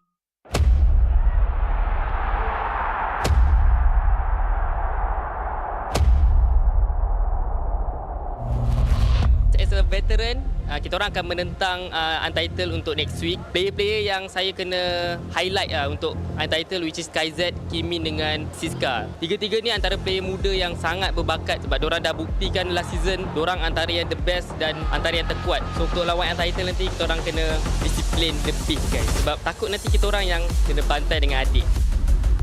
So yang macam korang tahu, CG nak ke international and kita orang nak sangat kalahkan SRG. Kita orang nak tahu standard kita orang kat mana. Sebab even kita orang menang 2-0 pun saya rasa daripada minggu lepas kita orang tak clean team fight and tak proper com lah. InsyaAllah kedepannya kita orang akan cuba baikilah benda-benda macam comms and decision making. If kita orang menang lawan SRG, saya rasa benda tu pembakar semangat kita orang. Minggu depan kita akan berjumpa dengan CG. Saya rasa saya first time lawan dengan Cik dekat area meet. So saya rasa going to be fun and I think I'm going to pick him off a lot. For Ciku guys, aku rasa happy lah sebab kau dah dekat pentas sebenar kan. Kau dekat kau punya sepatutnya kau ada lah. Let's have fun and let's fight lah later.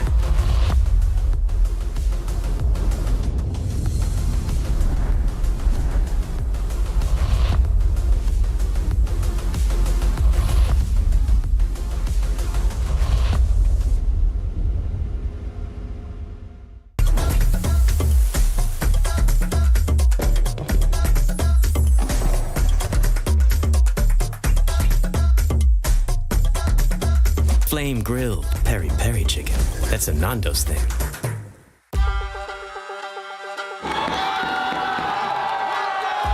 Untuk minggu depan, MPLMY akan ada match-match besar. Kita ada Todak versus Homebois, SRG versus Vamos dan Todak lawan CG Esports.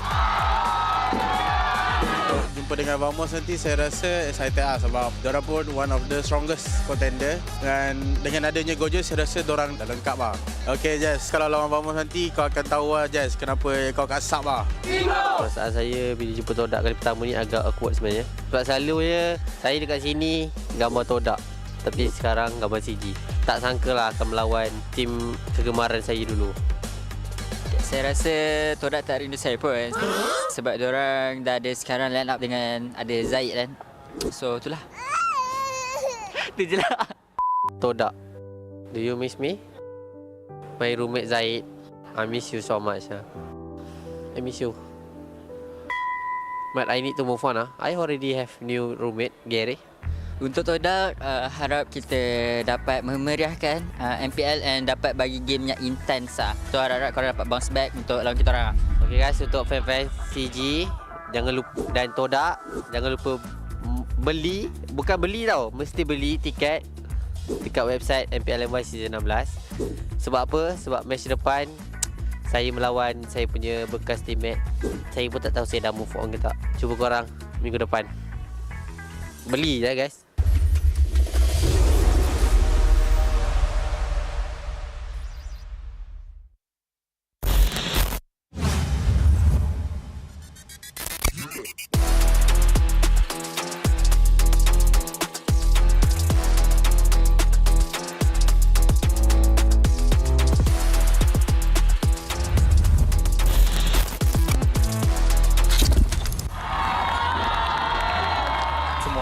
Tengah tumpukan dekat kita orang AERO Untitled dengan Team Break untuk rebutkan slot nombor 6.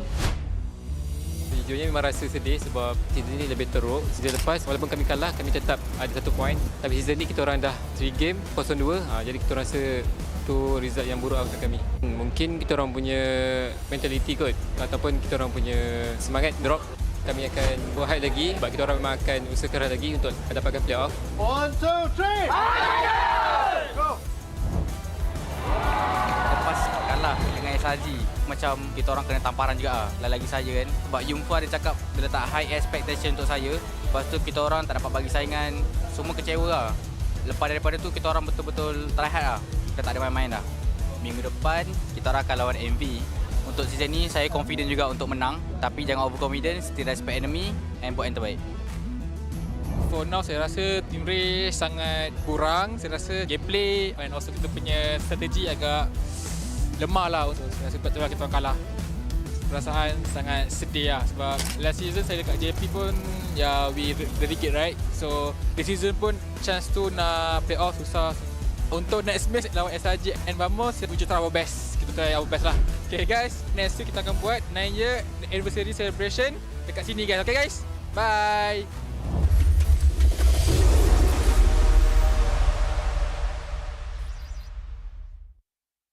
This is the most dangerous planet in the universe. And you've come to hunt an apex predator.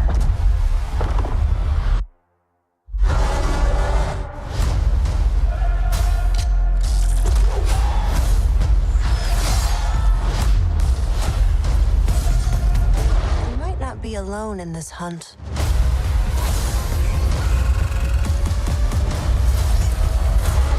Predator Badlands, only in cinemas.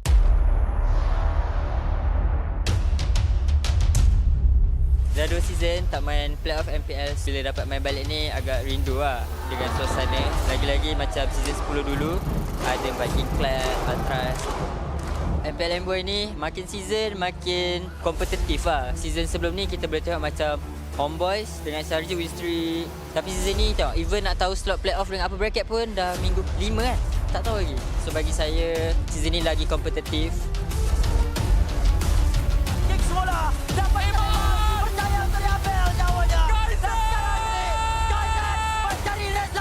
kita orang rasa macam dah tak fikir apa lah. Dah tak ada pressure macam-macam match yang sebelum ni. Do or die situation ni kita orang dah rasa last season kan. So kita orang just tawakal je apa yang akan jadi pada match yang akan datang. Kita orang akan buat yang terbaik ya, insyaAllah. Who do I think will take the last 2 slot for this upcoming playoffs? Monster, Vicious, and AERO. If you compare it to Untitled have 2 games us and another team because we will not give them chance. So I think it's going to be hard for them than AERO. Sorry to say to Untitled because if you don't win against us next week, we will not see you at the playoffs.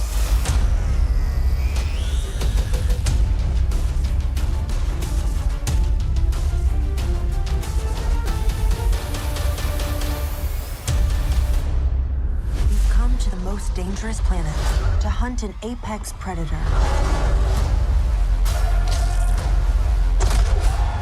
We might not be alone in this hunt. Predator Badlands, only in cinemas.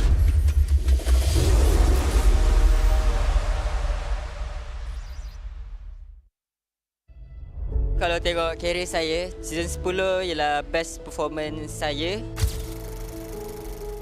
Season 11 tak lepas playoff. Sebab kau ada star syndrome. Kau tak nak main dengan tim. Kau tak faham lagi ke? The best moment dalam career saya adalah season 12 lah. The worst moment season 15 lah. Saya sebenarnya dah tak nak main MLBB dah. Saya rasa saya punya limit dah kat situ dah. Dah tak boleh improve dah. I don't know.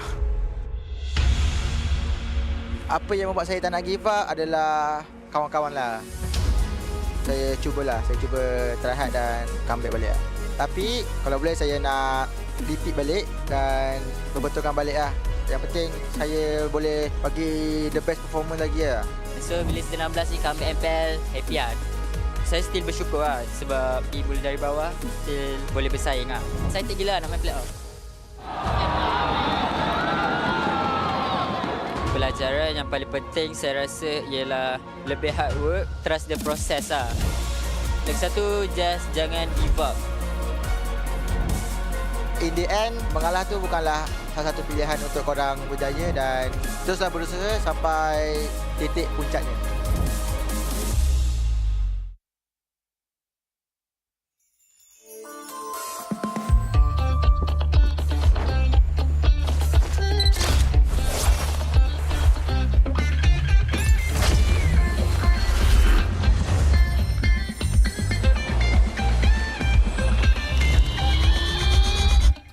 Datang ke Double 11.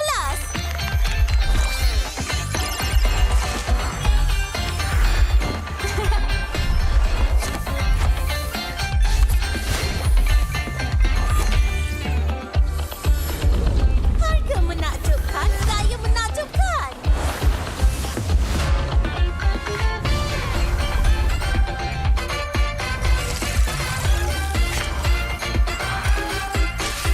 Menang besar dalam cabutan mega.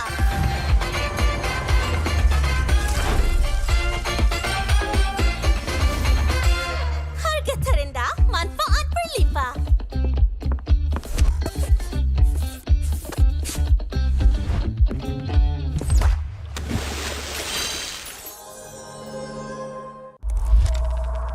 Tujuh tahun, 16 musim, perjalanan yang dianggap sekadar permainan di telefon, kini menjadi isukan paling berpengaruh. Inilah MPL Malaysia. Era permulaan segalanya, titik mula sejarah apabila Malaysia dan Singapura menjadi tuan rumah MPL pertama di dunia. Di musim pertama, kita melahirkan legenda Solos, Penjahat dan Fredo. Dari musim ke musim, MPL NYSG menjadi pentas lahirnya pemain tersohor. Musim kedua mengukir cerita untuk pasukan yang tak disangka. Sayan Ribot, Nun bangkit dari kedudukan tercorot di tangga liga, mengharungi satu demi satu halangan hingga akhirnya menjulang piala pertama buat Malaysia. Musim ini menyaksikan kebangkitan luar biasa pasukan Todak. Cigu Guys dan Moon menggoncang pentas M1 World Championship, menamatkan saingan di tempat ketiga, mengharumkan nama negara. Momentum itu memuncak di musim ke-6, detik bersejarah apabila Todak menjulang trofi pertama mereka. Dari detik itu, bermulalah era kompetitif.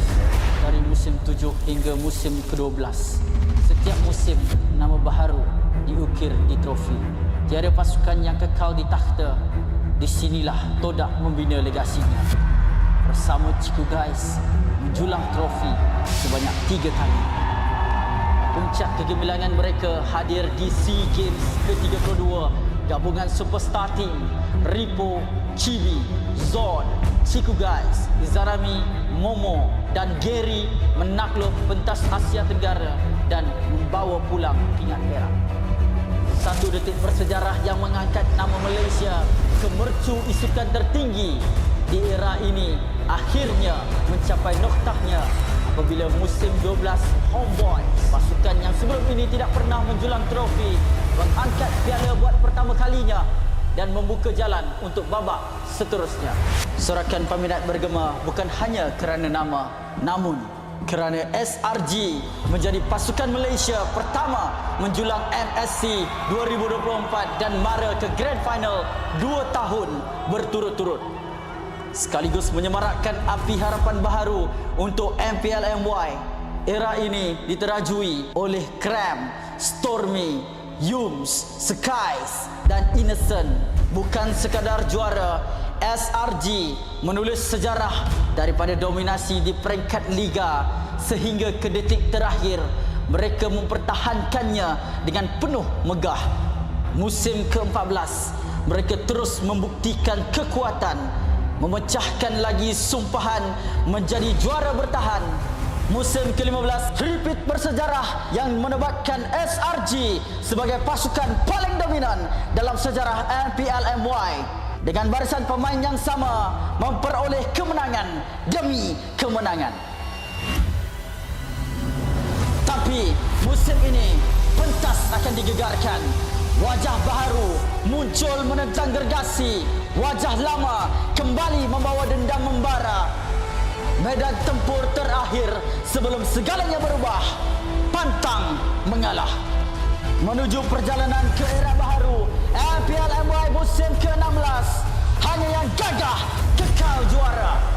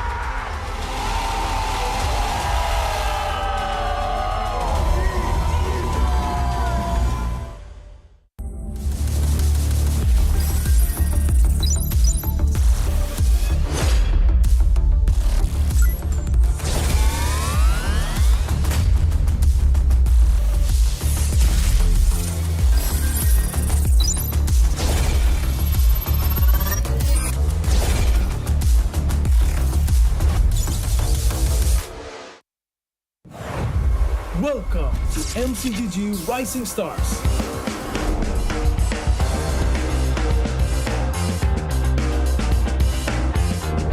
From September 12th to October 19th, take part in the regional contest, open to all players. Step up and prove your strength. Division finals will run from October 24 to November 2. The top 16 players in each division may advance to the next stage of MRS. Check your in-game mail for information.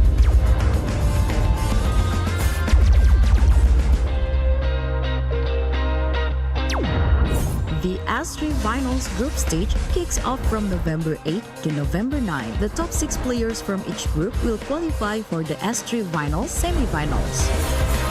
The semi-finals will be held on November 15. The highly anticipated grand final arrives on November 16. The champion will earn a direct qualifications for the first MCGG World Championship. The battle is on and the world is watching.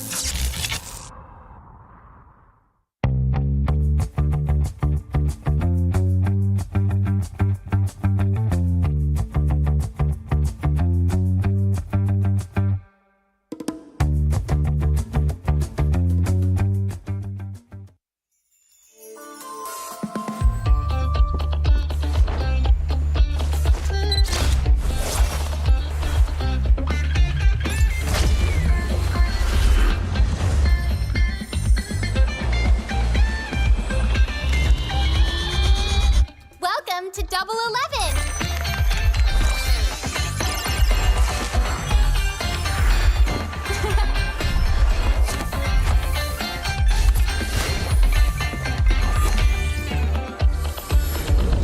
Amazing prices, amazing styles.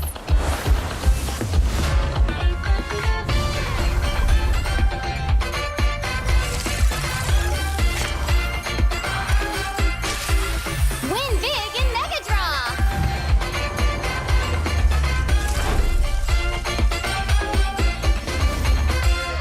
Lowest prices, incredible benefits.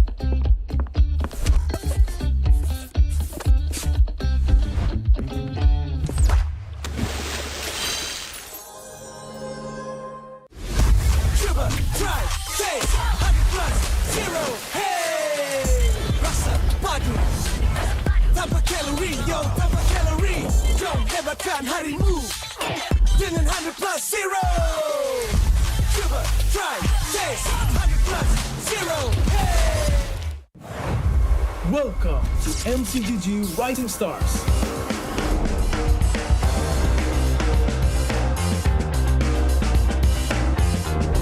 From September 12th to October 19th, take part in the regional contest, open to all players. Step up and prove your strength.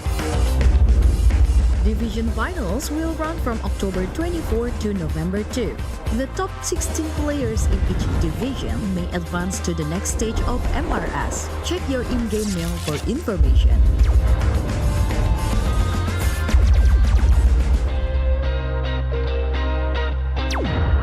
The S3 Finals group stage kicks off from November 8 to November 9. The top 6 players from each group will qualify for the S3 Finals semi-finals. The semi-finals will be held on November 15. The highly anticipated grand final arrives on November 16. The champion will earn a direct qualifications for the first MCGG World Championship. The battle is on and the world is watching.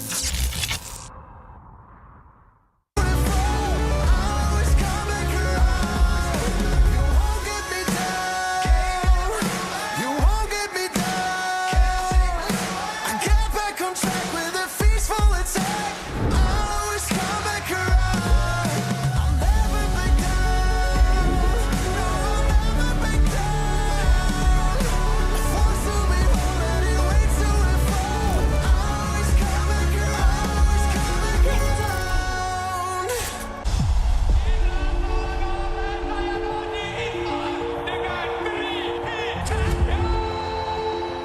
This season, we're aiming for first time for Pit in Malaysia.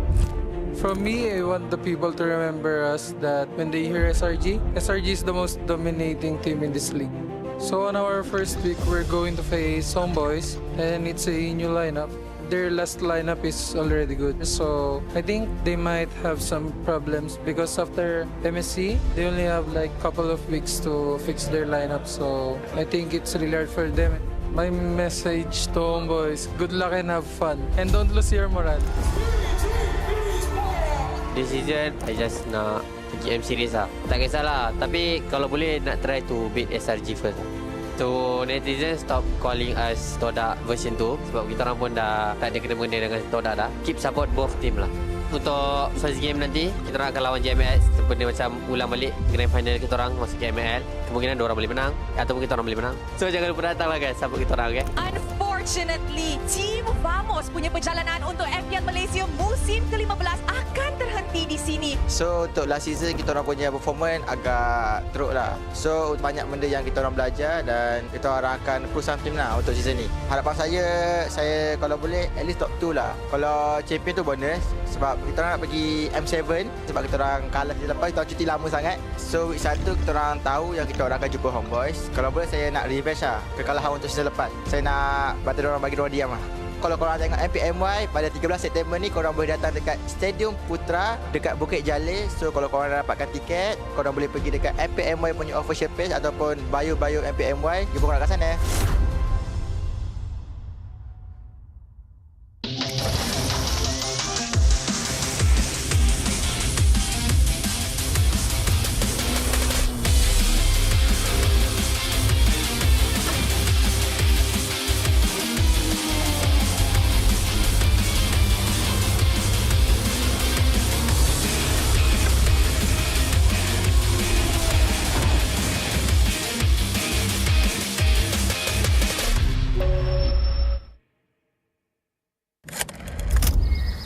Season menentang AERO saya kalah kan.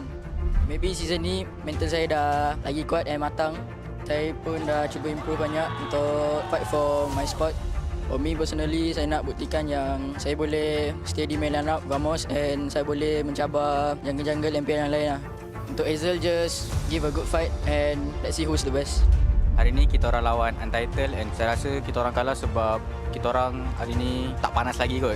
Dah berapa musim juga first match kita orang kalah. Season lepas kalah dengan Homebois. So season ni 2-0 dengan Untitled. Kekalahan ni jadi macam tamparan untuk kita orang. Kita orang tak boleh berada dalam zone selesa lah. So kita orang kena betul-betul mencari performa kita orang yang hilang tu untuk lawan Vamos nanti. Tentang first kita orang rasa sangat happy lah. Sebab kita orang kan selalu match sampai 3 game kan. So kita orang suka sebab dapat habiskan 2-0 season ni. Minggu kedua ni kita orang ada back-to-back match. Kita orang akan lawan dengan tim CG. Bagi saya player-player diorang tu player yang veteran macam Ciku, Valence and saya harap kita orang boleh konsistenkan lah kita orang punya kemenangan ni. Jangan lupa datang untuk support tim kita orang dekat Dewan Si Putra dan jangan lupa dapatkan tiket dekat bio MPLMY official page.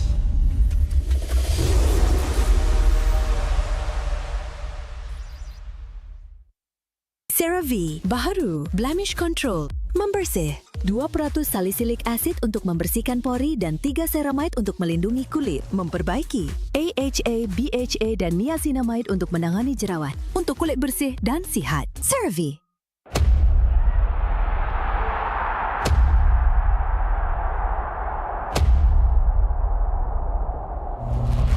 As a veteran, kita orang akan menentang Untitled untuk next week. Player-player yang saya kena highlight untuk Untitled which is KZ, Kimin dengan Siska. Tiga-tiga ni antara player muda yang sangat berbakat sebab diorang dah buktikan last season diorang antara yang the best dan antara yang terkuat. So untuk lawan Untitled nanti kita orang kena disiplin lebih guys sebab takut nanti kita orang yang kena bantai dengan adik. So yang macam korang tahu, CG nak ke international and kita orang nak sangat kalah dengan SRG. Kita orang nak tahu standard kita orang kat mana. Sebab even kita orang menang 2-0 pun saya rasa daripada minggu lepas kita orang tak clean team fight and tak proper com lah. InsyaAllah kedepannya kita orang akan cuba baikilah benda-benda macam comms and decision making. If kita orang menang lawan SRG, saya rasa benda tu pembakar semangat kita orang. Minggu depan kita akan berjumpa dengan CG. Saya rasa saya first time lawan dengan Cik dekat area meet. So saya rasa going to be fun and I think I'm going to pick him off a lot. For Ciku guys, aku rasa happy lah sebab kau dah dekat pentas sebenar kan. Kau dekat kau punya sepatutnya kau ada lah. Let's have fun and let's fight lah later.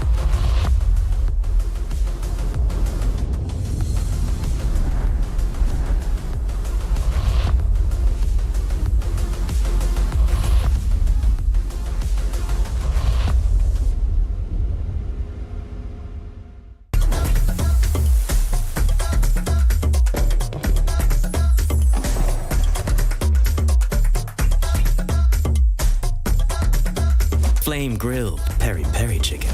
That's a Nando's thing.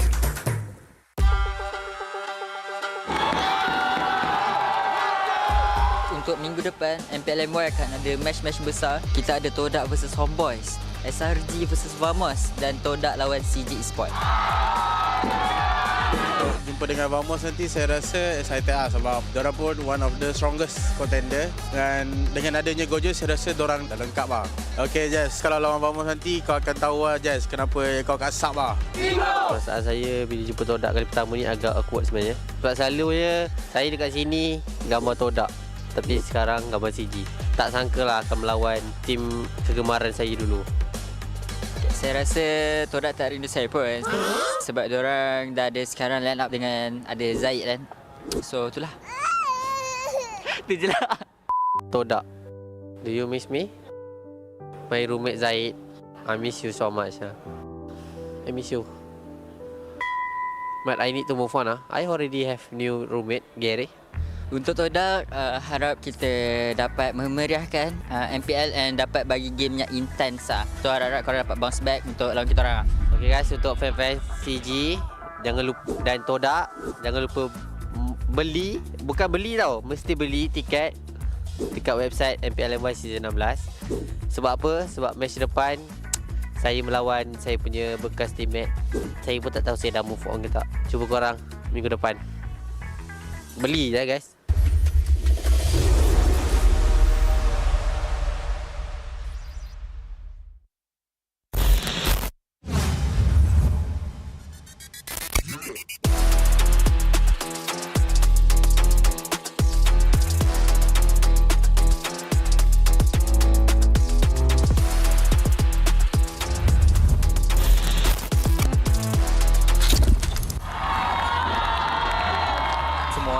Tengah tumpukan dekat kita orang AERO Untitled dengan Team Break untuk rebutkan slot nombor 6.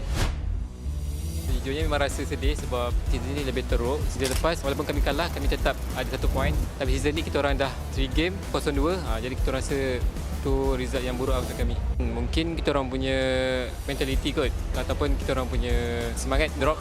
Kami akan buat lagi sebab kita orang memang akan usaha keras lagi untuk dapatkan playoff. 1, 2, 3. Go. Lepas kalah dengan SRG, macam kita orang kena tamparan juga lah. Lagi saya kan, sebab Yungfa dia cakap dia letak high expectation untuk saya. Lepas tu kita orang tak dapat bagi saingan, semua kecewa lah. Lepas daripada tu kita orang betul-betul try hard lah. Kita tak ada main-main dah. Minggu depan kita orang akan lawan MV. Untuk season ni saya confident juga untuk menang, tapi jangan overconfident, still respect enemy and buat yang terbaik. For now saya rasa team race sangat kurang. Saya rasa gameplay and also kita punya strategi agak lemah lah. Saya rasa betul kita orang kalah. Perasaan sangat sedih lah sebab last season saya dekat JP pun ya we really get right. So this season pun chance tu nak play off susah. Untuk next match lawan SRG and Vamos, we try our best. Kita try our best lah.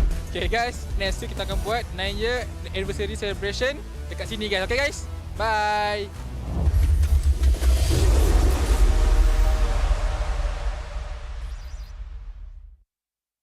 This is the most dangerous planet in the universe. And you've come to hunt an apex predator.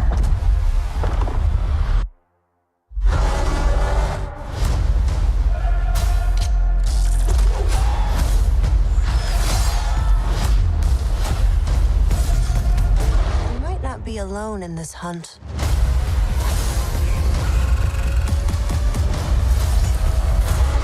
Predator Badlands, only in cinemas.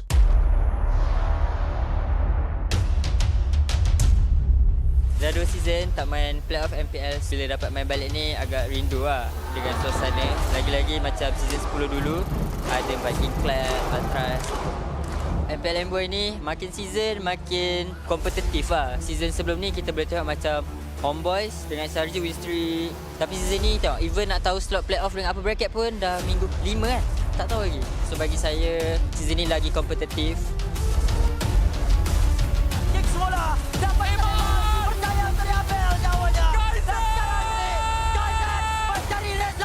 kita orang rasa macam dah tak fikir apa lah. Dah tak ada pressure macam-macam match yang sebelum ni. Do or die situation ni kita orang dah rasa last season kan. So kita orang just tawakal je apa yang akan jadi pada match yang akan datang. Kita orang akan buat yang terbaik ya, insyaAllah.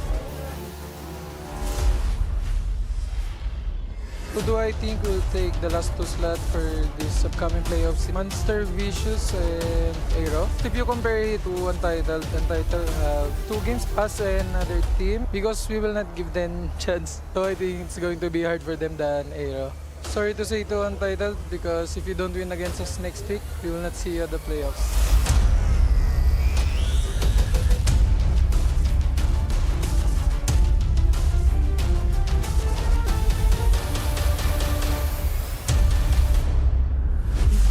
Most dangerous planet to hunt an apex predator.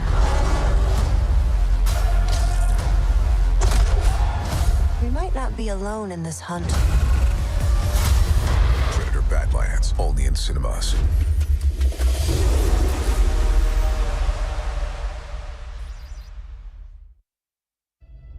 Kalau tengok career saya, season 10 ialah best performance saya. Season 11 tak lepas playoff. Sebab kau ada star syndrome. Kau tak nak main dengan tim. Kau tak faham lagi ke? The best moment dalam career saya adalah season 12 lah. The worst moment season 15 lah.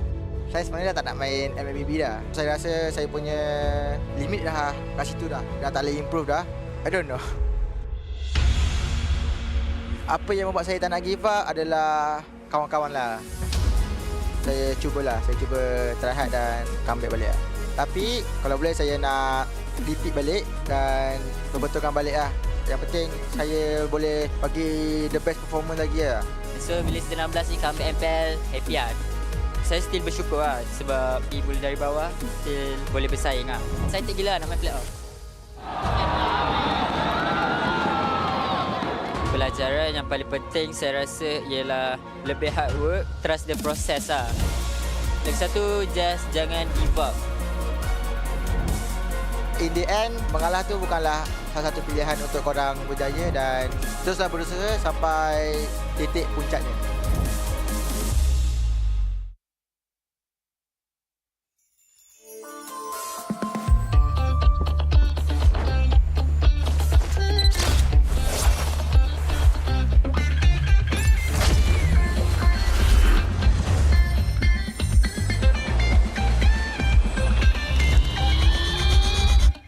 Datang ke Double 11.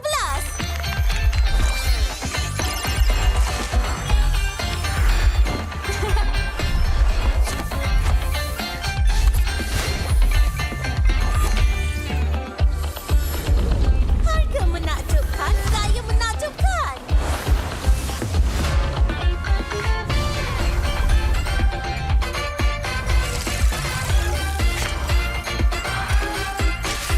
Menang besar dalam cabutan mega.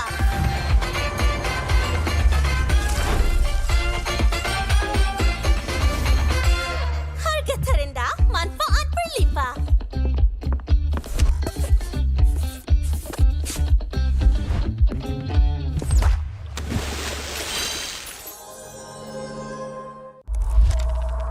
Tujuh tahun, 16 musim, perjalanan yang dianggap sekadar permainan di telefon, kini menjadi isukan paling berpengaruh. Inilah MPL Malaysia. Era permulaan segalanya, titik mula sejarah apabila Malaysia dan Singapura menjadi tuan rumah MPL pertama di dunia. Di musim pertama, kita melahirkan legenda Solos, Penjahat dan Fredo. Dari musim ke musim, MPL NYSG menjadi pentas lahirnya pemain tersohor. Musim kedua mengukir cerita untuk pasukan yang tak disangka. Sayan Rebound, Nun bangkit dari kedudukan tercorot di tangga liga, mengharungi satu demi satu halangan hingga akhirnya menjulang piala pertama buat Malaysia. Musim ini menyaksikan kebangkitan luar biasa pasukan Todak. Cigu Guys dan Moon menggoncang pentas M1 World Championship, menamatkan saingan di tempat ketiga, mengharumkan nama negara. Momentum itu memuncak di musim ke-6, detik bersejarah apabila Todak menjulang trofi pertama mereka. Dari detik itu, bermulalah era kompetitif. Dari musim 7 hingga musim ke-12, setiap musim nama baharu diukir di trofi. Tiada pasukan yang kekal di takhta. Di sinilah Todak membina legasinya. Bersama Ciku Guys, menjulang trofi sebanyak 3 kali. Puncak kegemilangan mereka hadir di SEA Games ke-32.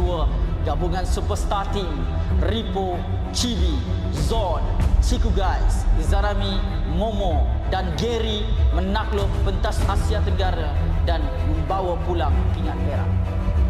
Satu detik bersejarah yang mengangkat nama Malaysia ke mercu isukan tertinggi di era ini akhirnya mencapai noktahnya apabila musim 12 Homebois, pasukan yang sebelum ini tidak pernah menjulang trofi, mengangkat piala buat pertama kalinya dan membuka jalan untuk babak seterusnya. Sorakan peminat bergema bukan hanya kerana nama, namun kerana SRG menjadi pasukan Malaysia pertama menjulang MSC 2024 dan mara ke Grand Final 2 tahun berturut-turut.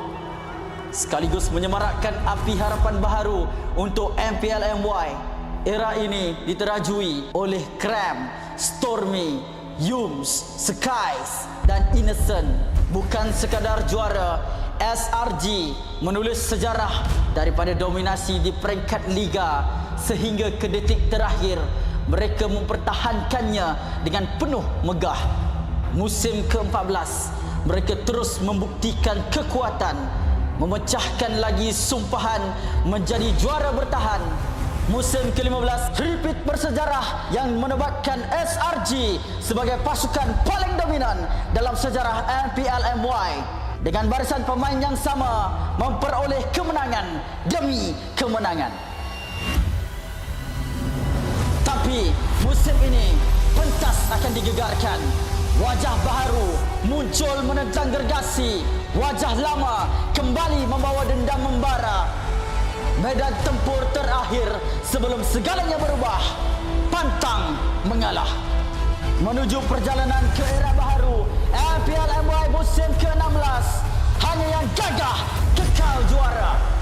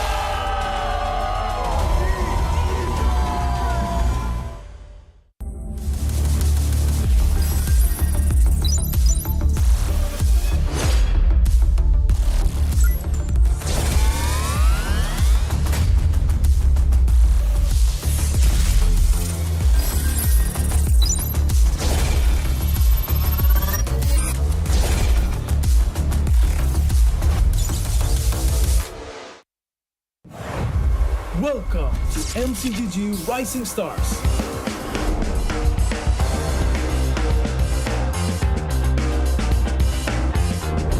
From September 12th to October 19th, take part in the regional contest, open to all players. Step up and prove your strength. Division finals will run from October 24 to November 2. The top 16 players in each division may advance to the next stage of MRS. Check your in-game mail for information.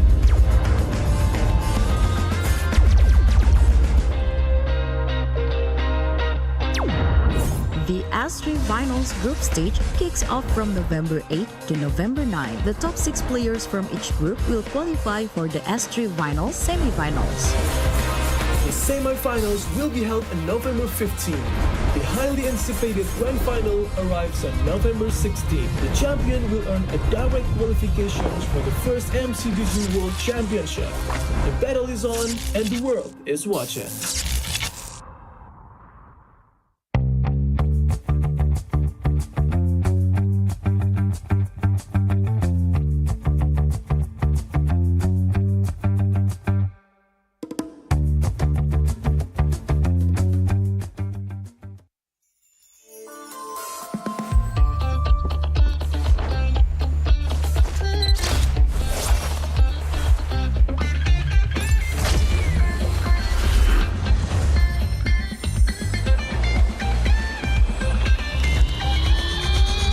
Welcome to Double 11.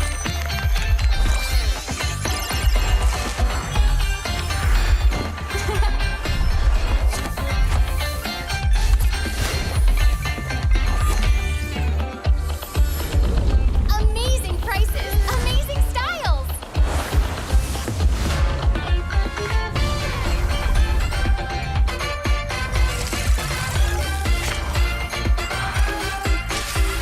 Win big in Mega Draw.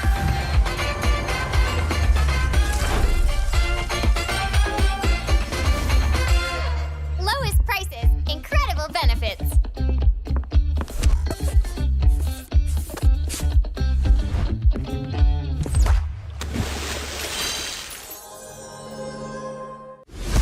Sugar, try, taste, 100 plus, zero, hey! Rasa, padu, tanpa kalori, yo, tanpa kalori. Jom hebatkan harimu dengan 100 plus, zero. Sugar, try, taste, 100 plus, zero, hey! Welcome to MCGG Rising Stars.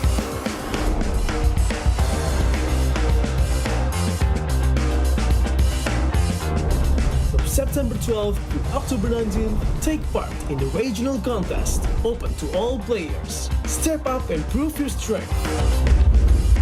Division finals will run from October 24 to November 2. The top 16 players in each division may advance to the next stage of MRS. Check your in-game mail for information.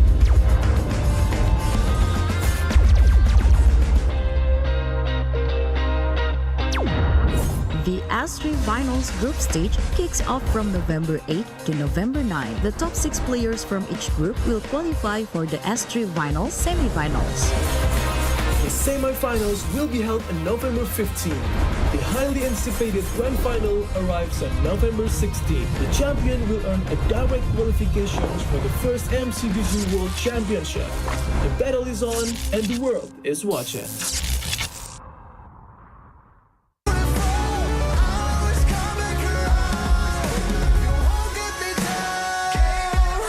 You won't get me down. I get back on track with a peaceful attack. I always come back around. I'll never back down. No, I'll never back down. Forced to be home anyway to and from. I always come back around. Always come back down.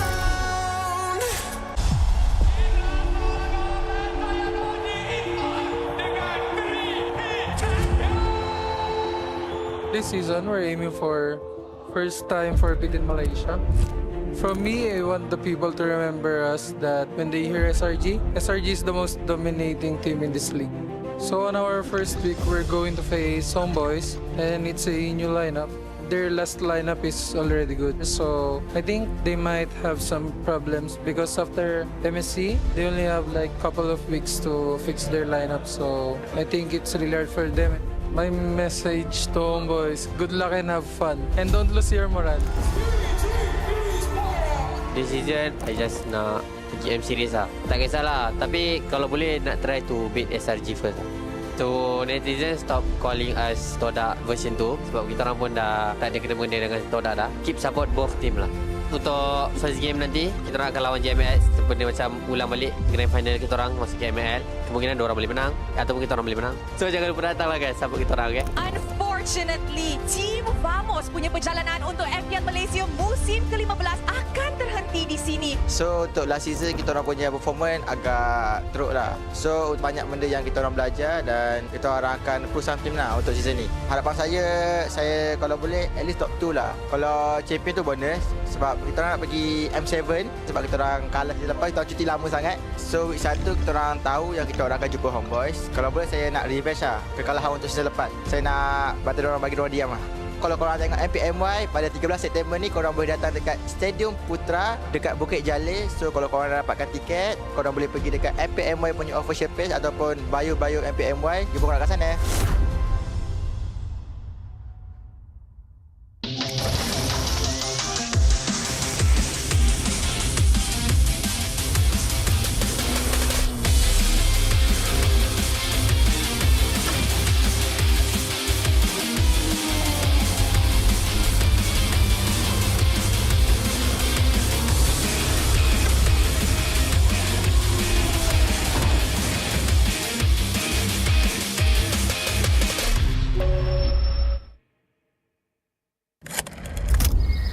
Last season menentang AERO saya kalah kan. Maybe season ni mental saya dah lagi kuat dan matang. Saya pun dah cuba improve banyak untuk fight for my spot. For me personally, saya nak buktikan yang saya boleh stay di main lineup Vamos and saya boleh mencabar jungle-jungle MPL yang lain lah. Untuk Hazel, just give a good fight and let's see who's the best. Hari ni kita orang lawan Untitled and saya rasa kita orang kalah sebab kita orang hari ni tak panas lagi kot. Dah berapa musim juga first match kita orang kalah. Season lepas kalah dengan Homebois. So season ni 2-0 dengan Untitled. Kekalahan ni jadi macam tamparan untuk kita orang. Kita orang tak boleh berada dalam zone selesa lah. So kita orang kena betul-betul mencari performa kita orang yang hilang tu untuk lawan Vamos nanti.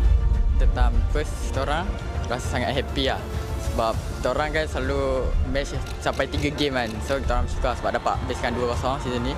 Minggu kedua ni kita orang ada back-to-back match. Kita orang akan lawan dengan tim CG. Bagi saya, player-player diorang tu player yang veteran. Macam Ciku, Valence and saya harap kita orang boleh konsistenkan lah kita orang punya kemenangan ni. Jangan lupa datang untuk support tim kita orang dekat Dewan Si Putra.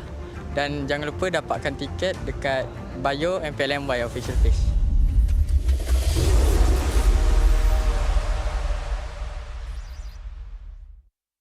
CeraVe baharu blemish control membersih 2% salisilik asid untuk membersihkan pori dan 3 ceramide untuk melindungi kulit, memperbaiki AHA, BHA dan niacinamide untuk menangani jerawat untuk kulit bersih dan sihat. CeraVe.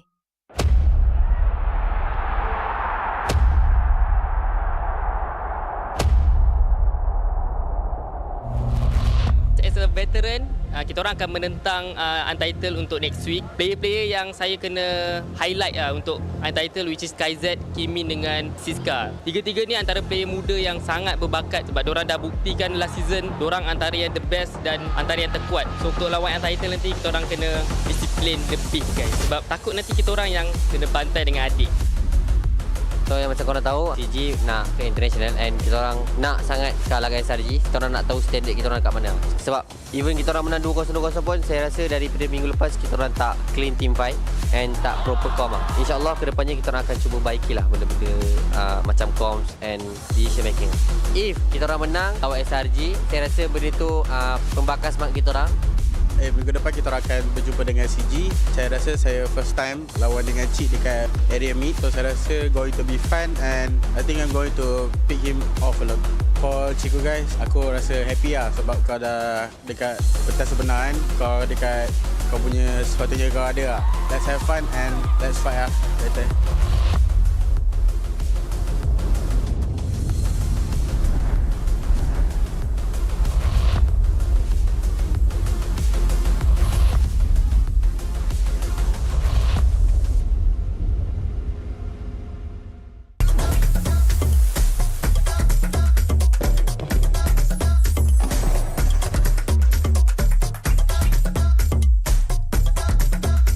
flame-grilled peri-peri chicken. That's a Nando's thing.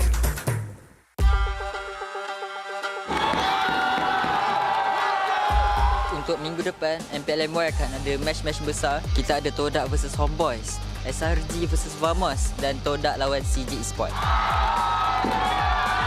Jumpa dengan Vamos nanti saya rasa excited sebab diorang pun one of the strongest contender dan dengan adanya Gojo saya rasa diorang dah lengkap lah. Okay Jess, kalau lawan Vamos nanti kau akan tahu lah Jess kenapa kau kat sub lah. Perasaan saya bila jumpa Todak kali pertama ni agak awkward sebenarnya. Sebab selalunya saya dekat sini gambar Todak, tapi sekarang gambar CG. Tak sangka lah akan melawan tim kegemaran saya dulu. Saya rasa Todak tak rindu saya pun sebab diorang dah ada sekarang line up dengan ada Zaid kan. So itulah. Itu je lah. Todak, do you miss me? My roommate Zaid, I miss you so much. I miss you. But I need to move on. I already have new roommate, Gary. Untuk Todak, harap kita dapat memeriahkan MPL and dapat bagi game yang intense lah. So harap korang dapat bounce back untuk lawan kita orang. Okay guys, untuk fan-fan CG, jangan lupa, dan Todak, jangan lupa beli, bukan beli tau, mesti beli tiket dekat website MPL MY Season 16. Sebab apa? Sebab match depan saya melawan saya punya bekas teammate. Saya pun tak tahu saya dah move on ke tak. Cuba korang minggu depan beli lah guys.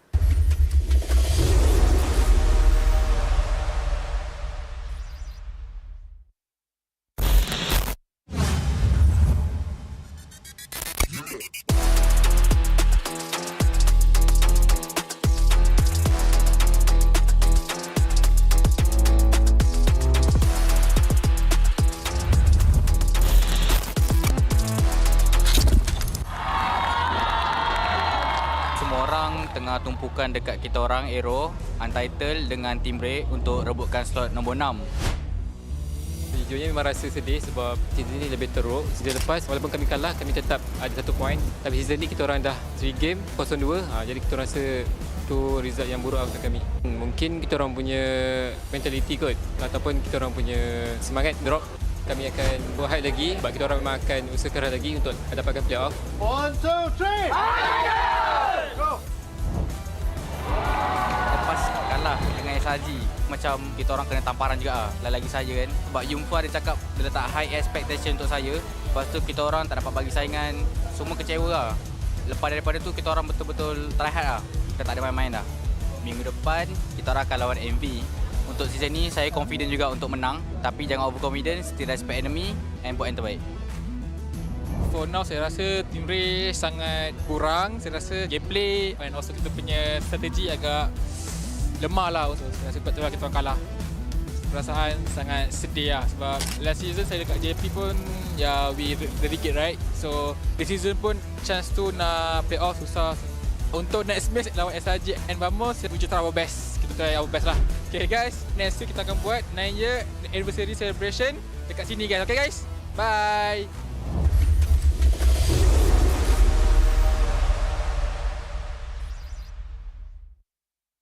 This is the most dangerous planet in the universe. And you've come to hunt an apex predator.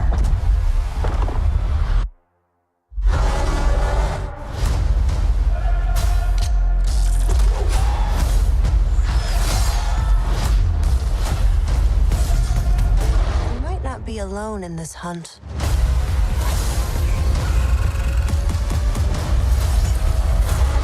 Predator Badlands, only in cinemas.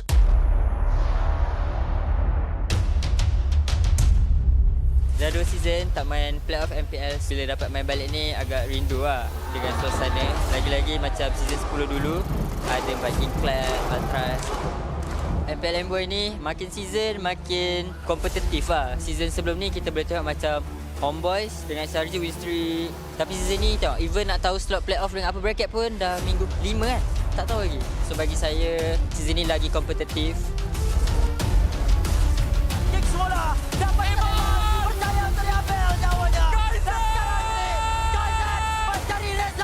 kita orang rasa macam dah tak fikir apa lah. Dah tak ada pressure macam-macam match yang sebelum ni. Do or die situation ni kita orang dah rasa last season kan. So kita orang just tawakal je apa yang akan jadi pada match yang akan datang. Kita orang akan buat yang terbaik ya, insyaAllah. Who do I think will take the last 2 slot for this upcoming playoffs? Monster, Vicious, and AERO. If you compare it to Untitled have 2 games, us and another team, because we will not give them chance. So I think it's going to be hard for them than AERO. Sorry to say to Untitled, because if you don't win against us next week, we will not see you at the playoffs.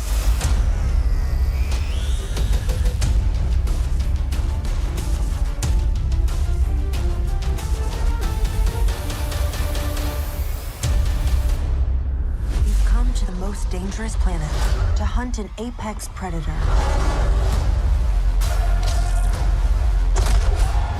We might not be alone in this hunt. Predator Badlands, only in cinemas.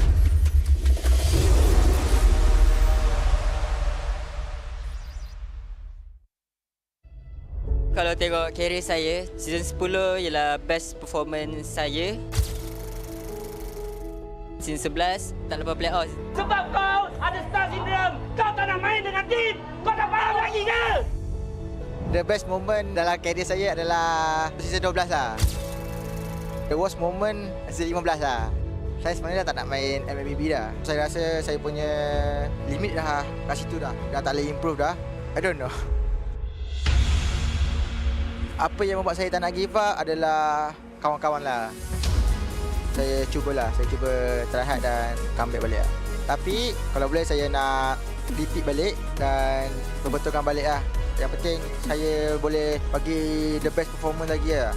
So bila season 16 ni comeback MPL, happy lah. Saya still bersyukur lah sebab ibu dari bawah still boleh bersaing lah. Saya tak gila nak main playoff. Pelajaran yang paling penting saya rasa ialah lebih hard work, trust the process lah.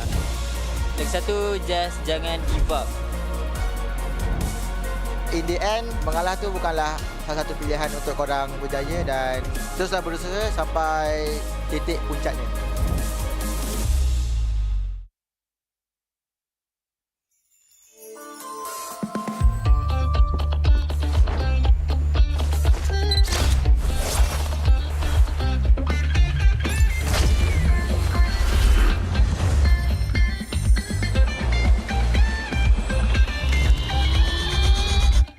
Datang ke Double 11.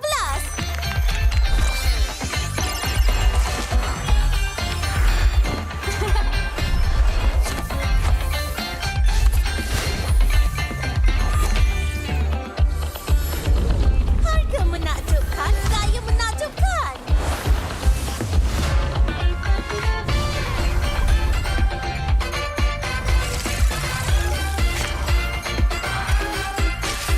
Menang besar dalam cabutan mega.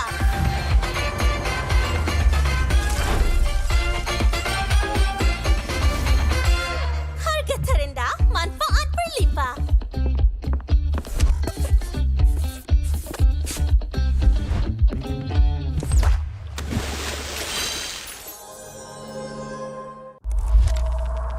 Tujuh tahun, 16 musim, perjalanan yang dianggap sekadar permainan di telefon, kini menjadi isukan paling berpengaruh. Inilah MPL Malaysia.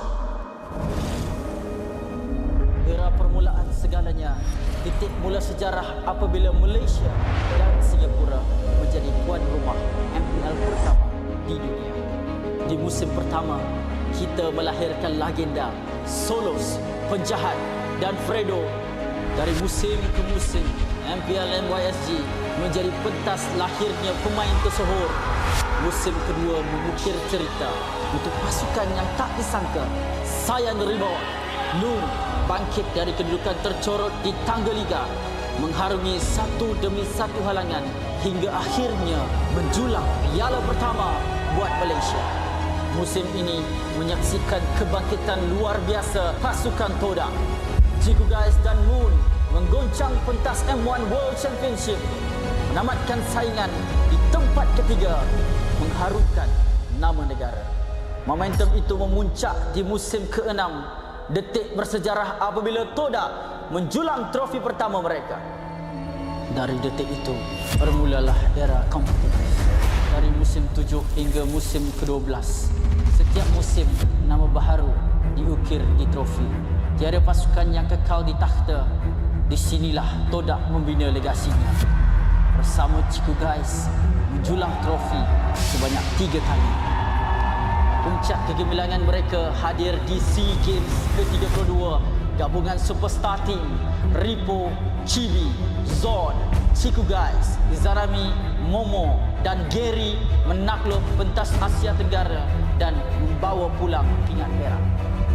Satu detik bersejarah yang mengangkat nama Malaysia ke mercu isukan tertinggi di era ini akhirnya mencapai noktahnya apabila musim 12 Homebois, pasukan yang sebelum ini tidak pernah menjulang trofi, mengangkat piala buat pertama kalinya dan membuka jalan untuk babak seterusnya. Sorakan peminat bergema bukan hanya kerana nama, namun kerana SRG menjadi pasukan Malaysia pertama menjulang MSC 2024 dan mara ke Grand Final 2 tahun berturut-turut. Sekaligus menyemarakkan api harapan baharu untuk MPL MY. Era ini diterajui oleh Cram, Stormy, Yums, Skies dan Innocent. Bukan sekadar juara, SRG menulis sejarah daripada dominasi di peringkat liga sehingga ke detik terakhir mereka mempertahankannya dengan penuh megah. Musim ke-14 mereka terus membuktikan kekuatan, memecahkan lagi sumpahan menjadi juara bertahan. Musim ke-15 repeat bersejarah yang menobatkan SRG sebagai pasukan paling dominan dalam sejarah MPL MY dengan barisan pemain yang sama memperoleh kemenangan demi kemenangan. Tapi musim ini pentas akan digegarkan. Wajah baharu muncul menentang gergasi. Wajah lama kembali membawa dendam membara. Medan tempur terakhir sebelum segalanya berubah. Pantang mengalah. Menuju perjalanan ke era baharu MPL MY musim ke-16. Hanya yang gagah kekal juara.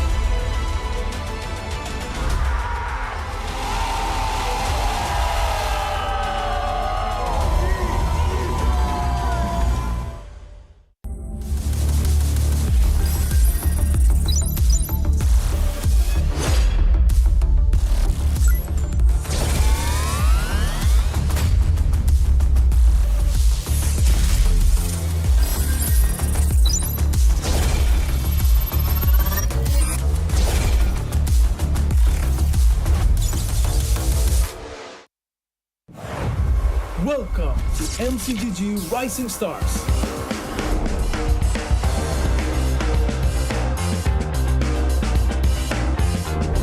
From September 12th to October 19th, take part in the regional contest, open to all players. Step up and prove your strength.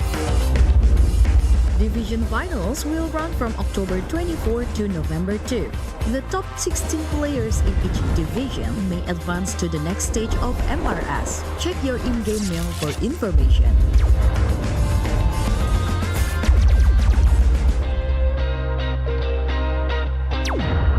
The S3 Finals group stage kicks off from November 8 to November 9. The top 6 players from each group will qualify for the S3 Finals semi-finals. The semi-finals will be held on November 15. The highly anticipated grand final arrives on November 16. The champion will earn a direct qualifications for the first MCGG World Championship. The battle is on and the world is watching.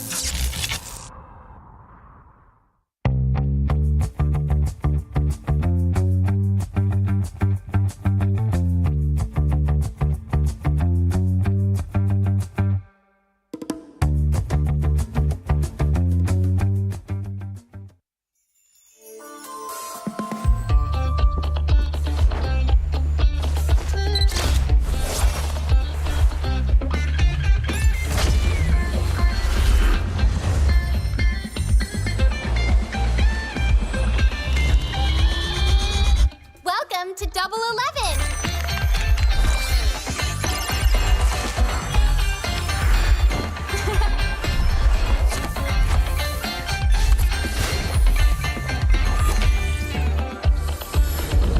Amazing prices, amazing styles.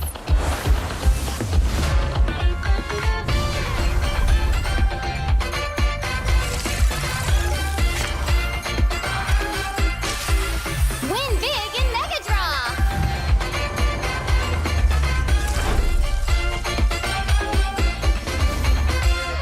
Lowest prices, incredible benefits.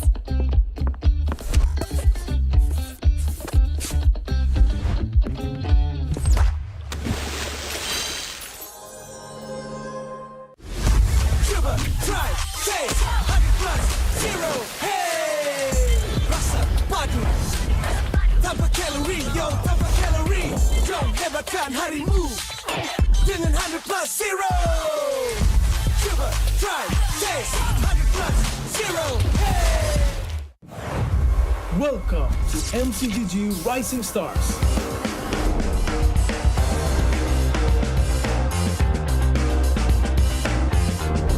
From September 12th to October 19th, take part in the regional contest, open to all players. Step up and prove your strength.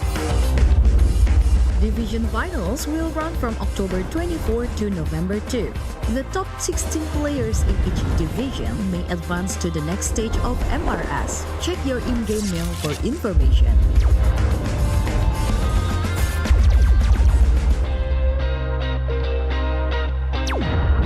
The S3 Finals group stage kicks off from November 8 to November 9. The top 6 players from each group will qualify for the S3 Finals semi-finals. The semi-finals will be held on November 15. The highly anticipated grand final arrives on November 16. The champion will earn a direct qualifications for the first MCGG World Championship. The battle is on and the world is watching.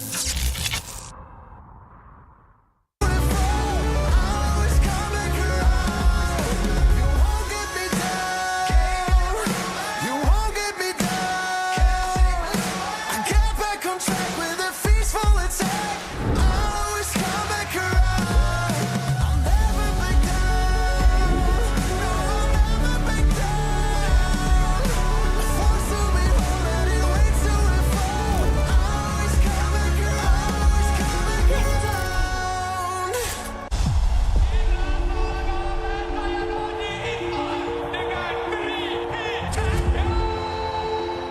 This season, we're aiming for first time for Forbidden Malaysia. From me, I want the people to remember us that when they hear SRG, SRG is the most dominating team in this league. So on our first week, we're going to face Homebois, and it's a new lineup. Their last lineup is already good. So I think they might have some problems because after MSC, they only have like couple of weeks to fix their lineup. So I think it's really hard for them. My message to Homebois, good luck and have fun. And don't lose your morale. This season, I just nak pergi M series lah. Tak kisahlah, tapi kalau boleh nak try to beat SRG first lah. So netizen stop calling us Todak version 2 sebab kita orang pun dah tak ada kena-mengena dengan Todak dah. Keep support both team lah.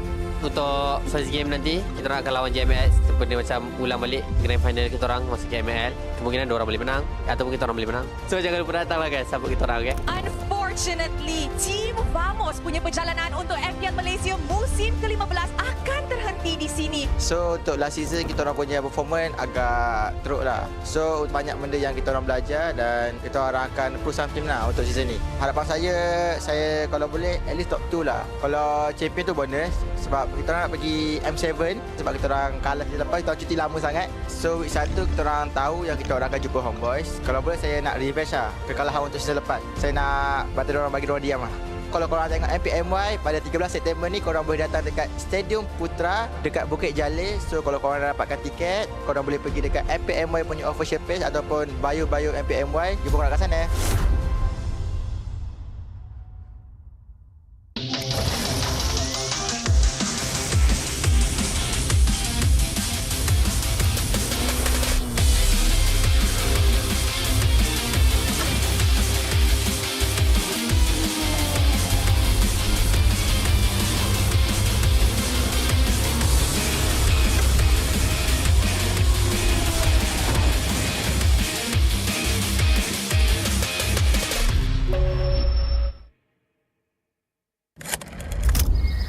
Season menentang AERO saya kalah kan.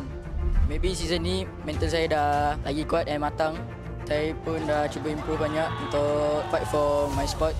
For me personally, saya nak buktikan yang saya boleh stay di main lineup Vamos and saya boleh mencabar jungle-jungle MPL yang lain lah. Untuk Hazel, just give a good fight and let's see who's the best. Hari ni kita orang lawan Untitled and saya rasa kita orang kalah sebab kita orang hari ni tak panas lagi kot. Dah berapa musim juga first match kita orang kalah. Season lepas kalah dengan Homebois. So season ni 2-0 dengan Untitled. Kekalahan ni jadi macam tamparan untuk kita orang. Kita orang tak boleh berada dalam zone selesa lah. So kita orang kena betul-betul mencari performa kita orang yang hilang tu untuk lawan Vamos nanti. Tentang first kita orang rasa sangat happy lah.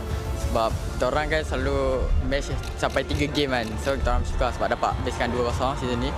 Minggu kedua ni kita orang ada back to back match. Kita orang akan lawan dengan tim CG. Bagi saya player-player diorang tu player yang veteran macam Ciku, Valence and saya harap kita orang boleh konsistenkan lah kita orang punya kemenangan ni. Jangan lupa datang untuk support tim kita orang dekat Dewan Si Putra dan jangan lupa dapatkan tiket dekat bio MPLMY official page.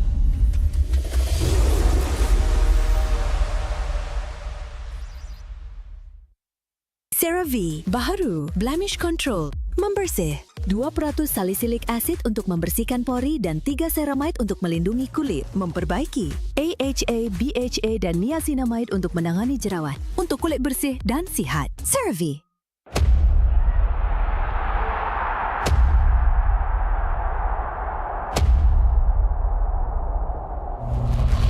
As a veteran, kita orang akan menentang Untitled untuk next week. Player-player yang saya kena highlight untuk Untitled which is KZ, Kimin dengan Siska. Tiga-tiga ni antara player muda yang sangat berbakat sebab diorang dah buktikan last season diorang antara yang the best dan antara yang terkuat. So untuk lawan Untitled nanti kita orang kena disiplin lebih guys sebab takut nanti kita orang yang kena bantai dengan adik. So yang macam korang tahu, CG nak ke international and kita orang nak sangat kalah dengan SRG. Kita orang nak tahu standard kita orang kat mana.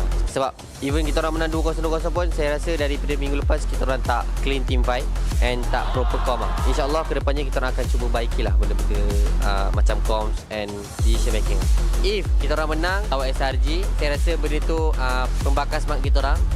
Minggu depan kita akan berjumpa dengan CG. Saya rasa saya first time lawan dengan Cik dekat area meet. So saya rasa going to be fun and I think I'm going to pick him off a lot. For Ciku guys, aku rasa happy lah sebab kau dah dekat pentas sebenar kan. Kau dekat kau punya sepatutnya kau ada lah. Let's have fun and let's fight lah. Better.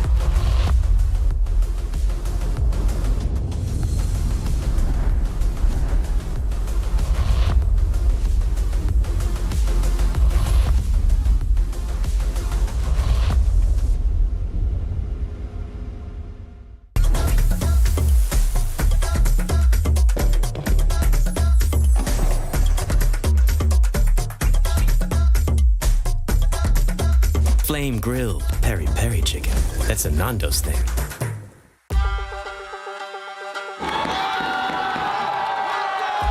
Untuk minggu depan, MPL MY akan ada match-match besar. Kita ada Todak versus Homebois, SRG versus Vamos dan Todak lawan CG Esports.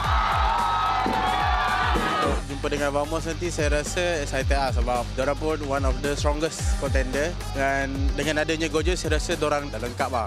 Okay Jazz, kalau lawan Vamos nanti kau akan tahu lah Jazz kenapa kau kat sub lah. Perasaan saya bila jumpa Todak kali pertama ni agak awkward sebenarnya. Sebab selalunya saya dekat sini gambar Todak tapi sekarang gambar CG. Tak sangka lah akan melawan tim kegemaran saya dulu. Saya rasa Todak tak rindu saya pun sebab diorang dah ada sekarang line up dengan ada Zaid kan. So itulah. Itu je lah. Todak, do you miss me? My roommate Zaid, I miss you so much. I miss you. But I need to move on. I already have new roommate, Gary. Untuk Todak, harap kita dapat memeriahkan MPL and dapat bagi game yang intense lah. So harap-harap korang dapat bounce back untuk lawan kita orang. Okay guys, untuk fan-fan CG, jangan lupa, dan Todak, jangan lupa beli, bukan beli tau, mesti beli tiket dekat website MPL MY Season 16. Sebab apa? Sebab match depan saya melawan saya punya bekas teammate. Saya pun tak tahu saya dah move on ke tak. Cuba korang minggu depan beli je guys.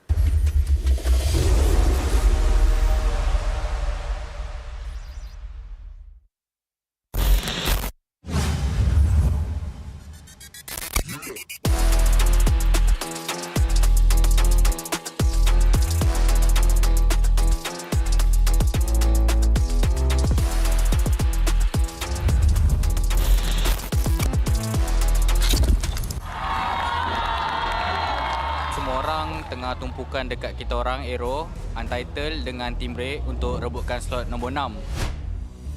Sejujurnya memang rasa sedih sebab season ni lebih teruk. Season lepas walaupun kami kalah, kami tetap ada 1 poin. Tapi season ni kita orang dah 3 game 0-2. Jadi kita rasa tu result yang buruk untuk kami. Mungkin kita orang punya mentality kot ataupun kita orang punya semangat drop. Kami akan buat lagi sebab kita orang memang akan usaha keras lagi untuk dapatkan playoff. 1, 2, 3. Go. Lepas kalah dengan SRG, macam kita orang kena tamparan juga lah. Lagi saya kan. Sebab Yumfa ada cakap dia letak high expectation untuk saya. Lepas tu kita orang tak dapat bagi saingan. Semua kecewa lah. Lepas daripada tu kita orang betul-betul try hard lah. Kita tak ada main-main dah. Minggu depan kita orang akan lawan MV. Untuk season ni saya confident juga untuk menang. Tapi jangan overconfident, still respect enemy and buat yang terbaik. For now saya rasa team race sangat kurang. Saya rasa gameplay and also kita punya strategi agak lemah lah. So, saya rasa sebab kita orang kalah. Perasaan sangat sedih lah sebab last season saya dekat JP pun we relegate right. So this season pun chance tu nak play off susah. Untuk next match lawan SRG and Vamos, we try our best. Kita try our best lah. Okay guys, next week kita akan buat 9 year anniversary celebration dekat sini guys. Okay guys, bye.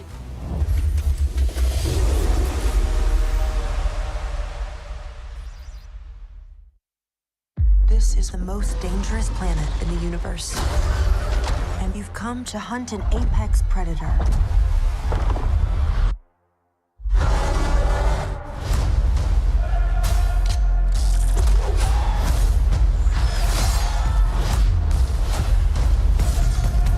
You might not be alone in this hunt.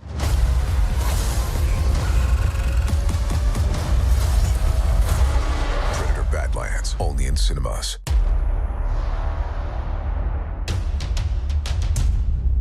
Dah 2 season tak main playoff MPL. Bila dapat main balik ni agak rindu lah dengan suasana. Lagi-lagi macam season 10 dulu ada Viking Club, Ultras.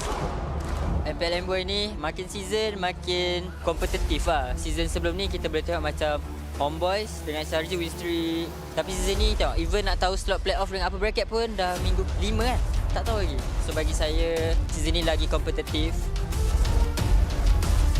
Kick semula. Dapat percaya teriambil nyawanya. Kita orang rasa macam dah tak fikir apa lah. Dah tak ada pressure macam-macam match yang sebelum ni. Do or die situation ni kita orang dah rasa last season kan. So kita orang just tawakal je apa yang akan jadi pada match yang akan datang. Kita orang akan buat yang terbaik ya, insyaAllah. Who do I think will take the last 2 slot for this upcoming playoffs? Monster, Vicious, and AERO. If you compare it to Untitled have 2 games us and another team because we will not give them chance. So I think it's going to be hard for them than AERO. Sorry to say to Untitled because if you don't win against us next week, we will not see you at the playoffs.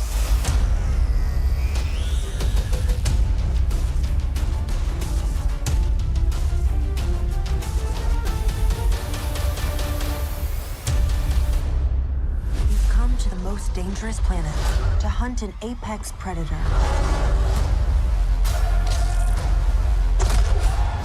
We might not be alone in this hunt.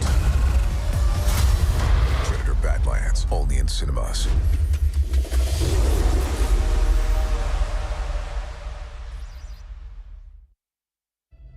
Kalau tengok career saya, season 10 ialah best performance saya. Season 11 tak lepas playoff. Sebab kau ada star syndrome. Kau tak nak main dengan tim. Kau tak faham lagi ke? The best moment dalam career saya adalah season 12 lah. The worst moment season 15 lah. Saya sebenarnya dah tak nak main MMB dah. Saya rasa saya punya limit dah kat situ dah. Dah tak boleh improve dah. I don't know. Apa yang membuat saya tak nak give up adalah kawan-kawan lah. Saya cuba try hard dan comeback balik lah. Tapi kalau boleh saya nak repeat balik dan perbetulkan balik lah. Yang penting saya boleh bagi the best performance lagi lah. So bila season 16 ni comeback MPL, happy lah. Saya still bersyukur lah sebab boleh dari bawah, still boleh bersaing lah. Saya tak gila nak main playoff. Pelajaran yang paling penting saya rasa ialah lebih hard work, trust the process lah. Lagi satu, just jangan give up. In the end, mengalah tu bukanlah salah satu pilihan untuk korang berjaya dan teruslah berusaha sampai titik puncaknya.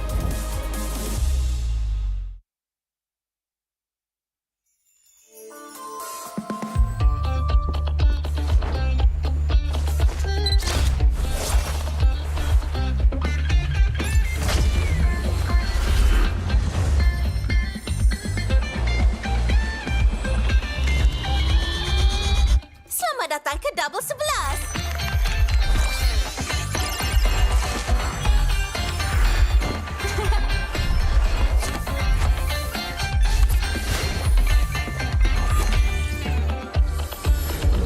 Harga menakjubkan, gaya menakjubkan.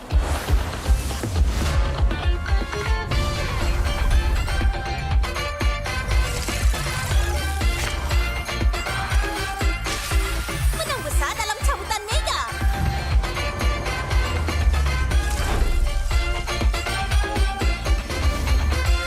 Harga terendah, manfaat berlimpah.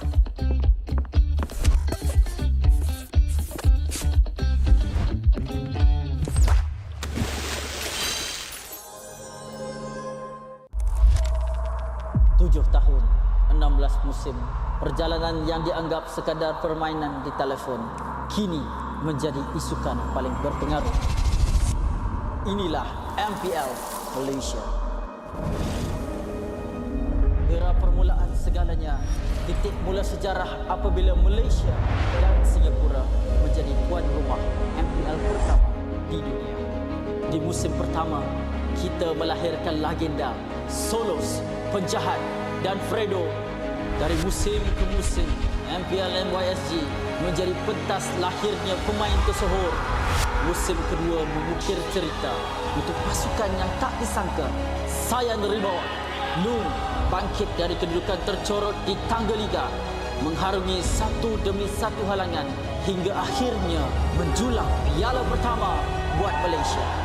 Musim ini menyaksikan kebangkitan luar biasa pasukan Todak. Cigu Guys dan Moon menggoncang pentas M1 World Championship, menamatkan saingan di tempat ketiga, mengharumkan nama negara. Momentum itu memuncak di musim ke-6, detik bersejarah apabila Todak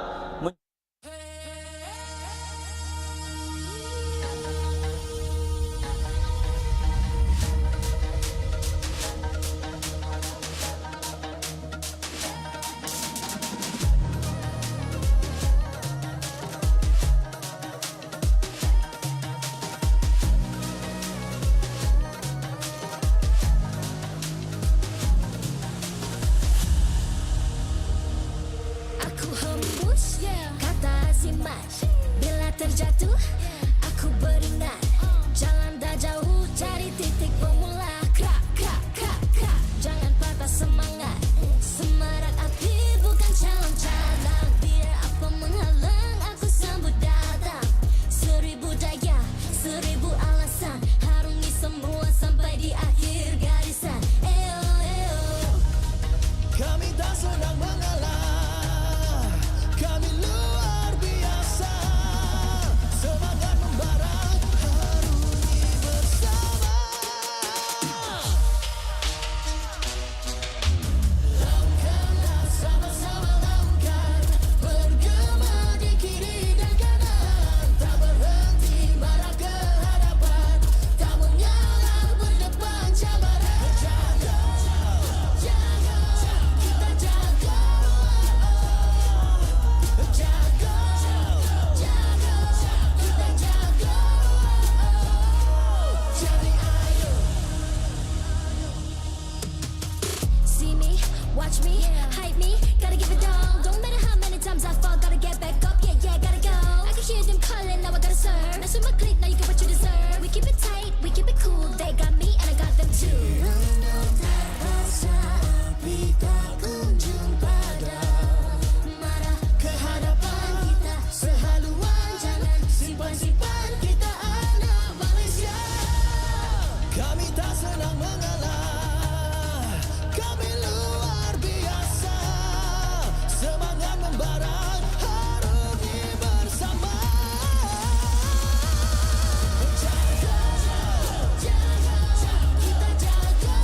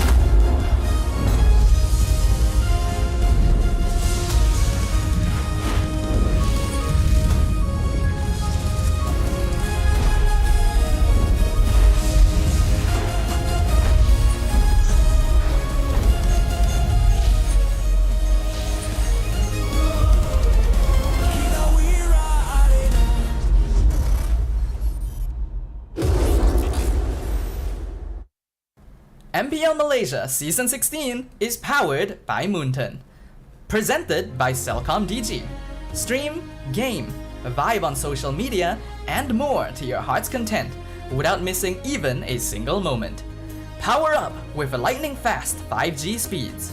Stream all day long with Celcom DG prepaid 5G. Our official sponsors. Official gaming smartphone Infinix GT30, just launched. Comes with a free magnetic cooler, even more affordable than the GT30 Pro. The only phone in its class with GT trigger, 1.5K display, and 144Hz refresh rate. Supports steady performance with 120 FPS in MLBV. Available in 2 exclusive colors for the GT30, green and blue. Perfect meals for gamers, grab. Grab food for 1. When eating alone, enjoy meals from 10 ringgit with just 1 ringgit delivery fee and no minimum spend. And group order. Get 15% off when eating in a group. Bigger gang, bigger savings. Our esports partners, 100 Plus, Ferry, and Yamaha. And thank you to all our strategic partners, CeraV, Nando's, and Playas. Predator Badlands in cinemas on 6 November. An action-adventure horror set in the future on a deadly remote planet. Predator Badlands follows a young predator outcast who finds an unlikely ally in Tia as he embarks on a treacherous journey in search of the ultimate adversary on the most dangerous planet in the universe where everything is trying to kill you. Catch Predator Badlands in cinemas 6 November. Keep an eye out for special ticket bundles that reward you with in-game diamonds when you purchase Predator Badlands movie tickets for IMAX or 4DX. Supported by KBS, ESI, Rakan Muda, MESF, MAPS.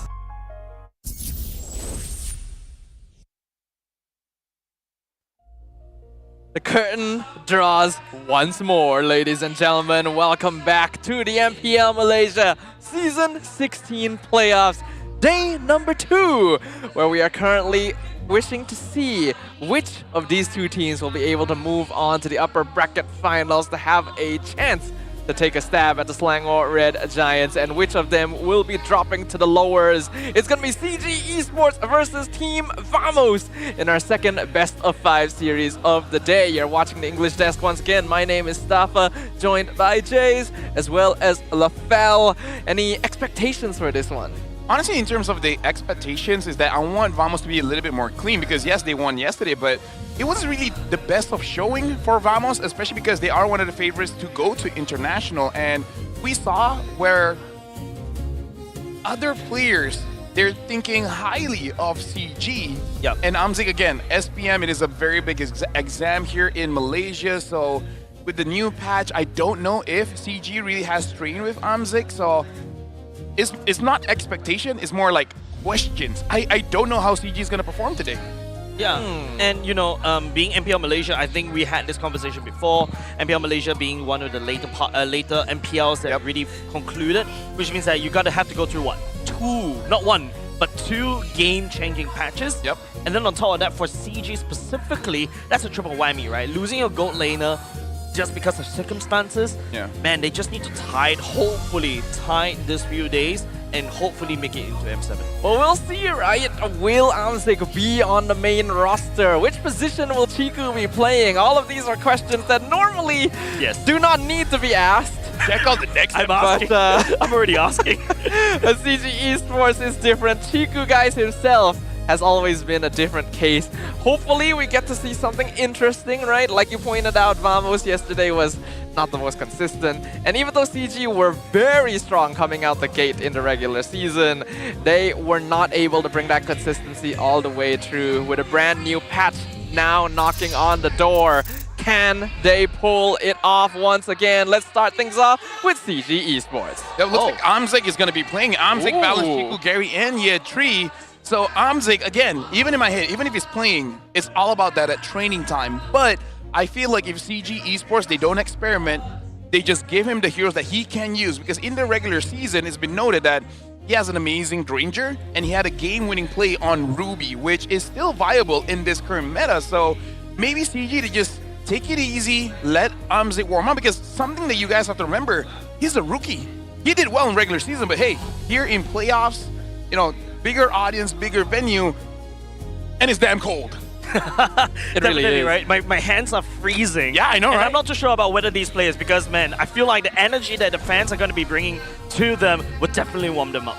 That's for sure, and hopefully it's going to be the case, because they're going to be going up against the mascot themselves, Team Vamos, who yesterday were able to end the journey of AERO Esports. Natko, Zorn, Clockhood, Chibi, and Gojis are eager to add another squad to their list of victims. There's a lot of things that I want to say here, but really is which player will get their hero, because going up against AERO, Gojis did not have his Yuzong at all. Will CG let it go? And the sun keeps getting banned over and over and over again. What if CG is like, hey, how about we let it go? Because we don't know what's up with that. But we got to talk about Clockhood, man. Big improvement from regular season, because right now he's legit carrying. That's true. His Valentina was one of the cleanest performances I have seen, not just from Clockhood, but from any player throughout the season, since that hero has been in a bit of a tough spot with the more recent patches. But now we will get to witness a clash of legends as well, right? Yeah. We got Zorn on one side, we got Chiku on another. There's a lot of veteran players here, and we already pointed out Amzik is a rookie, right? Will he be able to perform on his first time here on such a big stage as well? Definitely, but you know, sometimes heroes don't become heroes after one day, right? They need to be slowly grinded, slowly molded. You never know, Amzik could be the next. Usually someone has to die. In most hero stories, you know? Oh, well, wow. Thanks for. Because you know, like I was trying to build it in a very noble way. I mean, like, to be fair, and you just daily dose of realization and reality. Did someone close to Ash Ketchum die? Well, his dad I think has never been Peter around. Parker. No, Ash has never had a dad. Well, true. Right? Let's look at the next interview. I don't know where we're going with this. I don't know. We just ended up in a really weird direction. Yes, let's talk about the road to the next M series right now, because M7 is right around the corner. And many of these players up on stage right now have had experience on that international stage. Yeah, we got Chiku, Gojis, Gary, Zorn, and Chibi. And we're talking about legends here. Zorn played from Season 1. Chiku played from Season 4. But we got to talk about Chiku. Look at how many international appearances that he's had. And the impact is, even though if you look at the placement, it's not like that wow, right? But everyone recognizes him. Everyone knows when Chiku is playing internationally, something crazy is going to happen. Whether it works or not is a different story, but it's going to be crazy. Yeah, and that's why I really enjoyed watching Chiku, right? Even back in the Todak days. Back then, I remember I always joked about, oh, Chiku is playing, okay, you know, you put in the wheel for fortune, you spin it, that determines his role. Pretty and much. Then you spin it again, that determines his hero. Hey, don't count out the man who brought Mia to MPL and won with it. And you say that the positions are not so, like, impressive, but third place, you know, third place with Todak, the first ever podium placing for a Malaysian team, which stood untested until SRG was able to do the same. I think that definitely deserves some props. There's a reason this man has had legendary status, and now that he's come back to MPL, he's definitely proven himself, but can he push it all the way? Just careful, if you're talking about M1, the RQ Kingdom will start flooding in, all right? Because M1 was fun. It happened in Malaysia, so hey, you know what?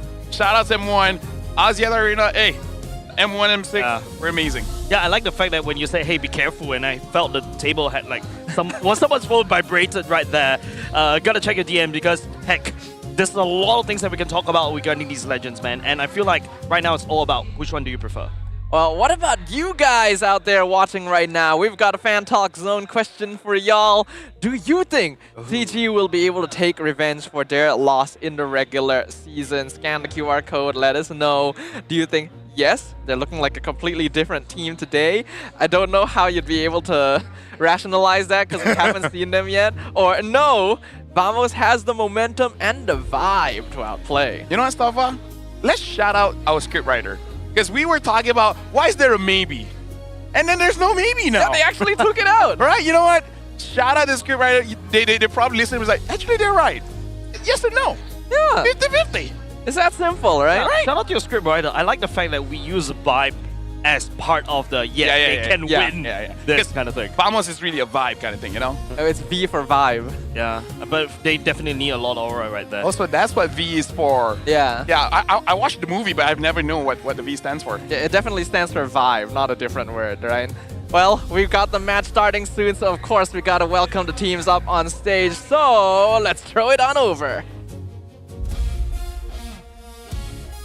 Introducing our marshals that will ensure fair play and professional integrity in the matches. We'd like to thank Rez, May, Nuna, and Aiden for their work on the stage.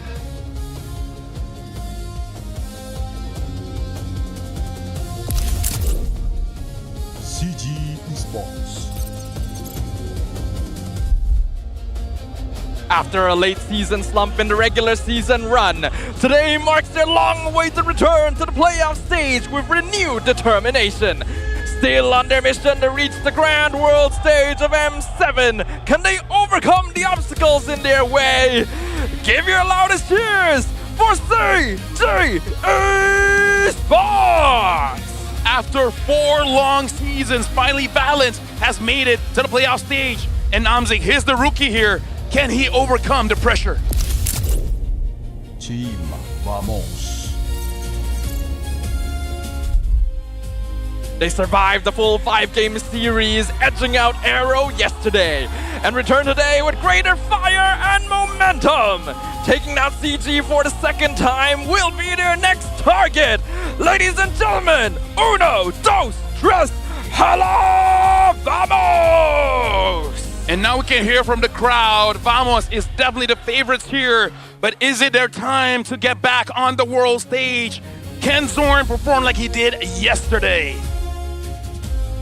And now introducing the head of League Ops, Franklin, along with the coaching staff of both teams, the masterminds. For CG, we got Coach Rain and Coach Cody. For Vamos, we got Pagbet as well as Pa Atan. Vamos has momentum here coming in from yesterday's matches.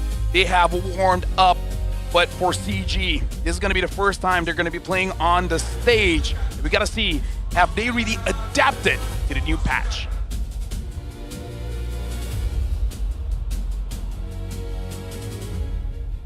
And let's keep going with the fist bumps between the teams, where this time, Vamos, this is going to be their next obstacle for them to actually go to the world stage. And CG, can they do it? Can they stay on top? Can they meet against SRG.OG? Legends on both sides of the stage, with long-time experiences shaping their careers and their journey to this moment. One of these teams will head to the upper bracket finals to face SRG.OG. The other will meet Monster Vicious in the lower brackets with only 1 life remaining. It's time to analyze the head-to-head for these two worthy competitors. Yeah, something to note here, I feel like the average KDA starting the season, CG had actually an amazing KDA, and that's where we see at the later stage of the regular season, that's when we start to see it drop a little bit and then start equalizing against teams like Vamos, where again, Vamos has the second highest win total in the regular season. So CG, again, they have an amazing start, but then at the end, a little bit shaky. This is where they got to equalize. They got to make sure that they are steady going up against a veteran team like Vamos. You know how veteran Vamos is? Today, they even brought jackets. They know day one, it was so cold. So this time, we're bringing in jackets, so we're not going to be bothered. CG, unprepared. That's actually a veteran thing. They That's know a meta how cold the venue is. They are well prepared. But speaking of which, if you compare these two teams head-to-head, LaFell, win rate 62% for both these two teams. However, it is the for the side of Vamos that feels like, they've got to do a lot more. They've got a lot more gold, a lot more KDA, just to be able to hit the same win rate as CG. But if they're able to hit those win rates, right, if they're able to find those vibes, Vamos operates on a completely different level. If we look at the map tracker right here, 100% win rate on dangerous grass specifically for Vamos, and that is the same number of games as well, so that is not a numbers situation.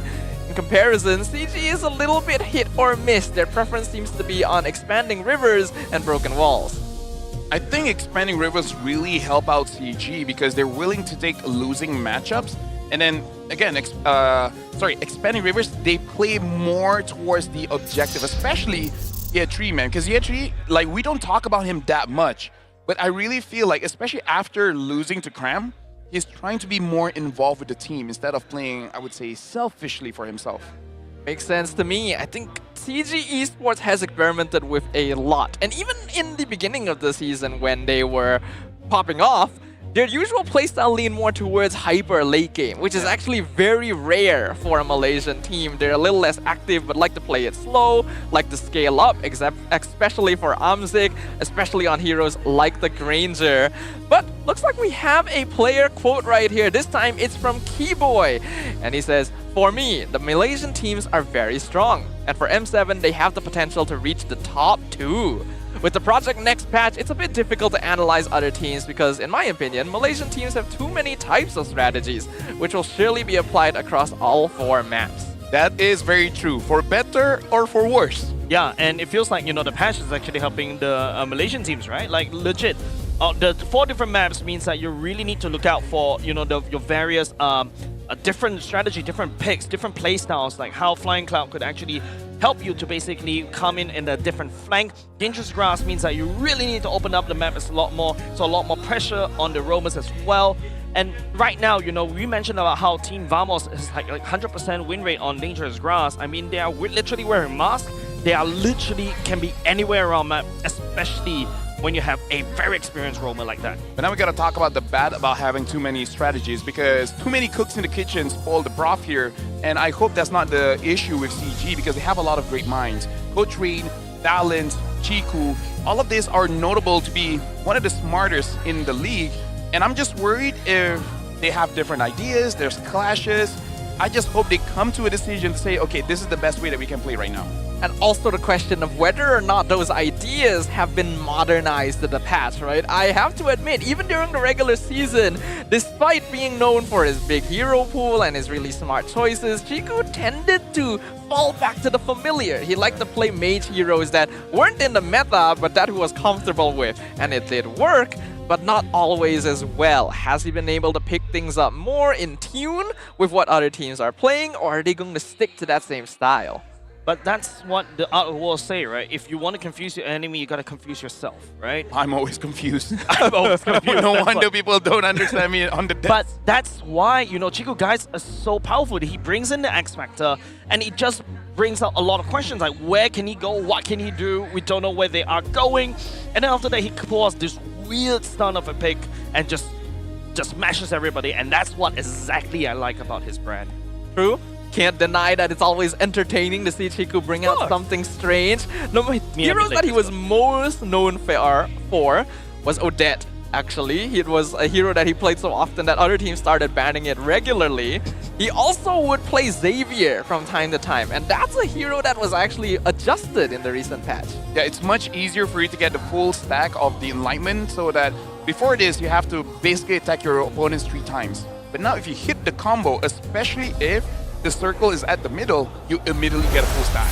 So it's much easier to execute. So hey, Xavier might actually be a good pick. Yep, with that said, ladies and gents, we're gonna go into the draft pick.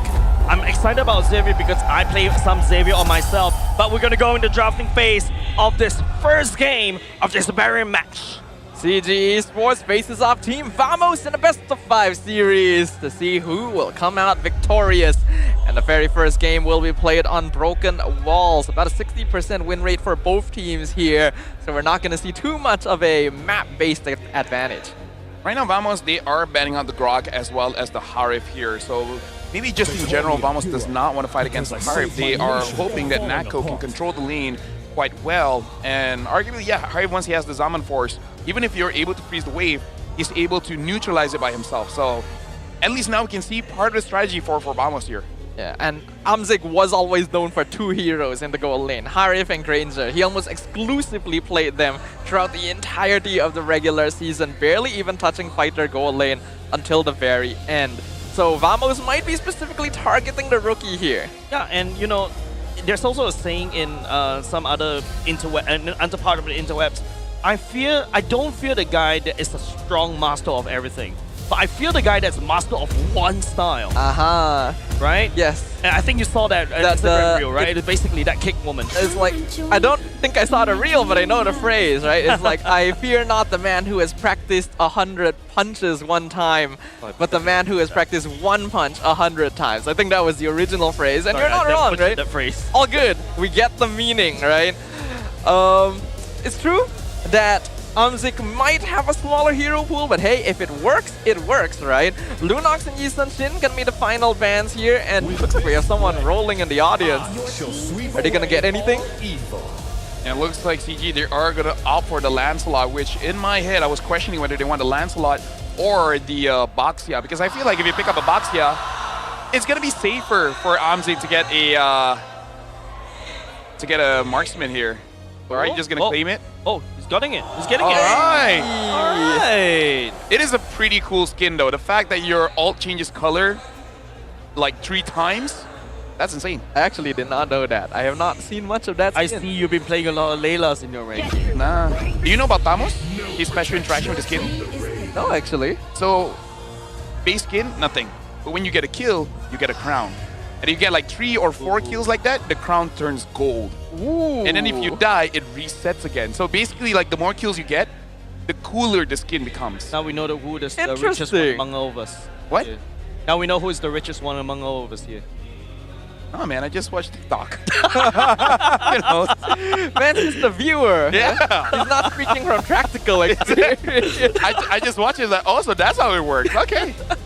I gotta say, you know what? Screw the news. I just watched TikTok and I know what's going on all over the world. So it's basically a cosmetic sky piercer. Exactly. Yeah. Interesting. All Layla, right. I don't know what's the condition, but she ults. Okay, first it's blue. Next time you ult, it's gonna be like green or yellow, and it becomes like red. No, legit. Like the ult changes. Interesting. Yeah. All right, we'll keep an eye on that if a Layla pops up at some point. Maybe Chiku could bring it out. Maybe, this time around. right? Well, let's look at the draft so far. CG going he's in already the went more for Eve. team fighting style. We got the Lance with the Got Hot Eve. And then Vamos going for the Baxia Kimi. So since they are playing Baxia, there is a chance of Zorn going for an aggressive roam. And well, there it is. Yep. Again, we talked about how yesterday AERO, a lot of target bans towards Vamos. You know, the Yuzong, the Hellcurt, the Sun. And this time looks like Vamos has a bit more free reign. Now Zorn on that Hellcurt, it will be a bit troublesome here because for CG, Eve is an amazing hero that can control the game. And if Chiku is not having a good time, especially as the main shot caller, is going to disrupt the team like tremendously. Yeah, but of course, you know, if you turn off the lights once the Hellcurt, all of a sudden the Eve, what are you going to do? Real world manipulation is up, but like, you swipe everything, where do you tap?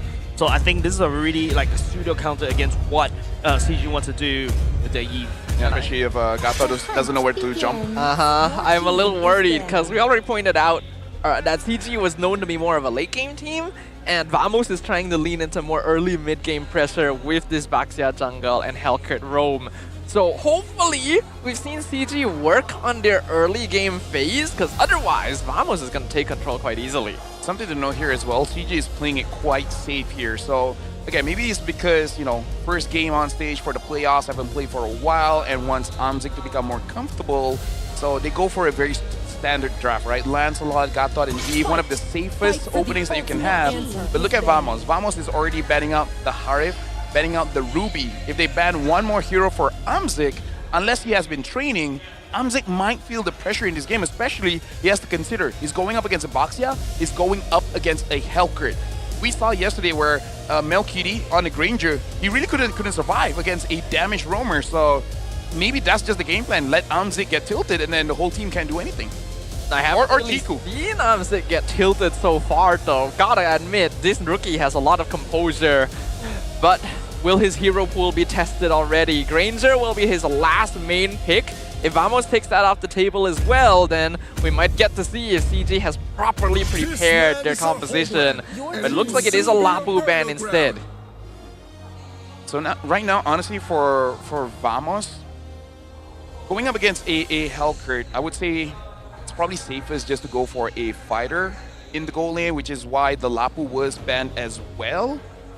The only question is, I'm not entirely sure what. The best is definitely Ruby, but Ruby has been banned out already. Yeah. The other pick might sound trolly, but is the safest is a Balman, right? You just keep spinning around, and then when a minion is nearby, you recover HP anyways. Yeah, and Bauman received some form of changes as well, right? He reduced his armor by 40%. Yeah, and then now with the fact that you've got your Sky Piercer in the item pool, your counter is gonna do a lot of damage as well, and it also helps to kind of like tick the Sky Piercer as long as you tag onto somebody. Yeah. Well, I don't think they're gonna go into Balmond until all the EXP laners are taken out. Quite a lot of them have been banned, yes, especially with that final Yuzong ban.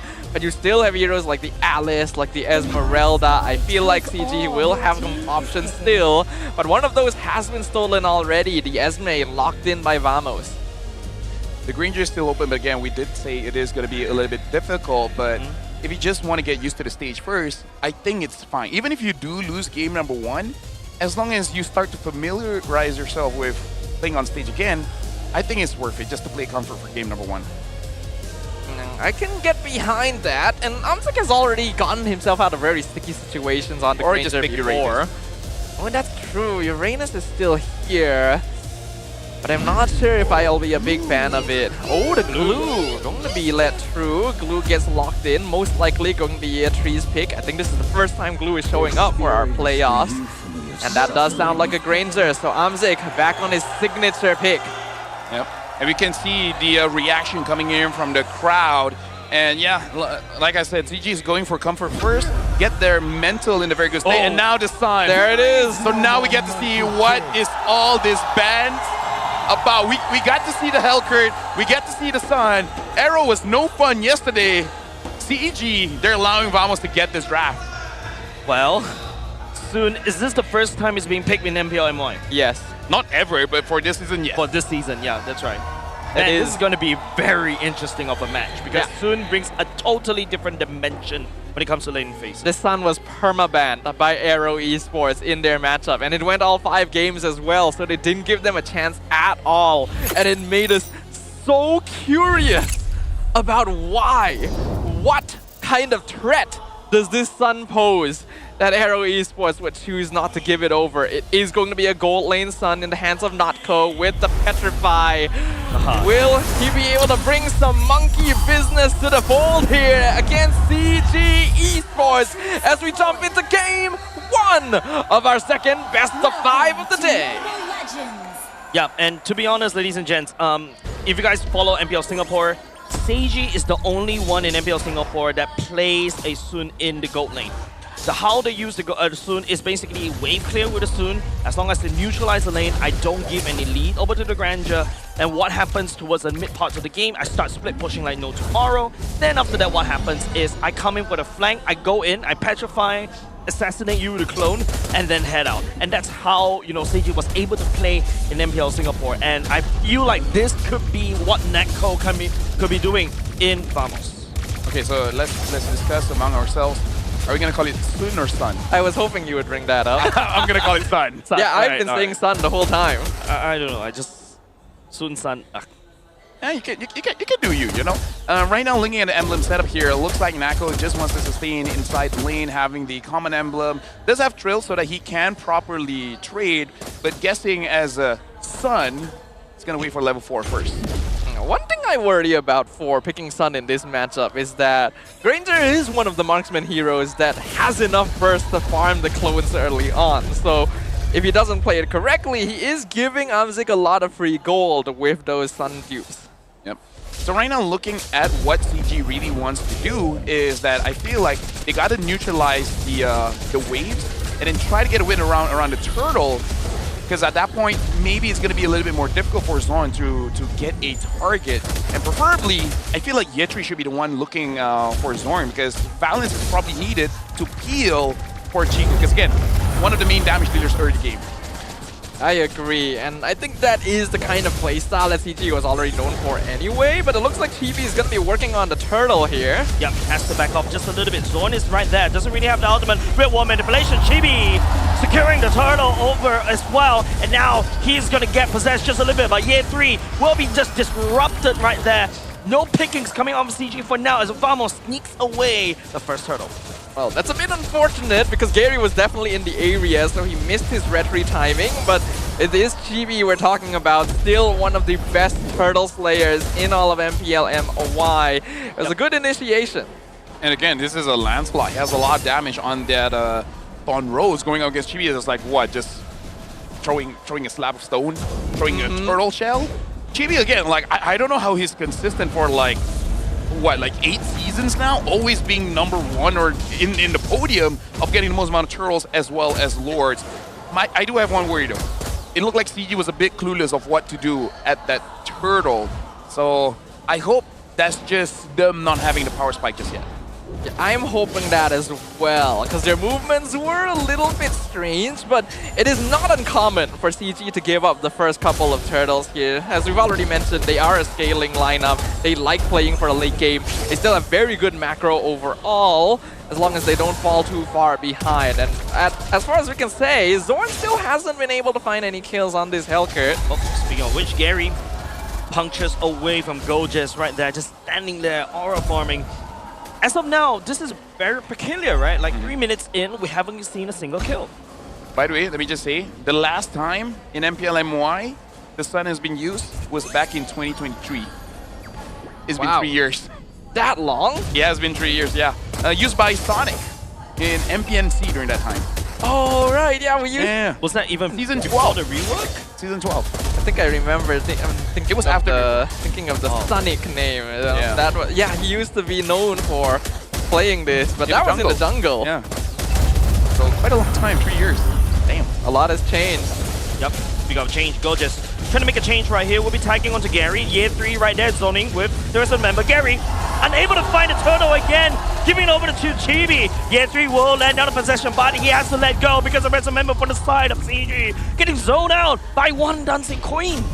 Okay, that was just straight up skill issue. Yeah. Gary had free reign over the turtle. Yes, he got poked out, but Chibi was being CC'd. He was the only one in the pit, and he lost it. Here you go, the Petrify from Zorn as well. Azing trying to make a play right here, trying to sidestep the Stingers. Balance also lending help with the AOG. Zorn dashes the blinks away. Scot-free, murder accomplished. Oh, dude, at this point, it's going to be stabbing CG here because you know that Amzing's not going to have a good time. He's going to get targeted. And then you're like, oh, it's okay. We can get a return kill. You don't even do that. Zorn gets away scot-free. Really should not have been able to get out of that. And Nako even pops the ult to get away from the taunt. So right now, Vamos firing on all cylinders. Yeah, 3 getting melted down by Glockin right there. No way for him to run. It's getting slowed. And this is just Chibi, right? Just walking right underneath the turret of CG up top. This is getting a bit worrisome because it does seem that long break, Amzik going through exams might have really impacted CG because they look out of practice, and that's let's just hope it's just game 1 jitters. I hope so as well. I wouldn't even blame Amzik for it specifically. We just got the fun fact. Lafell was actually faster this time around, so production needs to work on that a little bit. To be fair, I checked WhatsApp. So it was there. But either ways, right now, for CG, I feel like Year 3, he's trying his best. It's just that the follow-up from Chico needs to be better. Zorn right there, Balance actually got terrified just a little bit, revitalized. Amzik tried to output some form of damage, will not be able to find anything. Clockroom picks up Balance, and now Vamos is just stalling, just aura farming on top of CG's corpses. The problem right now, Vamos, their draft eats up any front line because the box there reduces your healing, and then Sun has a lot of shred. Year 3 jumping once again. There goes the Thorn Rose coming up on Gary, but the main problem right here is still Nako. Fighting on the Chico, assassinating him, also using the Petrify. And don't forget, Zorn also used the Petrify as well, so it is just annoying, but Gary at least sneaks away the turtle from Vamos. That's the turtle that Gary wins? Well, at least it's better late than never here. But we can see that CG is in a bit of a mess right there. AOG comes in, not going to catch that, but Yatri jumped way too far forward without first checking around the pit for any potential flank angles. And then their backline just got dismantled. They cannot be doing that. I hope that is a sign that Gary just needs to warm up just a little bit. So it's like, okay, I'm starting to get the groove of Lancelot again. I'm getting the vibe. You guys were fine. And Zorn just finished up the Demon Hunter sword. Nako as well, I saw having that Windtalker. So I'm really looking at CG for someone to build the Chastise Pauldron just so that they can stop a little bit of the attacks coming in from Zorn and Nako. The burst, you kind of can't do anything about it, but the damage afterwards, at least help out your team a little bit. Yeah, I think that would be pretty good, but I don't think CG is going to grab that particularly early on. You have to note as well that Demon Hunter Sword is a first item prio for the Hellcut as well, so he's not going to have the Siege path, and instead trying to contribute to melting down the front line for Vamos. Which I think is a good idea, because again, Yitri is trying hard, and Valent, he is willing to put himself in a dangerous spot for his team. So it could just be a very easy way for them to get map pressure when no one is able to open up the map. Chibi rolling around trying to look for a play right there. Balance will be the one absorbing that. Does take some chip damage from the side of Vamos, but they're not really bloodthirsty. This is something that, is this their playstyle that we usually see? It kind of is, actually. It's normally a little cleaner, but it's pretty common for CG to just not really interact with their opponents. They'll try to take fights, but if they think it's not going their way, they'll just instantly back off. GB, gets encountered right there, but the side of Balance does take a lot of Rhapsody shot. Year 3 figures forward, try to catch onto Chibi right there. Will be able to attempt the possession. Umzik actually gets zoned out by the side of Clockwood. Balance right now, jumping on Year 3, getting melted right there. Natko! That's not the clone, that's actually him, and he will be able to find something for the side of CG. The real one manipulation on Chico delays the fight from Vamos. Well, all things considered, that actually wasn't the worst. CG traded 2 for 1, which is not the best, but they were able to give a kill to Amzik and shut down Natko at the same time, so that's one Skypiercer stack, reduces the gold lead by a little bit, so all things considered, an okay trade for CG. Yeah, honestly, yeah, an okay trade, especially when you're behind. Beggars can't be choosers. You know, you get anything, you'll be happy with it, slowing down Nako's farm a little bit, allowing Amzik to scale up. But it does show that, as of right now, the damage is not there yet. Amzik might have to get involved with the team just a little bit earlier, because I feel like for the Granger to start being a problem, he needs 40 stacks on the Skypiercer. So he already has one, a triple kill away, and then CG is back in the game. Especially if he's able to find Clawkun. That's a 4-0 Kimmy right now. That would be a lot of shutdown gold. But it is also a win con for Vamos, so you can be sure that they're going to make sure Clawkun stays safe in these fights. So right now for Vamos, gotta be careful of Zorn and Nako right now, especially with those two Petrifies. There's no Purify going around, so whoever's get caught is a free kill. As you play as well on top of Zorn's ultimate right there. Gary getting called out right there, trying to puncture away, but the bug effect execution will be around, allowing him to just jump away. Okay, apologies. That's the curse, I guess. Well played by Gary, though he did have to use a lot of his resources to get out there, including the Retribution.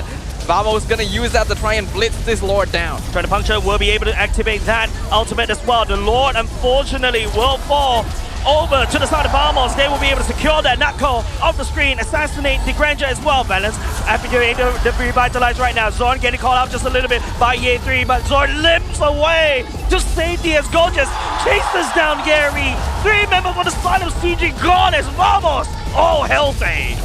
I think that was a little bit too idealistic from CG when they knew they didn't have Retri and they saw the Lord that low with them not being in position. I do think they should have just called it off there. Yeah, at this point, Vamos is doing good, but I feel like it's more on CG. In a way, uncharacteristic. Characteristic in the timings that they want to play, but like Stafa said, it's not clean. It's to the point where it's kind of like, excuse me? Like, what have you guys been playing the past 3 weeks?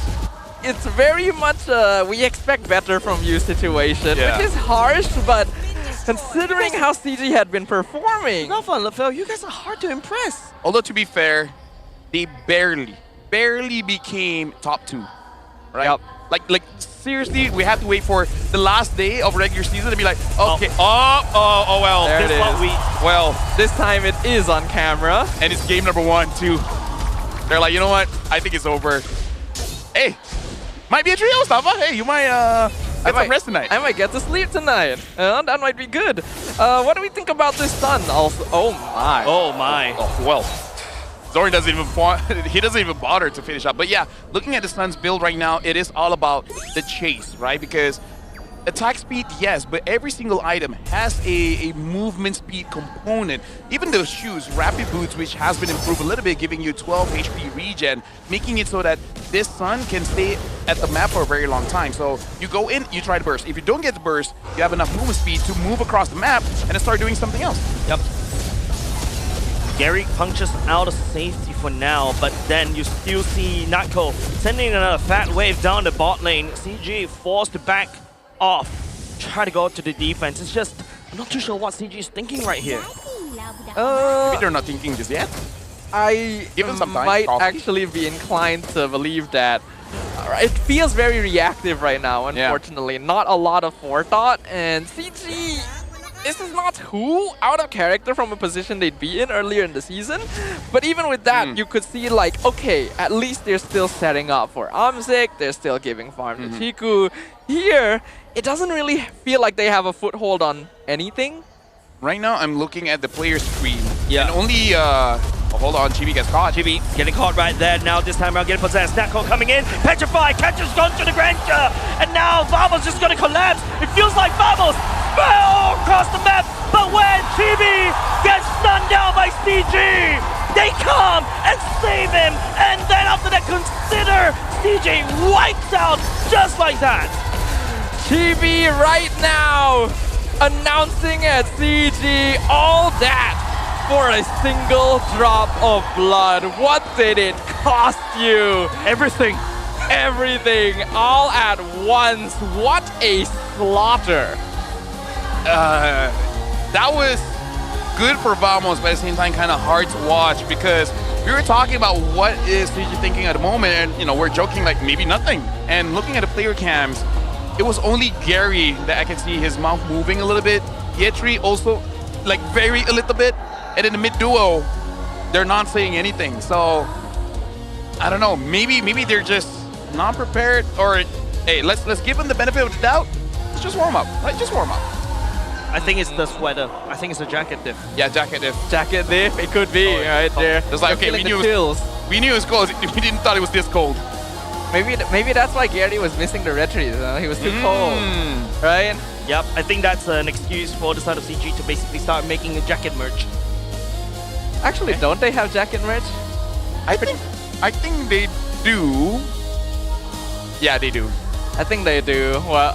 Well, hopefully they'll have some ticker ones here, because that was not a good experience for any player here in the MPL Malaysia playoffs. That was the first game that we witnessed from CG Esports ever since the end of the regular season. And we had hoped that the 3-week break would have given them some time to adjust, figure out what's the main lineup, what's the main win condition. So far, we are unfortunately not seeing that. The way that I would summarize is that this is a smart team, but that was just a lot of nothing going on, right? Where before the game even starts, too many cooks spoil the broth. Okay. I'm worried that might be the problem where Chico wants to do something else, Valens wants to do something else, and then ended up just not doing anything. And it's really tough, right? Because, you know, CG does have quite a few stars among their roster as well. But sometimes, you know, big brain get big brain. Their heads, the necks unable to support. They snap their own necks by accident. Whenever you talk about brains, that's the first time I've heard that. Whenever you talk about brains, no brain, too much brain. It's like... Are you literally brain? Are you sure you're not a zombie? I am a zombie in my full-time job. Well, let's find out. Oh, well, there's the zombie. It's Zorn. Man, we set that up well. Yeah. Zorn is the MVP for game number 1. Of course, he's not acting like a zombie. He's acting like a Hellcurt. From the darkest reaches of your nightmares, this man appears and he just takes you out. Well, so now maybe a Hellcurt ban will be coming up. Maybe CG should have just watched yesterday's game and be like, huh, no wonder they banned that hero. Although Sun is easy bannable, I think he's okay. I think he was okay, actually. It wasn't terrible to deal with the Sun, but the Hellcurt caused them a lot of problems. Yeah, but actually, to be honest, if you were Amzik right now, coming in and you see on your enemy, you've got a Hellcurt to worry about.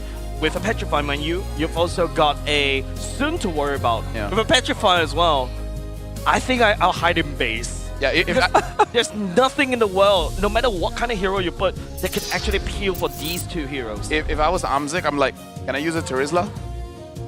Actually, I might. Right? If they had access to Ruby, then Yeah, it of would have course. been perfectly Yeah. fine. But Yeah. I think that's why Vamos banned all those fighters in the first place, right? I think that's also a case where I think during the drafting phase we're just talking. We're not joking. We're talking about how Granger doesn't really fit their roster for the side of CG. You see that there's a lot of threats from the side of Vamos already. I think you have to think secondly, right? You have to think twice regarding this. Don't forget, you also got a Boxer that could just run you down. The Granger doesn't do a lot of damage, especially up against a Boxer like that. You need some form of DPS, but there's also like these assassins that could just wipe you out in a blink of an eye. They were trying to rely on a more default composition and give Amzik as comfortable of a hero as he could get, but unfortunately, even in the regular season, I was having some concerns at how long it took CG to come online as a team. And against a squad like Vamos, who knows how to put pressure in those first few minutes, it's a really bad matchup. Yeah, and a bit worried because we can't say that CG drafted well, but it's also almost like an autopilot draft, you know? You're not really looking at what your enemy is having. You're just like, okay, let's write down the draft, and then when we get on stage, we just pick it up. It's not really a lot of counters here and there. It's just like, okay, this is good, this is good, this is good. The only counter is really Eve against Kimi, and even that, we don't see the Eve bullying Kimi that much. Heck, Clockman had an amazing game. Flawless game, in fact. Yeah, and I think it's just so much pressure from the side of Vamos, right? Because if you select an Eve, you go in real world manipulation, you're basically a sitting duck, right? Gorgeous could just go in, sidestep you, jump onto you with the ultimate as well, and don't forget, Boxia could just jump onto you. There's so many movement from the side of Vamos, so it's a lot more pressure for the side of CG, especially in terms of balance, to really try to catch and try to peel. But who do you peel? Right now, you got to peel for Jigu. You also got to peel for Amzik. And Gary, on the other hand, you know, for the missing those two turtles, I think kind of like pull down the power of the Lancelot, just a little bit unable to snowball. And CG had some cohesion issues because Yatri kept trying to start fights, and it did look like CG wanted to take those fights, but surely you're aware that you're not ready to fight at that point. You just don't have the items. But looking at the current state of things here, we do have the rich guy for Natco. We've got best wingman on Natco as well, though. So while this Sun wasn't the most flashy overall, he did apply enough pressure in the gold lane to make Amzik's life difficult. And taking Petrify means that you do have other sources of CC that can actually stop things like the real-world manipulation. Yeah, that's right. And I think the more important thing is Sun. Sun was also applying a lot of lane pressure on the other side of the map. If you notice how Vamos has been navigating around the map, CG were basically being pulled apart, right? All of a sudden, they need to go up to the top side, and after that, there's a handshake of a fight, a 4v5 right there, but at the same time, you got Nako just shoving bottom lane, shoving left, right, center, and I feel like it's just CG unable to keep up to what Vamos wants to do. Yeah, it's tricky. I don't think Sun is really worth banning yet. No. But it all depends on how well the draft does go. Because if you have a fighter goal lane, most of them can handle Sun pretty well. And I also think that CG needs to work on their early game rotations, have a better idea of what exactly it is they want to achieve on the map. If there is anything they should remove, though, it is probably the Hell Crit. Yeah, and I also feel like, you know, for the side of Vamos, it's just, I feel like the whole game that you're seeing right now, based on this highlights, is right. Year 3 was catching everybody that was pivotal, right? But then again, you know, when the members from the side of Vamos calculated all that right there, it's just very hard for CG to basically keep up because of your mobility from Zor, Natco, and also Chibi to a certain extent. Gorgeous could just dance around, output damage, absorb so much attention as you see right there. He's basically 1v3 right now, and CG doesn't really have the necessary resources to deal with this Esmeralda. I feel like if CG was properly doing their research, they would have seen how AERO Esports were able to disrupt Vamos' style of play yesterday with a hard focus onto Gorgeous' lane. And I don't really feel like there was enough of that. There just wasn't enough rotation on the map in general, and we know that CG is a slightly slower early game team, but it also seemed like they were trying to do so and kind of failing, so it's a bit rough. But for now, we're gonna have a short break for Maghrib, so we'll throw it over to Poji, and he'll show us around some stuff happening here. Terima kasih kawan-kawan kita. Saya Poji. Sebelah saya kakak Grab. Dan sekarang bersama saya segmen yang paling istimewa pada hari ini itu Beat the Sis, Claim the Code. Mekaniknya mudah, menang memandu kereta Johnson. Tapi kita bersama dengan kakak Balkis pada hari ini. Apa khabar kak, sehat? Sehat, Alhamdulillah. Jadi hari ini kakak akan bermain Johnson. Jadi kakak memang dah praktis ke macam mana ni? I dah praktis dah tadi. Alright, tapi kita takkan nak bagi kakak dia main seorang kan. Jadi saya nak mencari pencabar Johnson. Ada tak yang boleh bermain Johnson? Ada tak? Ada tak? Anyone? Patasi tak nak. Siapa? Okey, minta abang ni tolong. Siapa bang? Siapa? Okey, kita cari dulu orang kejap. Nanti akan ada naik pencabar kita. Pencabarkan kita lah kakak ni. Kejap. Ada. Yang mana? Tu dah pergi ambil tu. Dah sampai dah tu. Okey, terima kasih. Okey, bro kita sudah sampai. Wow. Dia baju zone. Apa khabar? Assalamualaikum. Nama siapa? Daripada mana bang? Joe. Saya dari Kelang. Joe dari Kelang. Okey. Abang Joe. Gamenya mudah. Abang kena main satu lawan kakak ni. Turn dia dulu. Lepas tu turn abang. Bawa Johnson pusing surround dekat map. Satu round je. Siapa paling laju dia menang. Kalau kakak menang, kakak Grab menang, dia akan up code dekat screen live kita bagi hadiah dekat penonton dekat rumah. Kalau abang menang, semua dekat dalam ni dapat kod hadiah. MPL bagi. Muntuan belanja. Menekan ni. Okey, boleh Boleh. Jadi kita akan mulakan dengan kakak Grab. Boleh Kakak ready Okey. 3, 2, 1. Let's go. Kita boleh tengok dekat live. Kita boleh tengok dekat belakang. Itu dia. Komando kereta Johnson bergerak. Begitu pantas. Sepantas penghantaran Grab ke. Hampir kepalangan. Berhati-hati. Cuba mengelak dinding. Tetapi jangan mengelak. Hati-hati sayang. Cuba mengelak kemungkinan bakal maut melalui tiang. Tetapi jangan langgar. Itulah dia. Tamatlah sudah perjuangan seorang kakak Grab. Berapa? 20 saat. Okey. Sekarang kita recall. 20 saat untuk kemalangan. Dia 20 saat tapi dia tak habis bang. Tapi dia habis kan. Main. Recall. Recall dulu. Abang recall. Balik. Baca bismillah banyak-banyak. Seumpama bismillahnya pasukan Vamos nak menang hari ni. Abang baju zone kanan ni pressure. Bila-bila saja abang ready. 1, 2, 3. Okey, langgar tiang terus. Okey bang, datang dengan siapa? Fatah. Okey, cuba pusing. Bang, takkan abang nak sengaja menang lawan perempuan bang. Okey. Takkan mati tiang kot bang. Okey. Okey bang. Balik base. Recall dulu bang. Balik tu. Cukup.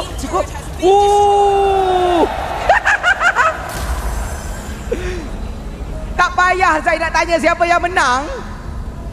Sebab abang ni dah membuktikan dia buat pusingan lengkap sempurna. Tahniah Abang Joe. Disebabkan abang ni menang, jadi anda semua yang berada di Dewan Maim sini mendapat kod istimewa daripada MPL. Tahniah kepada anda, tahniah kepada abang juga. Okey bang, apa perasaannya bang menang dengan Grab? Menang biasa je lah rasa. Biasa je. Ayat tu macam Vamos yang jawab. Okey kakak, anything yang kakak nak cakap, sengaja kalah ke macam mana? Congrats. Terima kasih banyak-banyak. Okey, ini kod sudah pun dinaikkan kepada anda yang berada di Dewan. Boleh screenshot, ambil gambar dan sebagainya untuk claim dekat dalam Mobile Legend. Masuk saja dekat dalam Mobile Legend, tekan profile, pilih setting dekat atas kanan. Lepas tu ada jatuh drop down, pilih redeem code. Tebus dekat situ. Mungkin dapat ini, mungkin dapat itu, mungkin dapat tak tahu. Segala-galanya adalah rahsia Tuhan. Tapi yang penting sekarang kita nak berehat sebentar bagi memberikan ruang solat kepada pemain dan juga kru dan juga coach kita supaya mereka datang dengan permainan yang lebih menyala lagi. Mungkin ada kejutan daripada pihak Wamos ataupun CG bakal buat comeback. Terima kasih kepada pihak MPL dan juga terima kasih kepada Grab sebab sudi memberi kita ruang untuk bersama-sama bermain dengan peminat yang datang dekat Maib Serdang pada hari ini. Jadi kita throw to break sekejap. Jumpa korang sekejap sahaja lagi. Bye.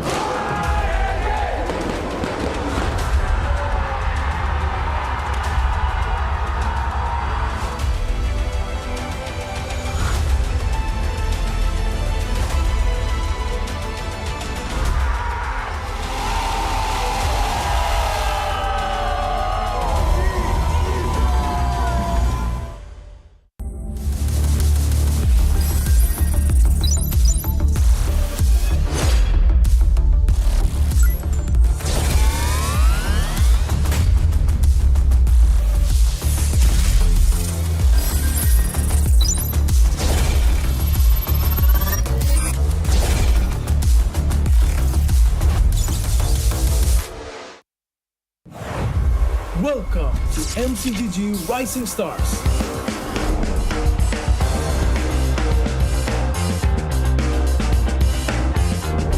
From September 12th to October 19th, take part in the regional contest, open to all players. Step up and prove your strength. Division finals will run from October 24 to November 2. The top 16 players in each division may advance to the next stage of MRS. Check your in-game mail for information.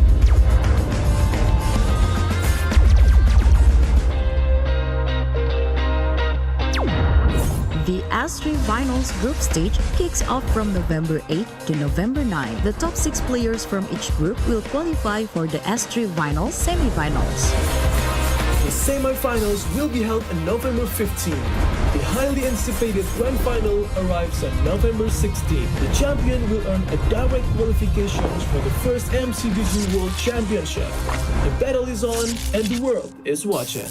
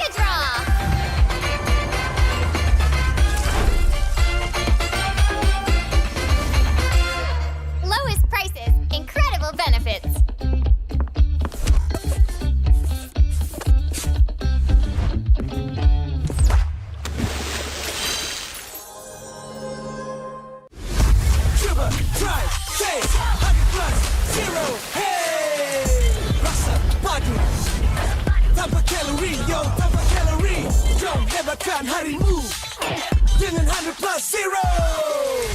Cuba, try, taste 100 plus 0. Hey! Welcome to MCGG Rising Stars.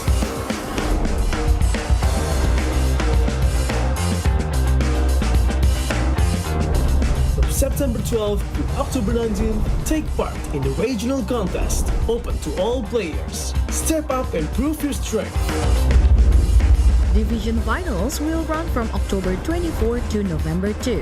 The top 16 players in each division may advance to the next stage of MRS. Check your in-game mail for information.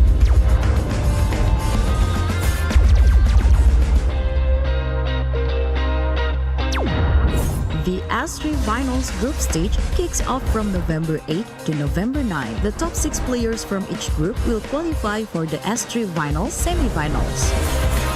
The semi-finals will be held on November 15. The highly anticipated grand final arrives on November 16. The champion will earn a direct qualification for the first MCGG World Championship. The battle is on and the world is watching.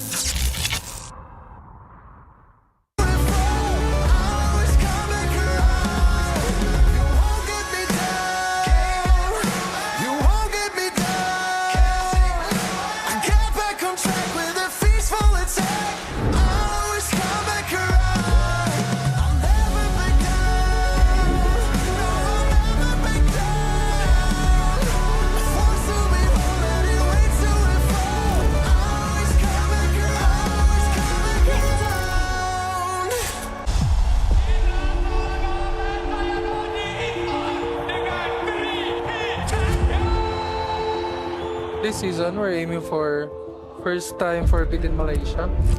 From me, I want the people to remember us that when they hear SRG is the most dominating team in this league. So on our first week, we're going to face Homebois, and it's a new lineup. Their last lineup is already good. So I think they might have some problems because after MSC, they only have like couple of weeks to fix their lineup. So I think it's really hard for them. My message to Homebois, good luck and have fun. And don't lose your morale.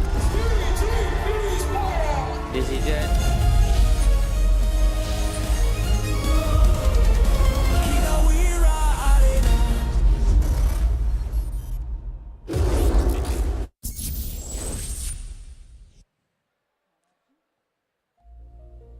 And we're back. Welcome back once again, ladies and gentlemen. And thank you for waiting for the short little break there, because we are about to jump into game number 2 of our second best of 5 series of the day.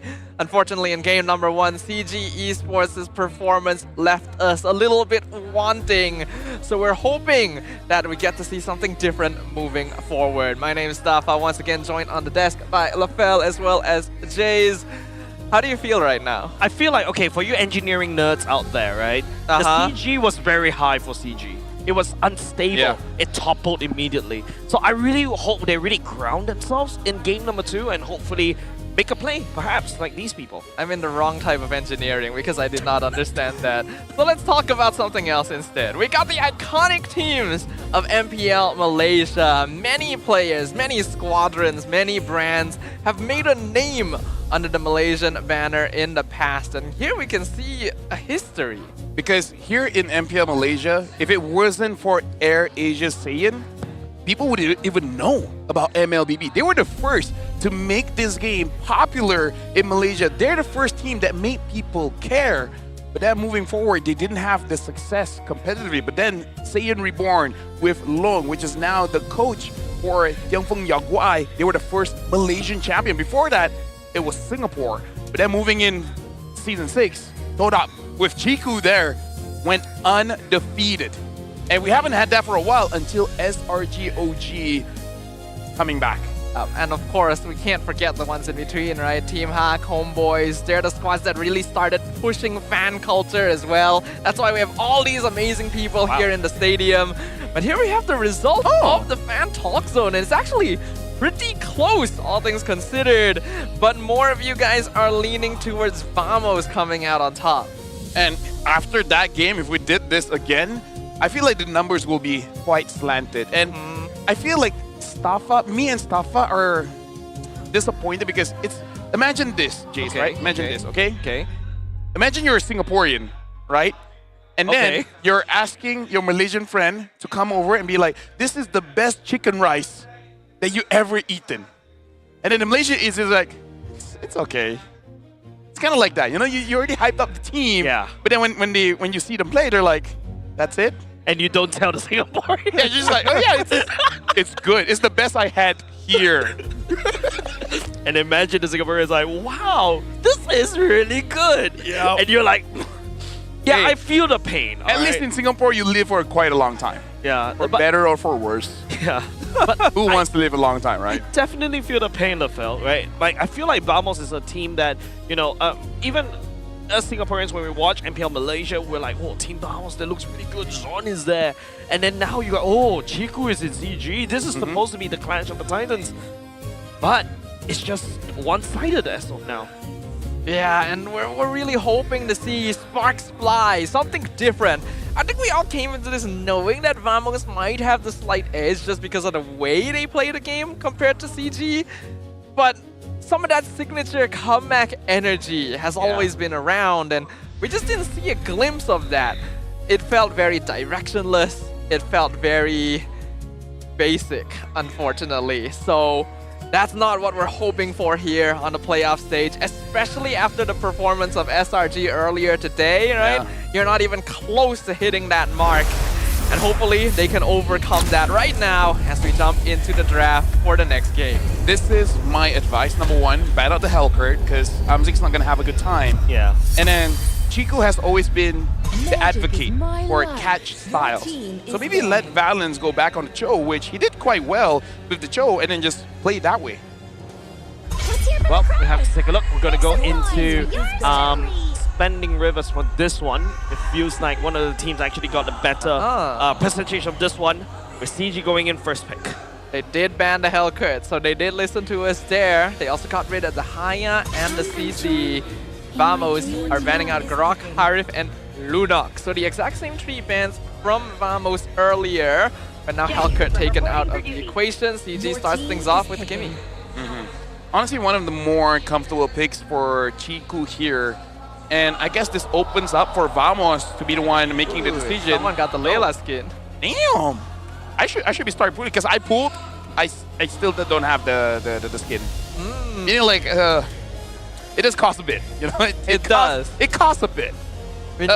So now Vamos, like, do you pick Lancelot or Baxia? Because I feel like Gary will just take the other, or maybe even Yisenshin. Oh, that's true. Yisenshin is open. Honestly, I think Vamos is in a very comfortable place to continue going support jungle offensive roam because it fits the way Chibi and Zorn like to play in the first place, right? Their whole personalities actually support this kind of playstyle quite well. It looks like they are going to go in a different direction though. It is going to be the land slot for Chibi this time, along with the Eve. Yeah, so this opens up CG. I would say Gary is pretty good on the Yisenshin as well. But if they really want Amzik to be using a marksman, I kind of feel like they have to go for Baxia or Fredrin. They grab the Gatot and the Yuzong instead.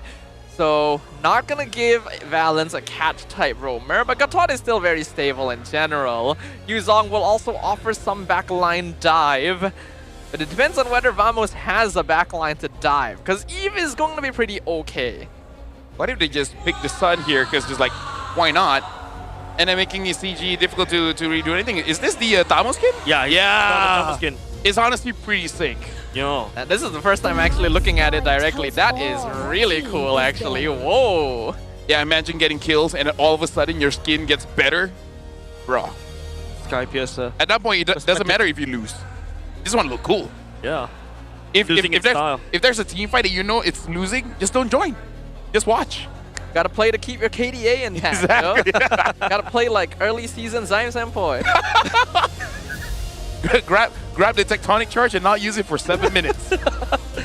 Anyways, Esmeralda being selected by the side of Vamos, going in the hands of Gojes right here. I love the Esmeralda pick, like I said. It's also one of the counters against what the Eve wants to do.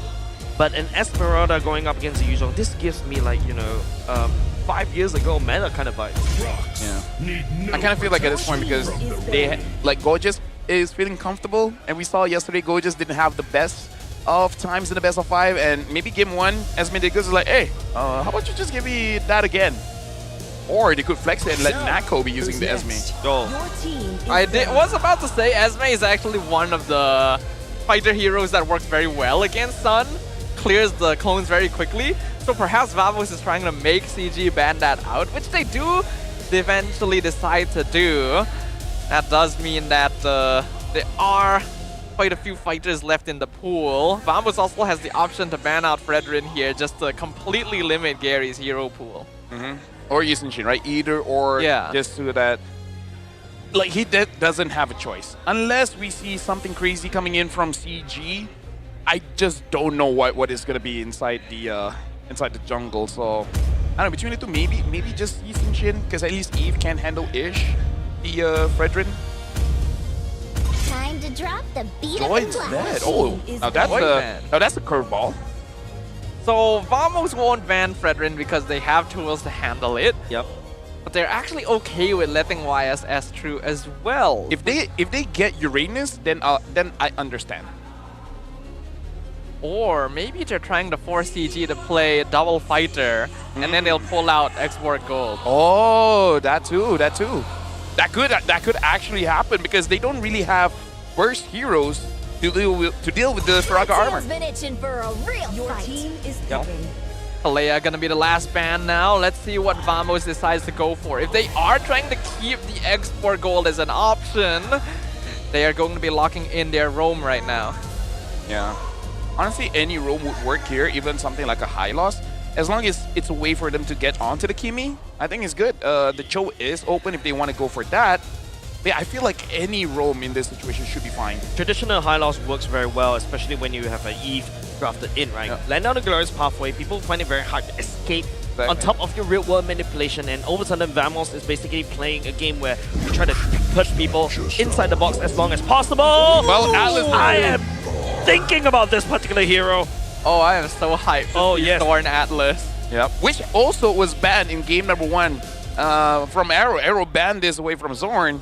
The Frigid Glacier, in my opinion, right now is honestly even better than Fatal Links because the cooldown is much shorter and it's easier for you to just engage. If he gets onto the Kimi, bye-bye Kimi. Yeah, and especially when when your passive is actually... Oh, Fanny! Whoa, that was open? I forgot that was open. It's a Gary Fanny. Because Vamos never not ban Fanny. Vamos is always the one banning Fanny. That's really interesting. And they lock in the Ruby beside it as well. So it is double fighter, but Ruby is one of the best answers to Fanny. So CG is trying to deny that away. Xborg is definitely not as good now that there's a Fanny around. Vamos needs more solid lockdown. Maybe a Cho angle? What about Cho Gold, right? Yeah. Cannot co-play Cho Gold. I mean, as an EXP laner, there's always that maybe, maybe. Oh, there it is. In the world. So it could be, okay, let's see, is it Cho Gold or EXP? I'm thinking Gold. Should be Cho Gold. It is Gold. Okay, so pretty interesting draft coming for both teams, but I think we're in agreement, especially after game number 1. Vamos looks more solid. Vamos looks comfortable, they look confident, and you can tell that there's some direction in how they want to play. This is a very big shift for CG, and it's a comp that lets them play early, but will they? Yeah, and I think there's a lot more pressure for the side of CG, especially the side of Gary, right? Fanny really needs to rack up these kills, but if you look at the roster coming up from Vamos, who do you target? I think the only target from the side of CG Esports onto Vamos is perhaps only the Eve. It's very hard to kill the Esmeralda, very hard to chase down the Troll. Yeah, so right now, I think CG has to kind of focus mostly on the mid lane, or maybe try to find a massive lockdown on site. Well, they definitely have to find something. They gotta find the win condition. They gotta find the recipe that got them to the 2nd seed in the first place, because Vamos is looking to be in perfect form. Ladies and gentlemen, we're jumping into game number 2 to see which of these veteran lineups will claim dominance once again. Yeah, and right now I'm really looking at Chiklu because in the previous game he was not able to contribute much, but because the health crit is there, we can kind of understand. in this game, I'm hoping for him to have a much better time. Yes, there's an Eve, and the Eve does counter him quite well. But hey, you know what? If you want to win, just don't care about your counters. Yep, oh, Valent actually getting knocked up this time round. Revitalized from the side of Valent is not good enough as Gary spins for the win. It's still first, but giving over the side Vamos. But I like to see that Natko is making use of this fighter goal lane, instantly rotating for that first KNG. Oh, Chico getting slammed down by Zorn. Picks up the kill for himself. That was greedy. That was avoidable. Very avoidable. You saw that Atlas already. It should, like, oh my god. A man greeted. He 100% greeted. He thought, I can stay here just a little longer, right? No, you cannot. Because you and I play Atlas, we know that once you get to the opponent, you use your first skill on both Atlases with the Freaking Glacier. It's a lot of damage for early levels, and you're not going to get away. Yeah, and now Zorn is just going to slam onto Valence once again. Gary tried to spin, try to catch on to Cutthroat. Does land on Chibi, but it's not enough. As Gary running low energy. I think it's GG. Dude. I think it's GG.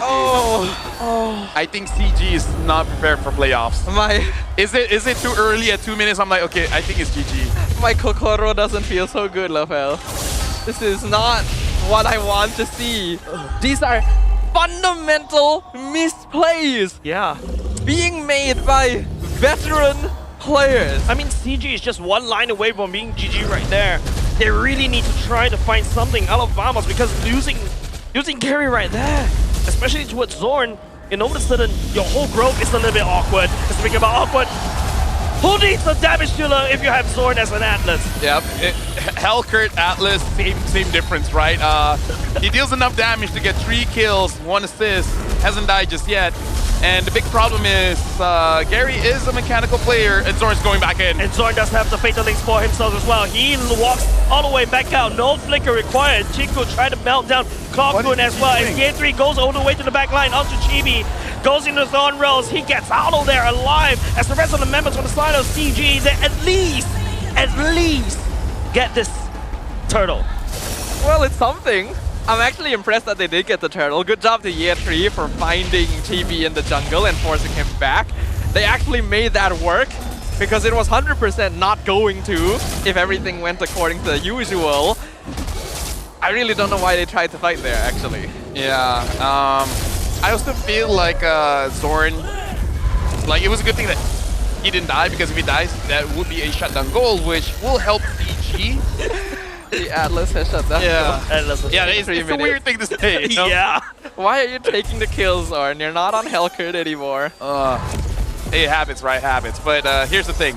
Why that was bad is because Chiku died when he didn't have to, right? And Gary, it looked like he hasn't used Fanny for quite a while because he misjudged how much energy he had. Because you do all your cool things and then you're walking with no energy. I don't know, feels forced, this Fanny pick.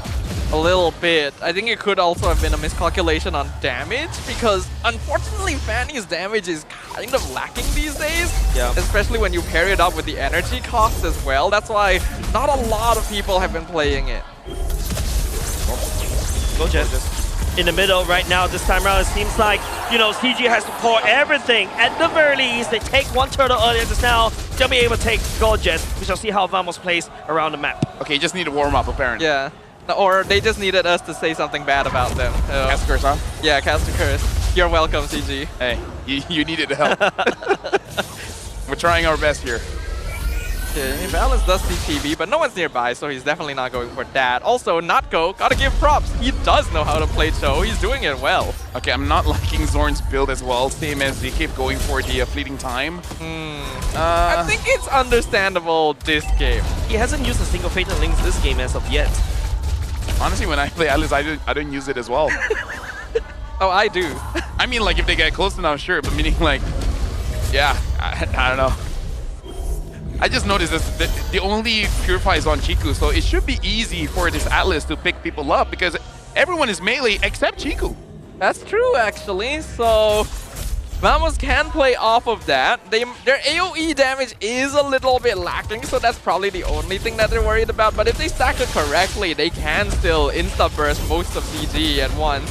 Well, now the turtle being contested. Yep, Year 3 goes into Dragon Form right here, try to push members off. Chibi still secures the turtle for himself. Natko will be tagged by Year 3. Year 3 stepping onto him. Gorgeous at the same time. Here comes the AOG from the side of Valence as well. The Revitalize coming in, trying to save. Now this time round, it seems like Vamos may have been more than could chew, but Gorgeous just walks out of there. But the main target right here is in the mid lane. Chico down low already. I hope that was meant to be a bait, because Year 3 using the Black Dragon form when Fanny is nowhere near, right, taking the buff, it was a bit sus for me, but hey, they made it work. They did make it work. I thought he had a real... Oh, hold on, Fatal Links. Finally, the first Fatal Links that we've seen so far in this game. Zorn continues on the chase alongside with Chibi. Clarkun lands down the red wall manipulation. Armzik in a spot of trouble right here. Gary look for a kill. Zorn! Thickest ball as well, cuts through. Finally lands a shutdown. Chibi goes into the Thorn Rails to dodge damage from Gary. At the very least, the shutdown go. LPG just a little bit more. And there's some form of fight in CG already. Man, Chibi is good. But yes, we are seeing signs of life.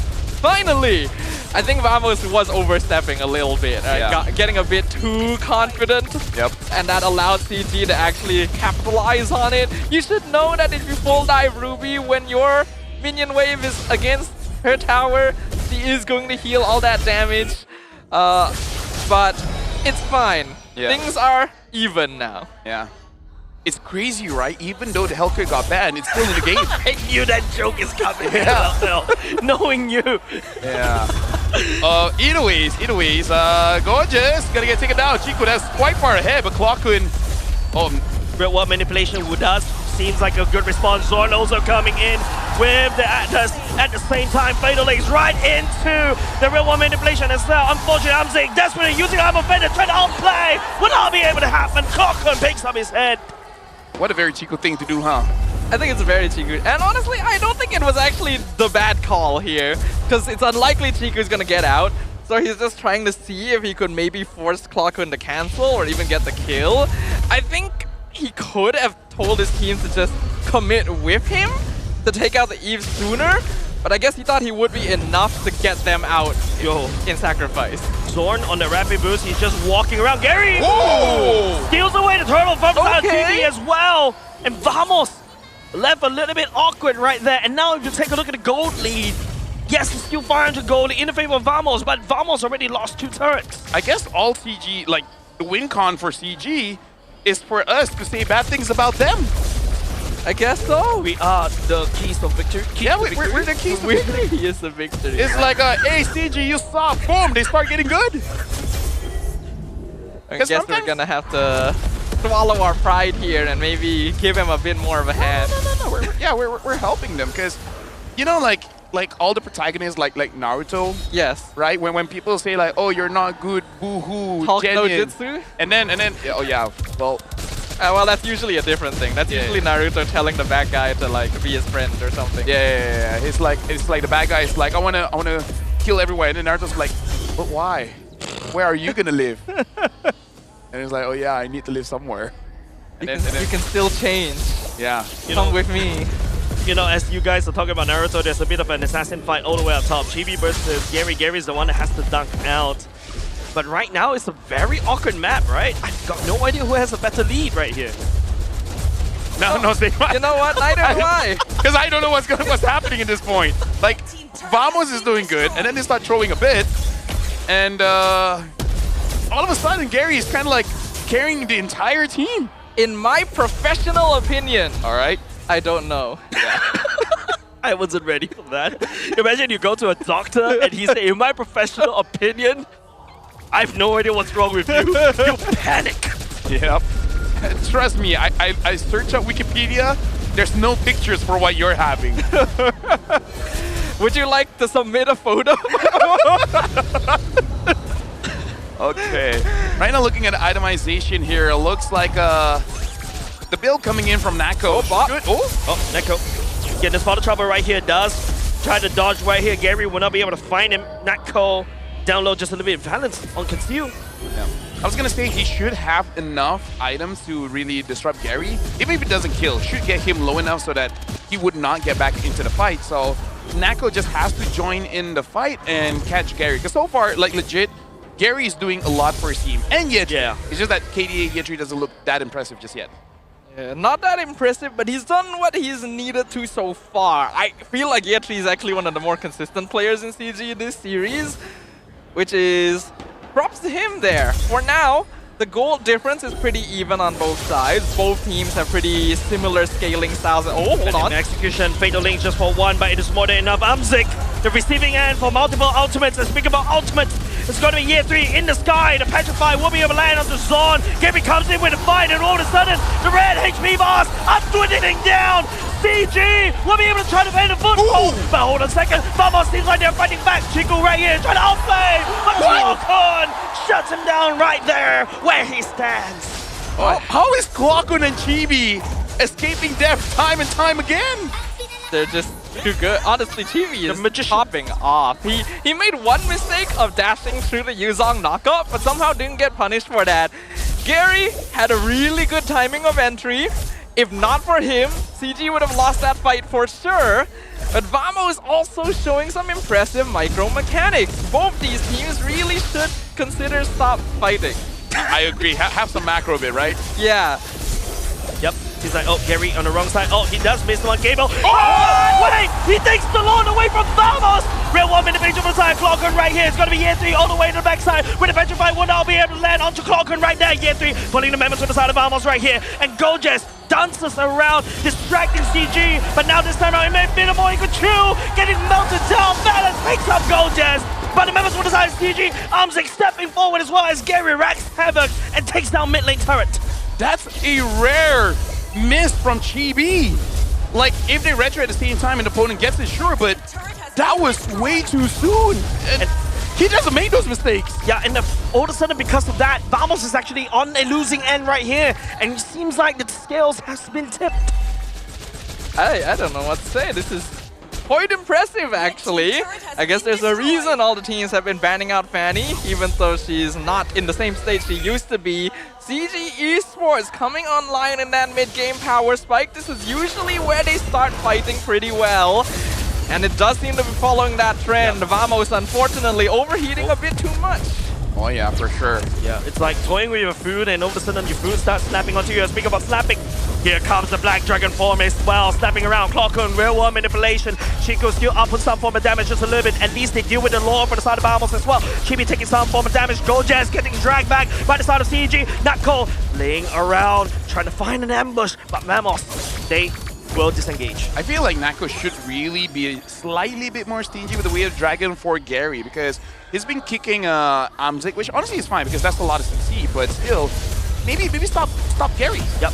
Taunted Cup on the side of Balance as well. Zorn does use the concealed play right there to try to push Chibi. Phantom Execution punctures back to safety right now. Both these two teams, they're literally playing with two sides. Middle links on the side, Zorn as well. When we are there, Amzik gets picked up by the side of Vamos right there. But it's still Vamos defending their inner turrets. Okay, solid defense right there. Pretty okay play. Vamos was able to clear up the Lord quite quickly. CG decided to back off. Some players definitely stayed longer than they should have. And then Amzik was the one that got caught off as a result of it.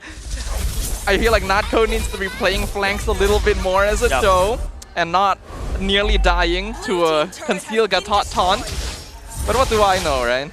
Yeah, but for me, my professional opinion is right now both teams, they're kind of defaulting to what they like individual skills, because at this point, not a lot of macro is going on in terms of high level decision making, setting up plays and everything like that.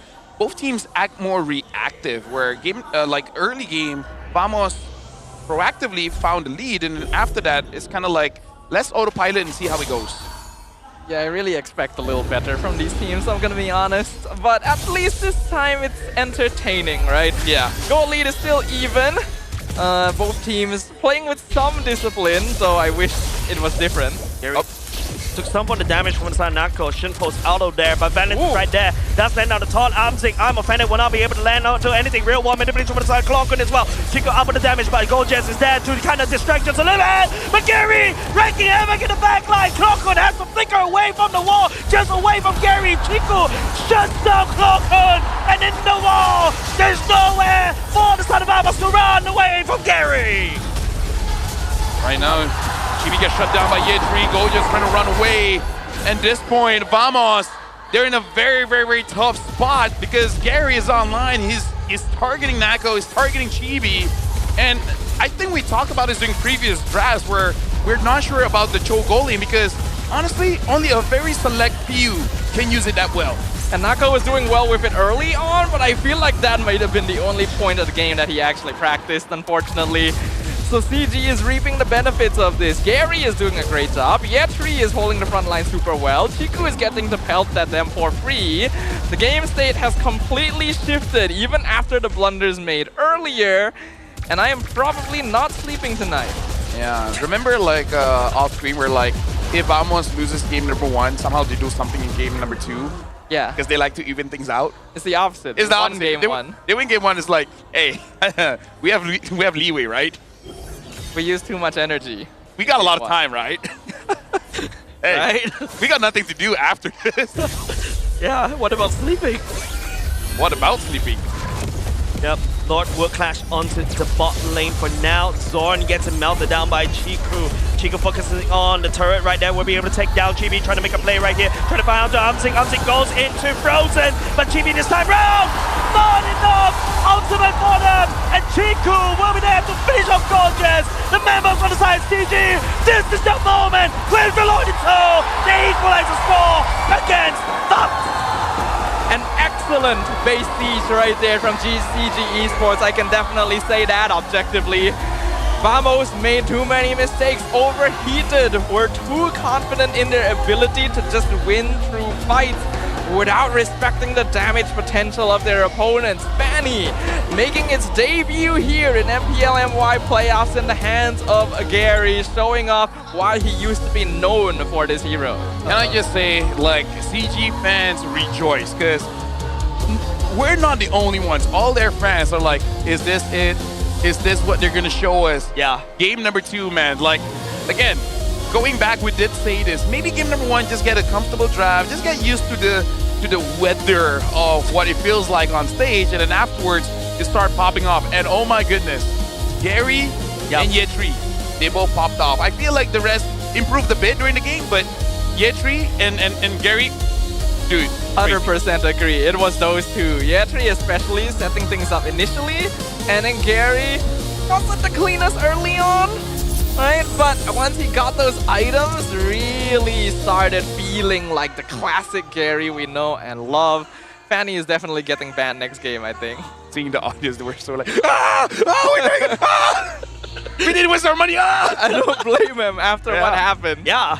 I like the fact that literally CG got custom cursed to victory in game number 2. We are the winning keys to victory. You're welcome.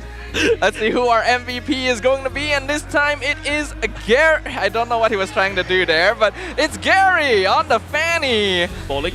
And showing us why this hero does deserve to stay on the ban list. In the hands of a skilled player, really breaks fights wide open. And this is going to be a full damage build as well. Yeah, and having the wings, just make sure you can fly longer.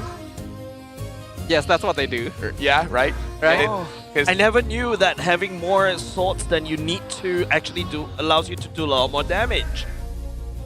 Like, if you've ever watched Attack on Titan, you know that they actually have a bunch of spare swords. Yeah, because those, except for Levi stay for quite a while. Others, one hit cheap. Right?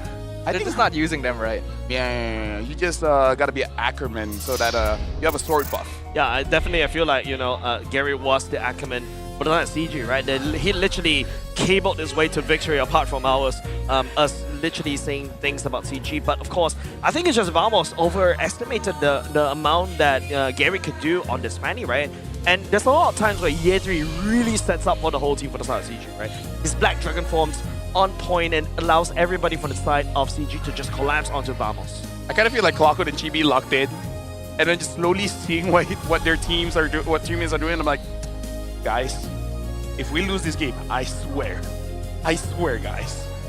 This Clockwood and Chibi actually did a pretty good game, but Chibi, we have to take note that big mistake at the Lord, retreating early. Maybe it's just this, right? Professional players, they have adjusted their reaction time, assuming the opponent is going to do something good. So then, when they don't do anything, it's like, oh wait, I just used the retreat too early. Maybe. Right? Or maybe Chibi is also not used to new Fanny damage, right? Yeah. He's expecting the Fanny to do more damage than it actually did. I don't know. He did still play well.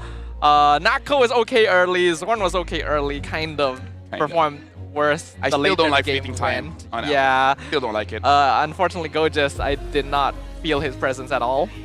And oh yeah, I was playing. Oh. Yeah, it felt like yesterday's Gojas, unfortunately.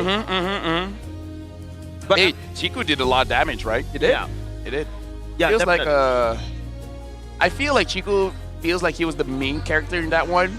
Whereas like, I will die for my Nakama, but I will take you down with me. Oh wait, you didn't die, but I will try again. I mean, it worked. It did work, yeah. It worked. You can't argue with the result.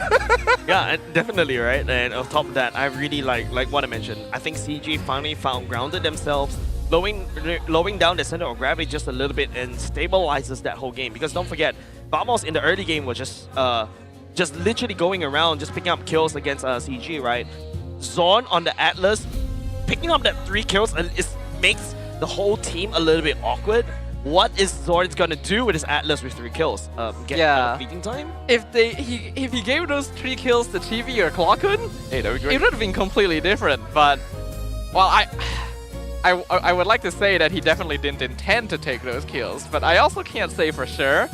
So I'll leave that off the table for now. Gary is the rich guy here, 766 GPM. Chiku as the carry, basically ignored for most of the late game because Vamos had bigger issues to deal with. Gojas as the sandbag and Valence as the best wingman. I do prefer Valence on more playmaker style heroes, but he is still a pretty silent but effective player on heroes like the Catan. Yeah, I did use this joke back in the MPL Singapore where I was comparing Sayla and Kurtizi. Sometimes you just don't feel the mage damage coming out from Sayla. It's like that silent fart in a lift. A silent fart in a lift. I just want to make sure I heard that right. Yes.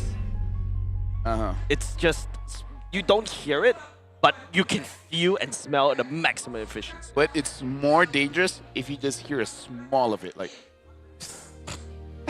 or like a. It's mostly just a. And you wonder like, what was that? Yeah. And then it hits you. Yeah.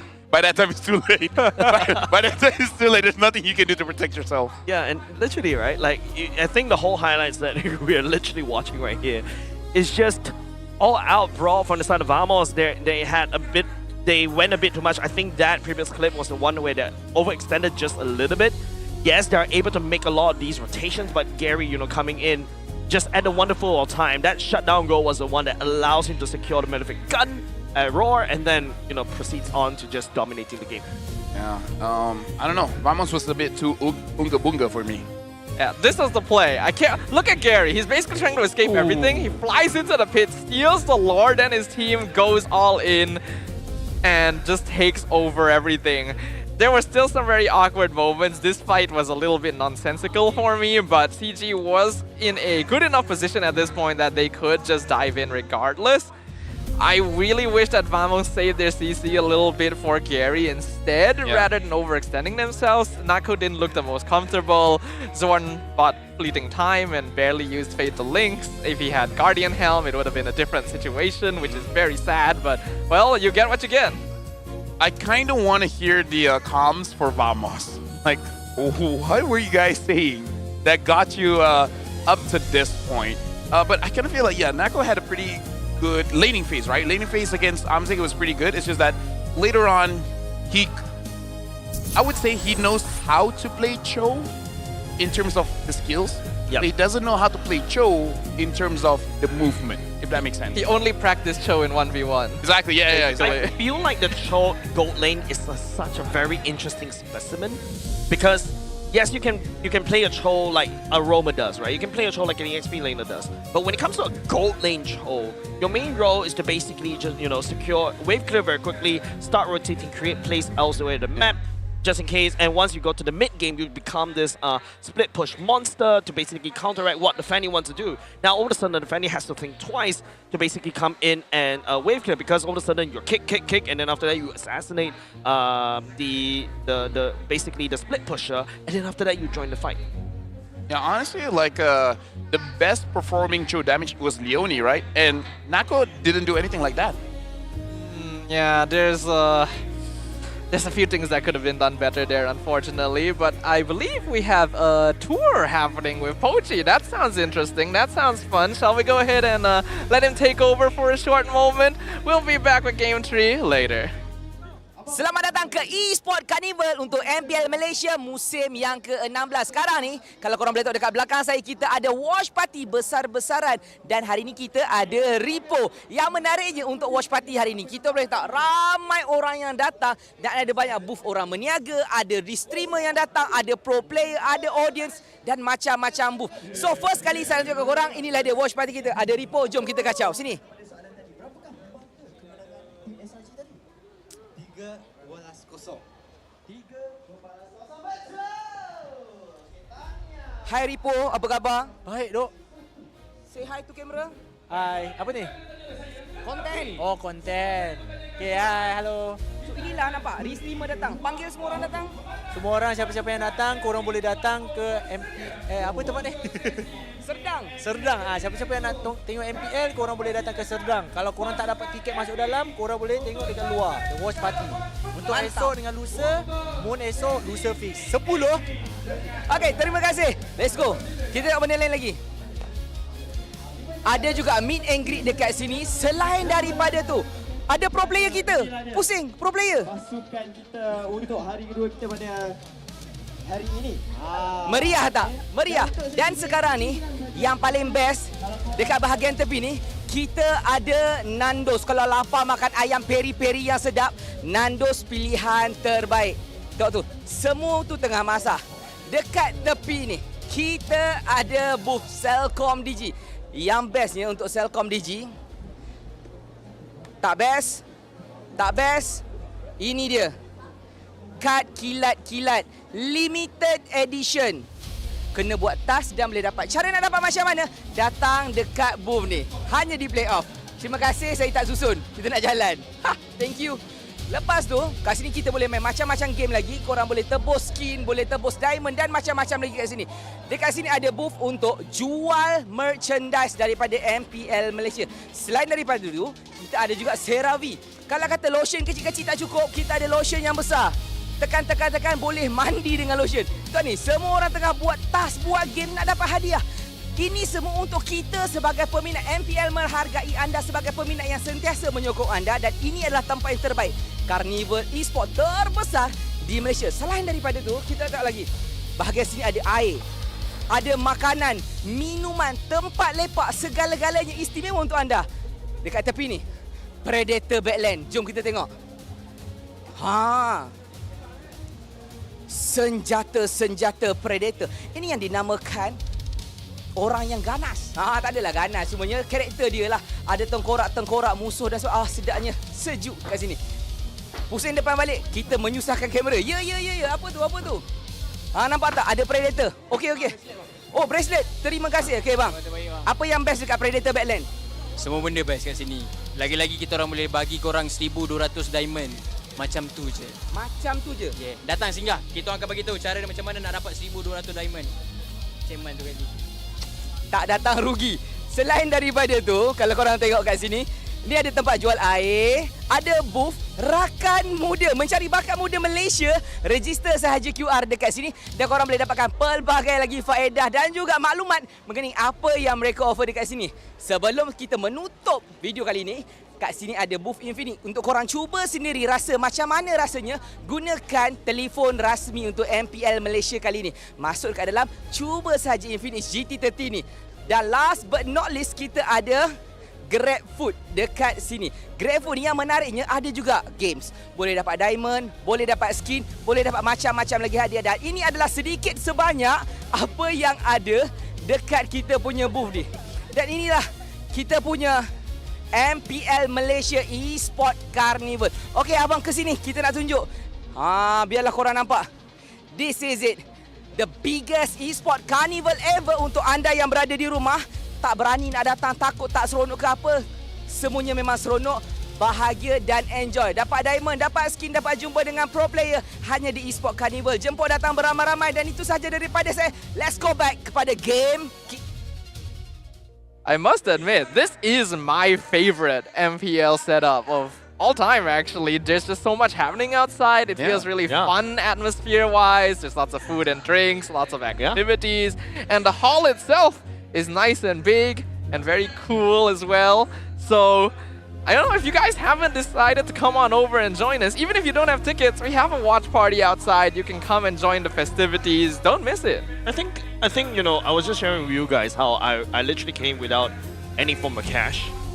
Just a phone with a Visa card, and also I was just using my own bank app, and then just scanning the QR code outside, and it bloody works. Yeah. And that's how I got my snacks outside for Wow. without bringing any cash. So if Singaporeans, if you want to come over, you still have time. Hey, don't worry, Singaporeans do come here and use a lot of money here. Specifically Johor, but yeah, don't worry, Singaporeans do come. They do. We'll talk about that later. We got a power distribution up on the screen right now between the junglers here. We got Chibi, we got Gary. Their stats not too far off actually, so of course, Chibi coming out slightly on top in terms of objectives. And KD as well, because Chibi did use a lot more assassins before compared to Gary, because I definitely remember Gary using quite a lot of Boxias as well. But yeah, in terms of the average Lord kills, imagine this, Chibi averaging 1 Lord per game is insane, and Gary is catching up here, and I like that CG basically just woke up, and now, honestly, both teams, they only have 2 bans, because CG has to ban the Hellcrit, and then Vamos has to ban the Fanny. Yep. So it'll be kind of similar to what other teams have been doing so far. And I'm hoping that they have actually woken up for real, right? That's not a fluke victory, because it felt that way for Vamos game 1 a little bit. Let's see some consistency here, ladies and gentlemen. We got Broken Walls up on stage. Yeah. So now looking at the bans here, still banning the Grok as well as the Lunox. They really don't want to give Chico the Lunox, which again, to be fair, is one of his more comfortable heroes, even bringing it in the jungle. CG banning out the Hayabusa as well as the Hellcurt. So Vamos as first pick. I wonder if what's your command? They do ban the Fanny. If CG does not ban the CC, maybe that's going to be Vamos' priority, because then Nako has a pretty solid gold lane hero. Okay, that might get banned out. Oh, he's showing his collection right now. Oh. He has both the Layla and... He got everything. He got everything. Wow, now that's a flex right there. Yep. Well done, sir. He knows what we want to see. And he bought every single ticket this season. Really? As in, like, you know, regular season, like, it's 1 ticket per game? He got all of it. Yeah. Really? Like collecting achievements in real life. And he can prove it because he will bring his bag and basically just like gantung it there. Wow. Hangs all the just hang. right? Yeah, he just hangs it on his whatever that thing is. The sling. Interesting, interesting. Well, why not, right? As long as you're having a good time here, you are welcome anytime. So it is a hurry first pick, which is interesting, but it is one of Natko's comforts. And then CG locked in the Kimi and the Yu Zong. So still sticking to the graph that won them the last game. So for Vamos, I feel like it's still okay for them to use something like a Yushin Shin or a Lancelot, because Chibi still had a pretty good game and they need some... Okay, you know what? Never mind. I was going to say they needed someone to kill the Kimi. But if the Kimi just keeps on moving forward, maybe you don't have to try that hard. Yeah, ooh, Zeus Thin. There you go. They locked in here alongside the Lancelot. So Vamos sticking to the assassin junglers for Chibi. And I'm liking this because Vamos is going kind of to their comfort, because I can't remember if it's public or not, but basically they say that this lineup is all about strengthening Chibi, right? Basically a hyper carry Chibi here to the point where Clockon is going to be more of a supportive role. Gorgeous is going to be more of a supportive role. So I'm liking this actually. And there's a chance that you can peel people away so that Chibi has free reign to do whatever he wants. That is true, that is true. We'll see whether or not that does work out for them though. The Gatot can be locked in by CG. So still the same heroes that they had in the previous game. So of course the Fanny is already banned. So they're definitely not going to have 100% of what they had before. But that means that the Ruby might need to be considered here. Does Vamos want to ban that out? Yeah, and the Yisenshin as well, right? Because I feel like even if they get something like a Fredrin, okay, maybe Baxia, because I feel like Fredrin, the Jushin can handle that. And later on, maybe even Vamos picks up something like a Hylos. And then if you're using a tank jungler, you won't be able to get away. Everyone's been getting skin today, man. Wow. Look at that. Although I do see here, like, if you scan this, you get a few diamonds. You scan that, you get a few diamonds. So, hey, maybe they just collected all the diamonds here. I mean, that's more reason for you to come down, right? Absolutely. Actually, you can even get an M7 ticket with flight being paid and with hotel being paid as well.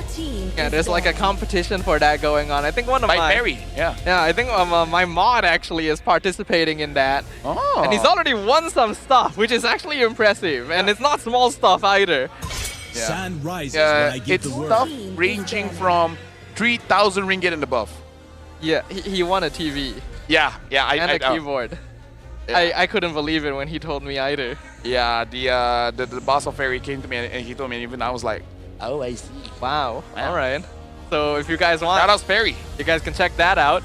So it's going to be the Kalea and Khalid ban from CG. So they're trying to prevent Vamos from having early game pressure against them, which makes sense. They are a team that's a little bit slower to start, and by now they recognize that fact. The Ruby does get taken out, so if they want to have a fighter go lane, Amzik is going to need to rely on something else. Yeah, I mean, they still have the Lapu if they want to go that route, right? But does Amzik actually play the Lapu? Because from what I'm hearing that, you know, the Harriers is also being taken, already snap picked by the side of Vamos. Now the Granger get banned away. CG, you're Amzik, what kind of heroes do you have left? Yeah, I mean, like, Esmeralda is still up. But yeah, it's always the question, like, has he trained on it or not? Because I'm sure he can play it, but if you don't practice it competitively against a Nako that's very experienced with the Harif, I don't know. But yes, Esme is a good pick. It would be the one of the most direct counters to Harif in lane. But I wonder if the lack of crowd control would master CG a bit. Also historically, one of the other enemies of Harif, yeah. Not in lore, but meaning like competitive. You know? Yeah, but like CG, this is literally what CG likes to do, right? We like to go for late. Nathan is a very late game, albeit with the buffs and a little bit of nerf. Kind of makes him like, you know, spike up a little bit faster around the mid parts of the game. But from the side of Vamos right here, they've got so many iframes. The Crimson Beacon in the play from the side of Vamos. Yeah, you really need to peel for this Nathan. Now I kind of feel like Vamos needs to dive. I feel like a Hylos should be here. Alice, good pickup, but they're going for the Atlas again.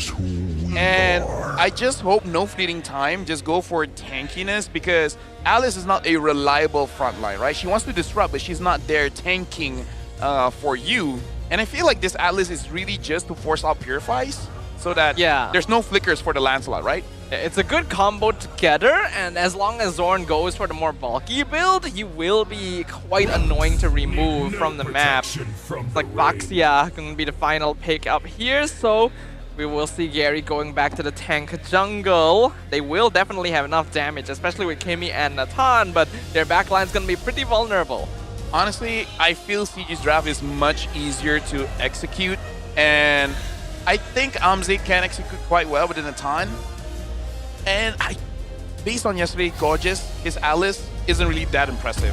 So I'm just worried that if they go to the backline, it's kind of like Chibi just soloing Amzik at that point. And it's a matter of, can you kill me before I kill you?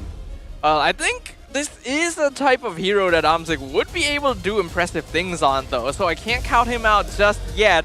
They do also have Purifies on their two marksmen, so they have some ways of avoiding things. but will it be sufficient? The score is now 1-1. We're jumping into game number 3. Who will be able to set themselves one step closer to moving to the next stage? Who will be able to find match point? I would just like to say as well, the intro for the coming into Land of Dawn looks beautiful, man. Yeah. Lunong showing off the playoffs and then CG as well. Good work by the graphic team. Honestly, I think the graphic team has popped off this entire season. Yeah. Everything's been looking very clean overall. I'm just hoping that the gameplay is also that. Yeah. Hey. Don't ask for too much. Yeah. I Right? mean, Is that be too much grateful to with ask what you have. for? It's enough. Be grateful with what Like, you have. like Who would surely some that's of not that? too much to ask for. If you don't expect anything, you won't be disappointed. Yep. Yeah. All my life. Yep. That was a wise quote from Mary Jane. Oh wait, no, it wasn't Mary Jane. It was the other girl. Peter's girlfriend. Oh. The one with darker color skin. Same one. You know what? Doesn't matter. You guys know what I'm talking about. Zendaya is the actor, but I was about to say Zendaya. Zendaya. Yeah, but like, what was that? Michelle Jones, MJ. I think. It's MJ. I think it was Michelle Jones, if I'm not wrong. No, it's not Jones. It wasn't Jones? It's not Jones. Wasn't it Jones? I mean, like, I'm gonna Google it right now. hold on. Is it Jones? I'm pretty sure it was. Hold on. Yeah, but what you're holding on is this just going to be Zorn taking a lot of punishment, but Chibi activating a lot of damage, but the revitalize from the side. Balance! Will be there to solidify Chiku, and he walks away with first blood. That Revitalize really catches you off guard. I respect the attempt, but Chibi was not expecting all that healing. Gary did the same thing and then popped off. You're right, actually. So maybe. Also, I was correct. It is Michelle Jones. Damn! Michelle Jones is not comic book accurate, right? It's not comic book accurate. It's an MCU thing. You know what? Shout out to any real life Mary Jones out there. So now we have to say, yo, Chibi, that was bad. Now he'll pop off, right? Yeah. That should be the logic, right? You know what, Chibi, stop using Lancelot. Go back to a Fredrin. Well, looks like CG will be able to get the first turtle this time around, so that's definitely gonna affect Chibi's turtle rate. Yeah, not only just that, right? You know, of course, they're going to stabilize a lot better. Chiku is definitely getting a better game. He's going to be able to get into his Sky Piercer a lot earlier. And then after that, you know, delay just a little bit. And anything helps in the early game because Armzik is going to just scale out of control towards later parts of the game. Yeah. I feel like Chibi might be just a little bit feeling a bit desperate because their mid can't really have any kind of kill pressure. Which, again, I kind of feel like if they had a high loss, the game will be a little bit easier for the team, no? Yep, Zorn gets taunt. There's no way for him to run the Petrify on top of that. Balance right there, just CC locked. Zorn can't even do anything at all. I'm a little bit sad as an Atlas player, but I also know that this is kind of what happens to Atlas. His early game is very weak, and he needs his ultimate to actually do anything. So that's why you need to build tank items on him. Yeah, this is the problem where I feel like not a lot of scrims, mostly on rank. Oh, hold on. Can they get Chiku here? Zorn does have the Fatal Links activated right here. Chiku down low, just a little bit revitalized. And it's going to be Zorn dragging CJ down to hell. Chibi taking him down, slicing as well. Ooh. Speaking about dragging, Clock Kun throwing CG like ragdolls. Trying to slow down just a little bit more, but it's only just Chiku, the casualty from CG. Alright, good CC chain right there. Being able to find Chiku as well, even delaying it to force out the Purify. Unfortunately, Chibi's cooldowns are still a bit long, so he wasn't able to capitalize on the Zeus-in pickup. But that is how Vamos wants to be playing this. They have a lot of catch, and they just need to be able to execute on it properly. Yeah, Chiku really wants to stay alive that his first item is actually the Blood Wings, which still makes sense considering that Gary, being Gary as a boxer, has the Life Bane intact on his own kit, so that you don't desperately need that anti-heal. So hopefully with this Blood Wings, he's able to stay alive longer. Yeah, this is going to be a very important turtle for the side of Vamos right here, and the defender execution. But Zorn will be the one to catch the turtle and also the rest of the members on the side of CG, and it's also going to be Gojes spreading havoc, wrecking havoc around CG's backline as well. Chibi outputting the damage. Chico already down. No more damage to the from the side of CG already. Clockwork Chibi Nakto onto Gary. The Thorn Rose, a double kill for Chibi. So we just did say that Atlas had some issues and that Zorn needs to... Zon is basically taking kills again And Chibi's doing well too. And Chibi's doing well too, and we also did just say some bad things about him. Maybe we should watch under our bed tonight. Yeah, I don't have things under my bed. You will. All right, well, duly noted. Folks, if there's anything happened to me tonight, I would just like you guys to know that was not a threat by Staffan. We're just having fun for legal reasons. Yeah, okay? no. Right? Please do not use this as Exhibit A in my court-martial. Exactly. So Vamos looking better now, but let's talk about this analyst-wise. CG lost because they don't have damage. Because Chico was one of the first to be taken down. Yep. And then Yetri did not have a good position to basically get everyone. And all the while, Chibi and Nako was able to do damage. And Gorgeous actually had a pretty good Throne of Ruin alongside with Zorn. So it was a lot of chain CCs going on. First item dominance. He didn't Oh go my bleeding goodness, time. Alhamdulillah. Just his personal growth. Thank its Lord. finest. And this is why he's doing good right now. Exactly. See, so it's just the item dip that's all between it game takes. 2 and game 3. Item dip. Bro, like, as roamers... Up. Hold on. Prince Beacon for the side. Clockun is the one. The same in Zon goes into second skill. We'll be able to try to lock Balance right there. Balance desperately trying to cling on to life with a revitalize right here. Chico spreading out the damage. Neko goes into Zaman Force. Amzik is also there with the ultimate, but he's actually getting thorn roasted to the ground. Gary, unfortunately, will be able to take down Gorgeous, but here comes the A3 on this massive dragon. He's looking for blood onto Neko right there. Deleted. It's a 2-4-2 between these two teams. Not gonna lie, even I was questioning why did Amzik go in, because I doubt at around 7 minutes of the game you would have enough items to really shred your opponents, and then Chibi, basically one combo killed Amzik. And Lancelot does so much damage these days, so that was definitely a blunder from Amzik. When you're playing Natan, you do expect to do a lot of damage, but it is still a little early for him to be committing to that, and that means that Vamos can take the next hurdle. Yep, which means that, Turtle going over the side of Vamos right here. Gary getting picked up by the side of Clockun like a ragdoll. No follow-up from the side of Vamos though, but it is still, Vamos coming back, leading the charges under his own.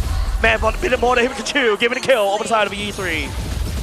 I wonder if CG can only really do well if, the game is still ongoing, right? If Gary is carrying as well. Because between Amzik and Gary is the one with more experience, right? That does seem to be the case, though I feel like Amzik was doing perfectly well in the regular season anyway. But Gary is on a tank this time around, which, might push your agenda a little bit. We'll see.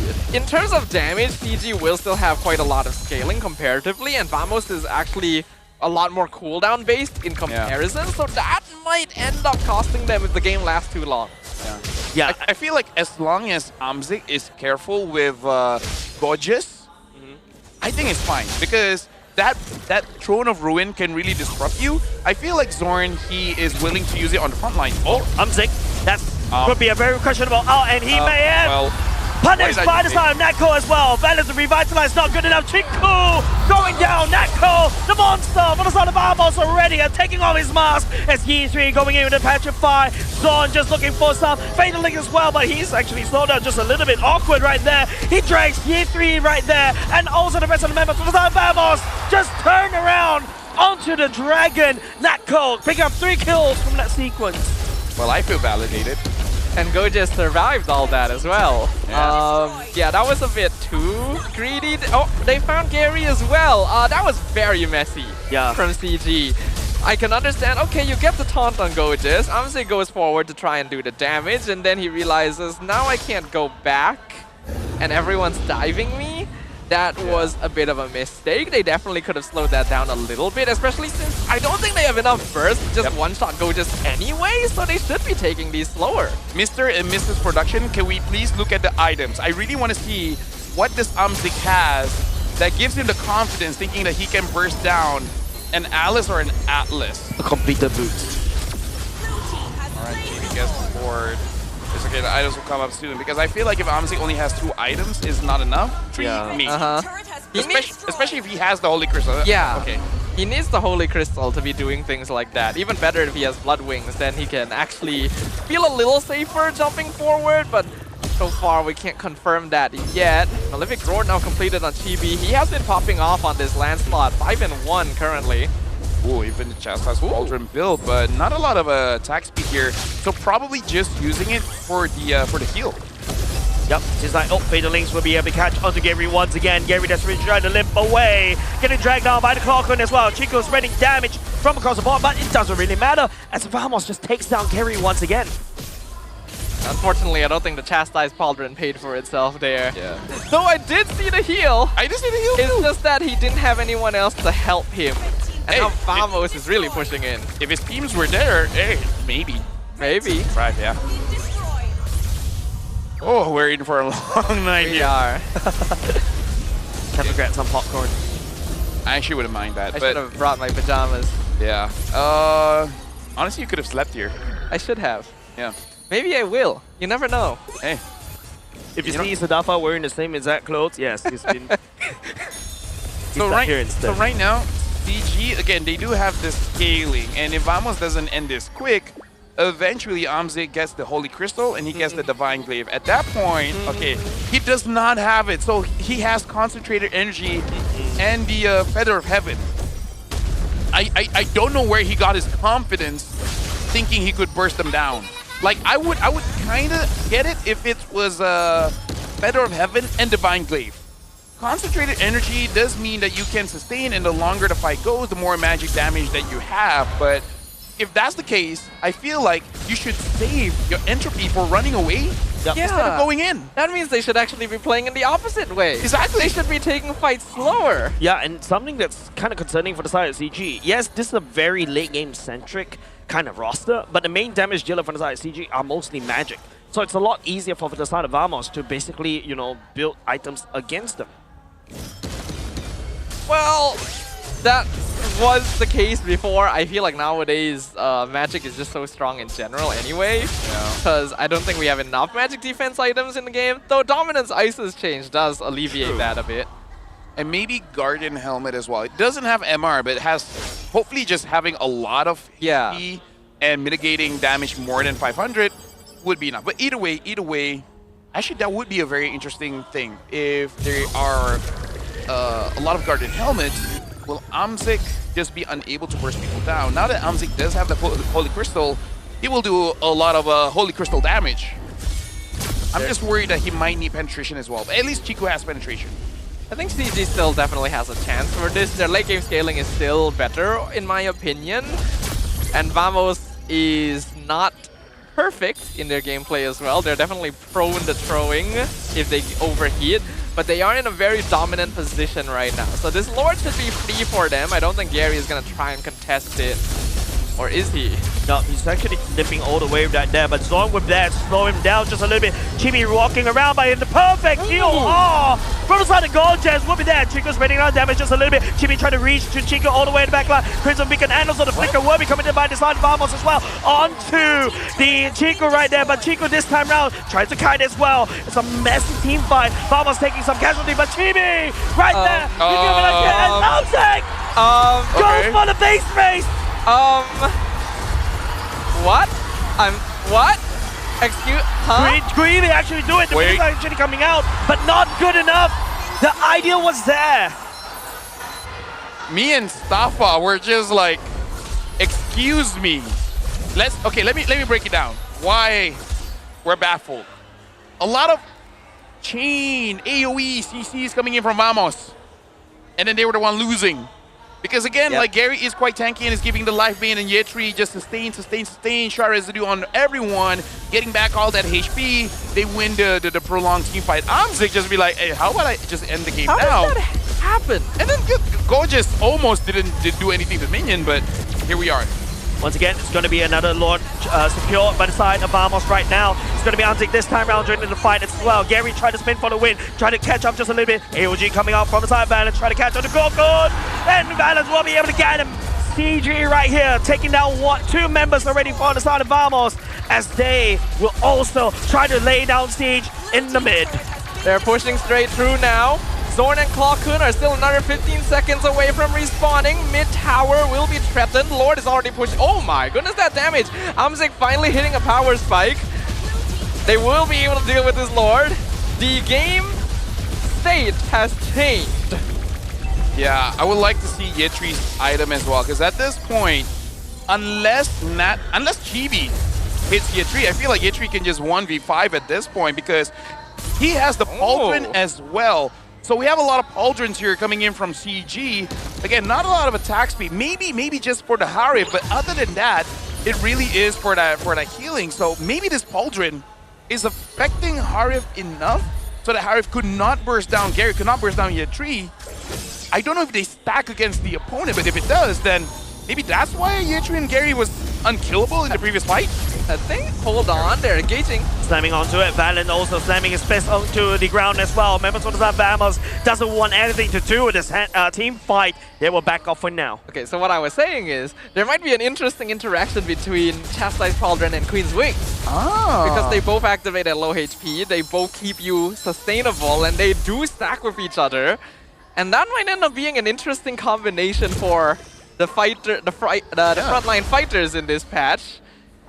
Yeah, that is interesting. But personally, I'm still stupefied about how CG won that fight all the while back with the 3-man Throne of Ruin with the Fatal Links without their marksman. That's a big word. Stupefied. Stupefied? It's not very big. It's got stupid as part of it. Yeah, but it's got fight.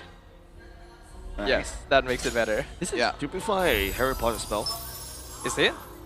I don't actually know. I haven't watched Harry Potter. Yeah, same. Okay. And yeah, like again, I agree with you. Cool chain of events coming in from Vamos setting up. But I think we said it yesterday, where as a roamer, you can have the coolest setup, but if the damage is not there, you're just gonna be waiting to die. My heart hurts as an Atlas player. Yeah. So sad. Vamos does have damage, but again, it is very cooldown based. And now CG is starting to hit power spikes where Amsik and Chiku both actually do a lot of DPS consistently. We're reaching the point in the game where Vamos has a very limited timeline to actually take a W. Because they don't have enough damage to kill them before the Natan kills them, right? Because, like you said, they are cooldown based. So if CG is able to just, I don't know, kite out of it, and then commit a fight, then do Vamos has what it takes to kill them? I don't think so. Yep. Senator Cochran right here coming into Bukin. They're really gunning for Amsik right there. Gorgeous goes in with the TOR, but not good enough. Jesserin trying to limp away. The Fatal Links coming up on the side of Zod to try to drag CG all the way back. But it's still from the side of Vamos. Losing Chibi right there is definitely going to cost them. Neko trying to make a play right here, trying to output the damage. But Zod coming in. He will be able to take down Year 3 though. Gary this time round facing down that call balance. And also Chico reinforcing. Causing the Winter Crown as well. Cochran joining the fight. A messy one. Double force already activated. Chico! Not go! A phase 4 of Chico's damage, but he's unfazed. He takes him down. Dude, Nako is carrying this one in one fight. I think he got like 3 Zaman forces. I think so. Right? One around the Lord, kite a little bit, another one closer to CG's jungle, and another one in mid. Natko is actually solo carrying this right now, and it's because Amsik got cut out early in the fight again. I actually could not tell where he was because it was so chaotic, but he really should know better at this point. And it's so weird that CG, the only fight they won convincingly was the one that he wasn't part of. I'm looking down bot. Should be fine here. The Lord, can she be secure this? Gojez goes into the tower already! CG denies the Lord from Vamos! And look at the position for the side of Amsik! He doesn't want to really join the fight as CG desperately trying to delay the back from the side of Vamos, but Vamos knows better with the helmet on and Gloggen right here, and it's now going to be Amsik slowing down by enough damage to take down Zord. Amsik right here trying to make a play, trying to look for a Chibi as well, but the damage from Chico and Amsik will be there to take him down. They're doing it, ladies and gentlemen. CG Esports making the comeback happen. I don't even know if I can call it a comeback because this game has been so weird.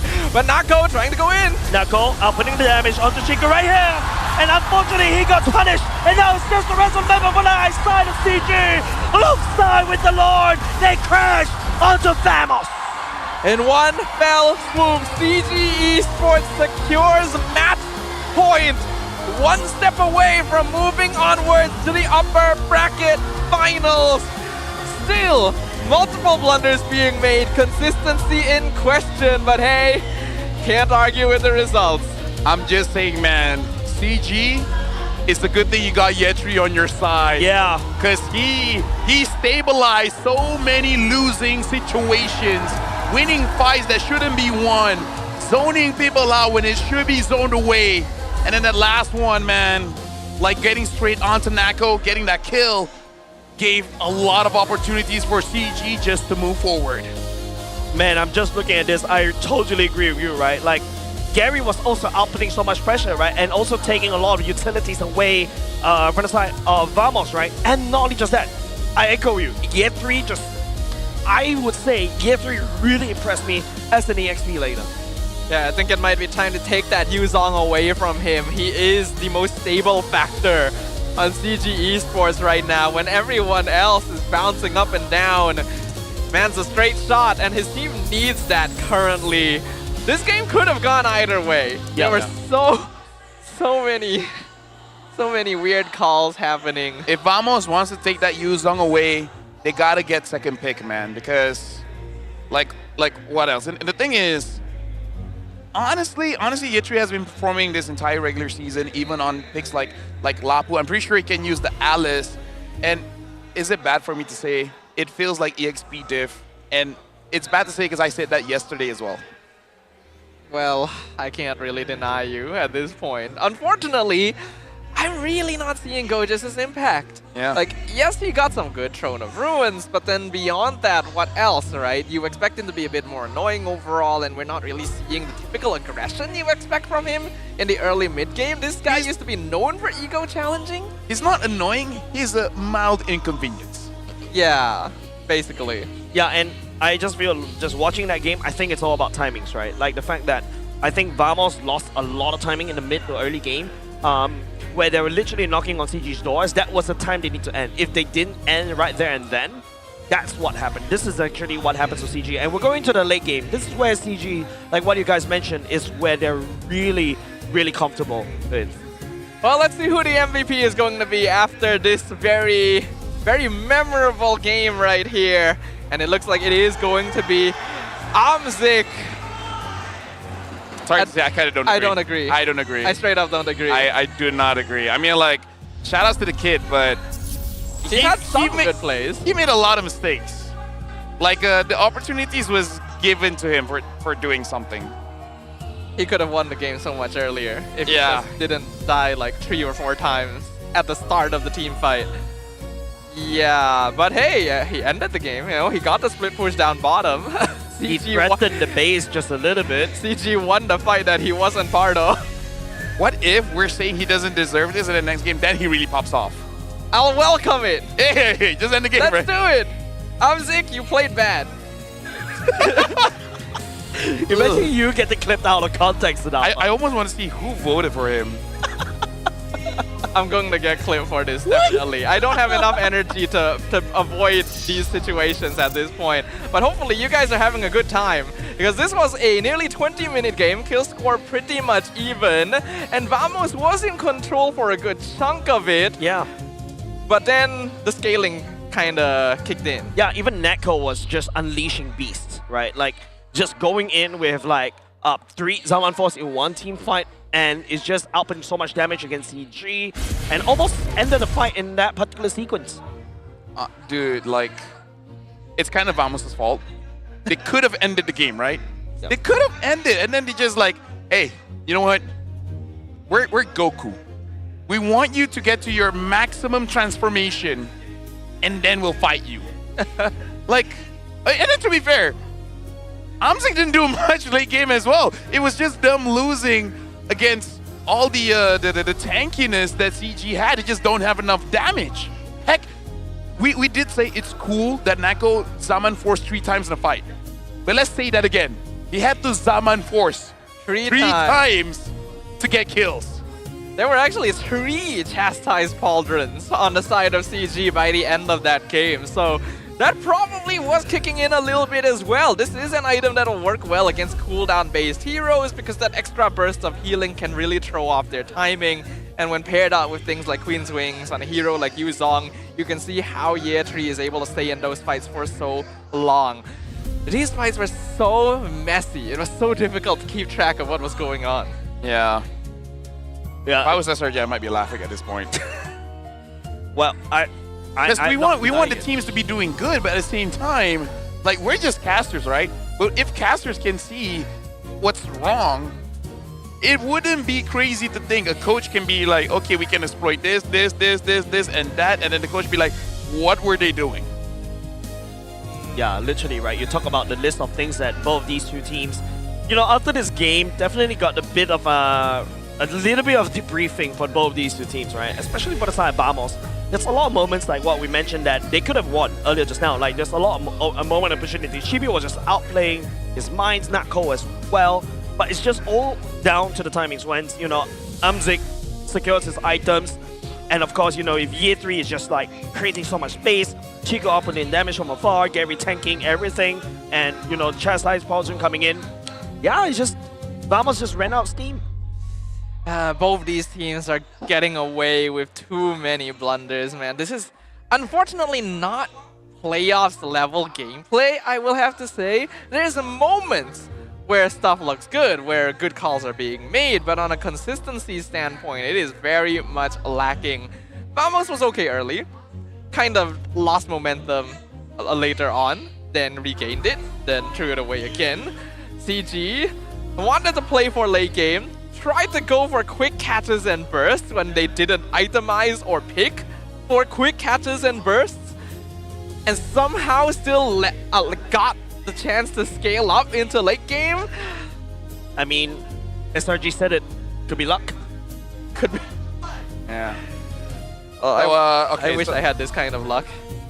So, Vamos, I really feel like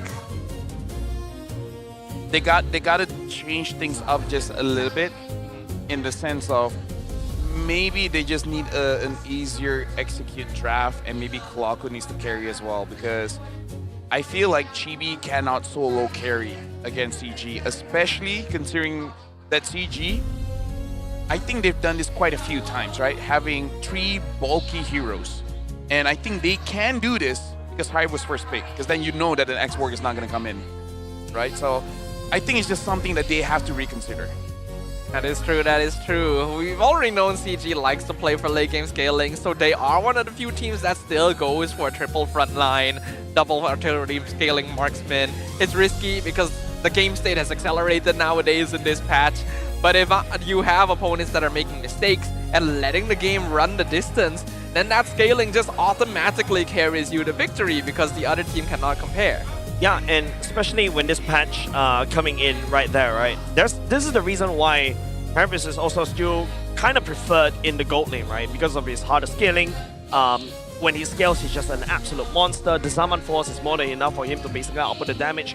Unfortunately, there's still a Nathan right there that could just like DPS all the way to help. Like, heck, Vamos could just like need to dash around to be able to do something, and all Nathan has to do is just spam AA.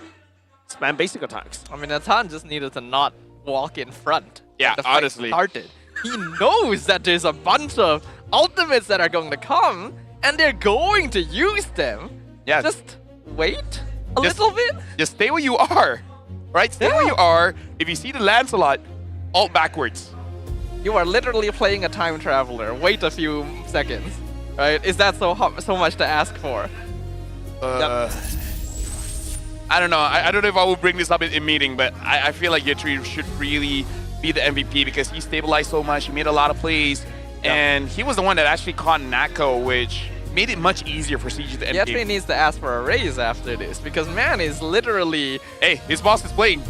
True. His boss should be seeing what he's doing. I hope so, because man is MVP of most of these early stages. The only reason they're even able to scale is because of this Yu Zong causing havoc. We can see in the highlights early on, Vamos were in control. Nako was getting a lot of farms, Chibi was popping off, they were punishing CG for doing this. Yep. Let's ask the question. Chiku first picked the Kimi, and then even second pick, early pick the Kimi. Is it doable to ban out the Kimi? Because you can fight with a Eve, but maybe just hurt him in his hero pool, you know? I don't think you can really hurt Chiku's hero pool. He will still go for heroes like Barca, Yves, Odette, Xavier. I think it's perfectly fine to let Kimmy through. You just need to make sure that you handle it. And I don't think Vamos had the tools to do so once it got into the later stages. Yeah, you see the sequence right there. Year 3 was basically just zoning away Neko right there, allowing, you know, Chico to basically take somebody down from the side of Vamos. And I really totally agree with you. Like, EF3 really stabilized it, allowing Amzik to really shine towards the later part of the game. But there's also another thing that I'm literally looking at all of these sequences is that Chico, I feel like he's kind of forced into the Kimmy because that's something that Clawkun loves to play. Clawkun also played really well on this Kimmy. I guess that's a fair observation, but at the same time, Clawkun can play other artillery mages as well. I think they tried to go too hard on the crowd control combo with Atlas, Zusin, and Alice. If they had a Farsight, right? If they had just a little bit more damage, 100% they would have won that game, but they didn't, and that's what happened. Yeah. Yeah, I agree with you because maybe I just hesitate just a little bit on taking out the Yuzong because I feel like with how Gorgeous has been playing, it's just no matter what, like Yetri will do just a little bit more than him.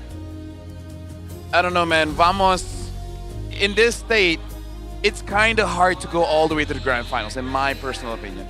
Yeah. I mean, there's also a reason why, LaFell. It's that some of the pro players from overseas were just looking at this team that's rising up in the ranks of MPL Malaysia, right? Doing a good showing even against a team that's very experienced in the form of Vamos, right? Chibi as well on that helm.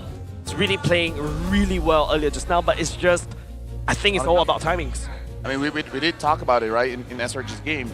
You're good, but it's just not enough. But I kind of feel like for Chibi, he was good. Everyone else was not enough. Unfortunately, that has been the story for Vamos the whole season. Right, sometimes some of the other players are good, but GB in general is the only constant, right? He's the only one that always performs no matter what. Yes, he does have some down days where he misses objectives, but that's usually the worst of it, right? Yeah. Compared to his teammates who, the worst of them is, well, what we saw. Their worst of them, the worst is constant. Yeah, sometimes the best of his teammates is the worst of GB. Exactly. Like, oh no, I missed Retri. And then my team is like, oh no, I set a team fight for us to lose. Pretty different guys, lows. LaFell and Sadapa, I can't believe this is the second time I'm saying it today. You guys are hard to please. Oh no, we have been, what's the word? We've been forced. We're not the worst. Let me just tell you, we're not the worst. If Husky was here, bro. Dude, we here in Malaysia had to stop him in the fires of hell itself. We have been through so much with some of these teams, some of these players, that we just do not take it anymore. Plus, the audience deserves honesty. They do. Yeah. All right. This is how we educate them, you know? Yep. Plus, we're raised by Asian parents. What do you think? Ooh, dangerous grass. 100% win rate for Vamos up until now. Maybe definitely need that one to bring us to a should I say that? I don't know whether you should. Sadapa just looked at me right in my face like, you already know he's hard to please, so you know. True. I haven't had sorry enough I failed. You want to take this outside? Take off your comm set right now. All right, Yuzong is banned, so that's one good thing.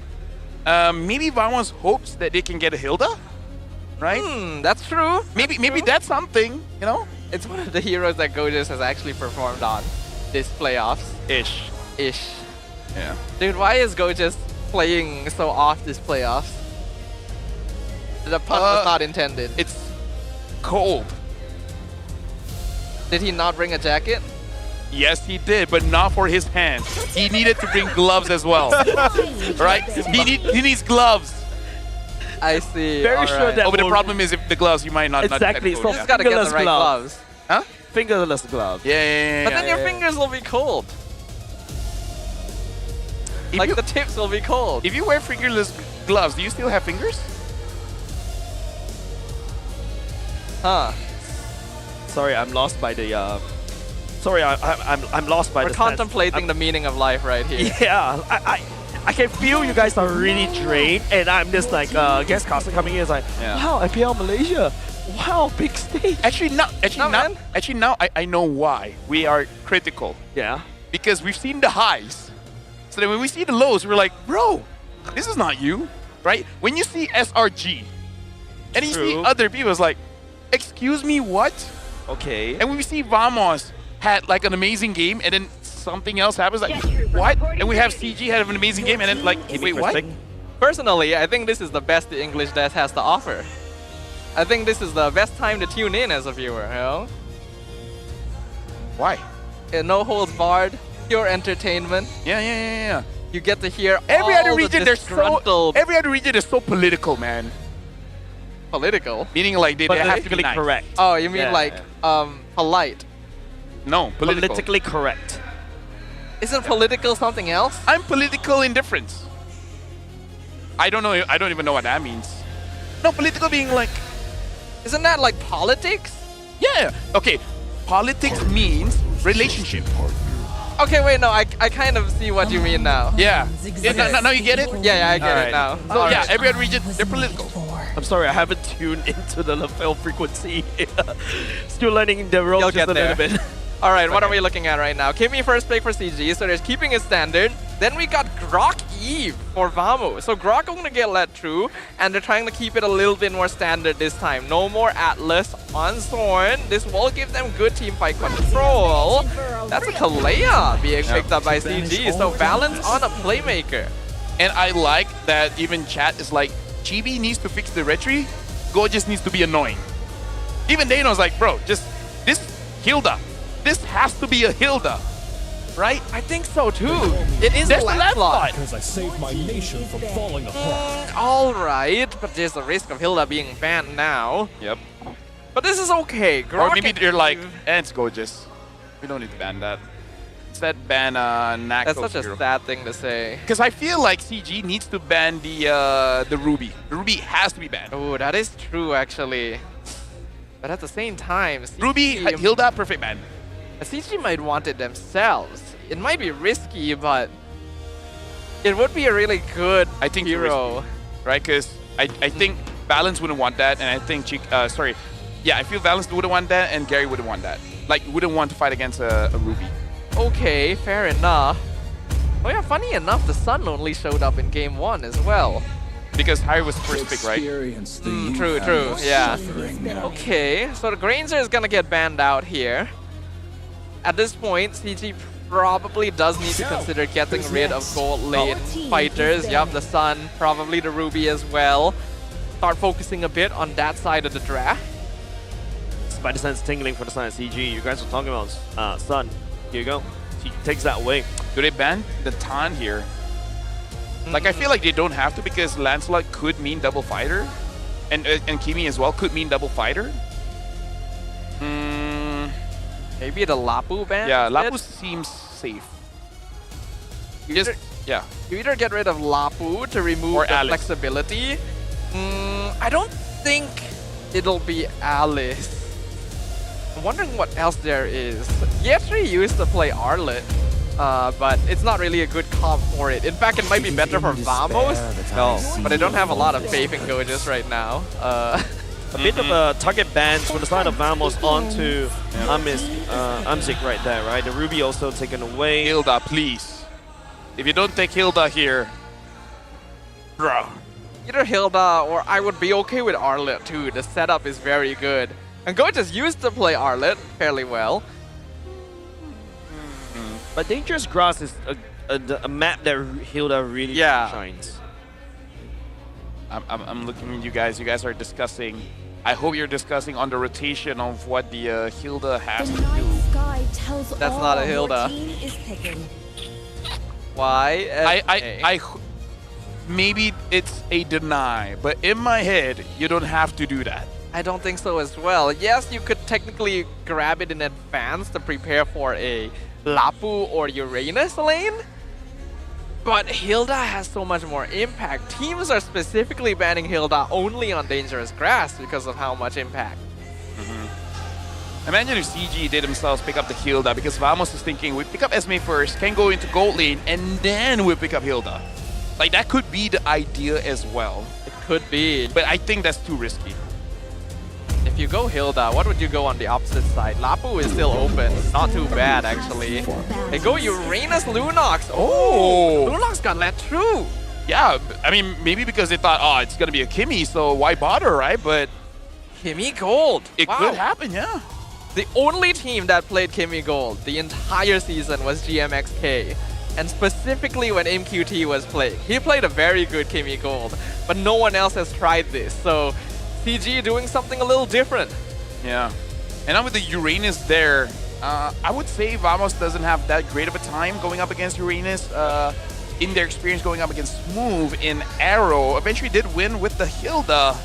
Vamos, this could be do or die. The ultimate answer. And they do get the Hilda. I have no idea how he got all the way through, other than the fact that CG's like, yeah. What's the worst it can do? Hilda, it's like, literally we were teasing the Hilda for so many Lunox Gold times. Oh! Interesting. They're not letting Chiku play one of his signature picks? Maybe Chiku was like, you know what, I had 2 games of Kimmy. I kind of have a momentum going on. That's true. Plus, he is the boss. So maybe he's like, I'm sick. I will also say that Chiku has made multiple of his jungle proteges learn Lunox jungle. So I wonder if it's like a requirement, right? If you're going to learn under me, you need to know how to play Lunox. In every lane. So maybe they prepared Amzik for this. Hope so, because they are currently at match point. There is a chance for CG Esports to move forward to the next stage here. Will Vamos deny that? Will we see another full series? Let us find out back in the land of dawn. Mobile Legends. So right now I'm looking at Vamos as well as CG here. I'm looking at lane and looks like Nako is already trying to move quite forward going up against Lunox, but I kind of feel like it's not a great lane for Nako, because as long as the minions are there, no matter what kind of poke you do onto the Lunox will survive. So I don't know, unless you're able to zone him away from the minions. Ooh, Gorgeous already quite a lot of damage here taken by Year 3. And that's Year 3 not even hitting level 2 as of yet, but he's able to just push Gorgeous all the way back. But I mean, Gorgeous, the Hilda should be able to just heal all the way back up underneath these dangerous bush grass. As long as everything goes to plan, this should be a very nothing burger lane right here. Gorgeous should be trying to clear wave fast and then try to affect the map, since that is what Hilda is going to be excelling at when it comes to dangerous grass.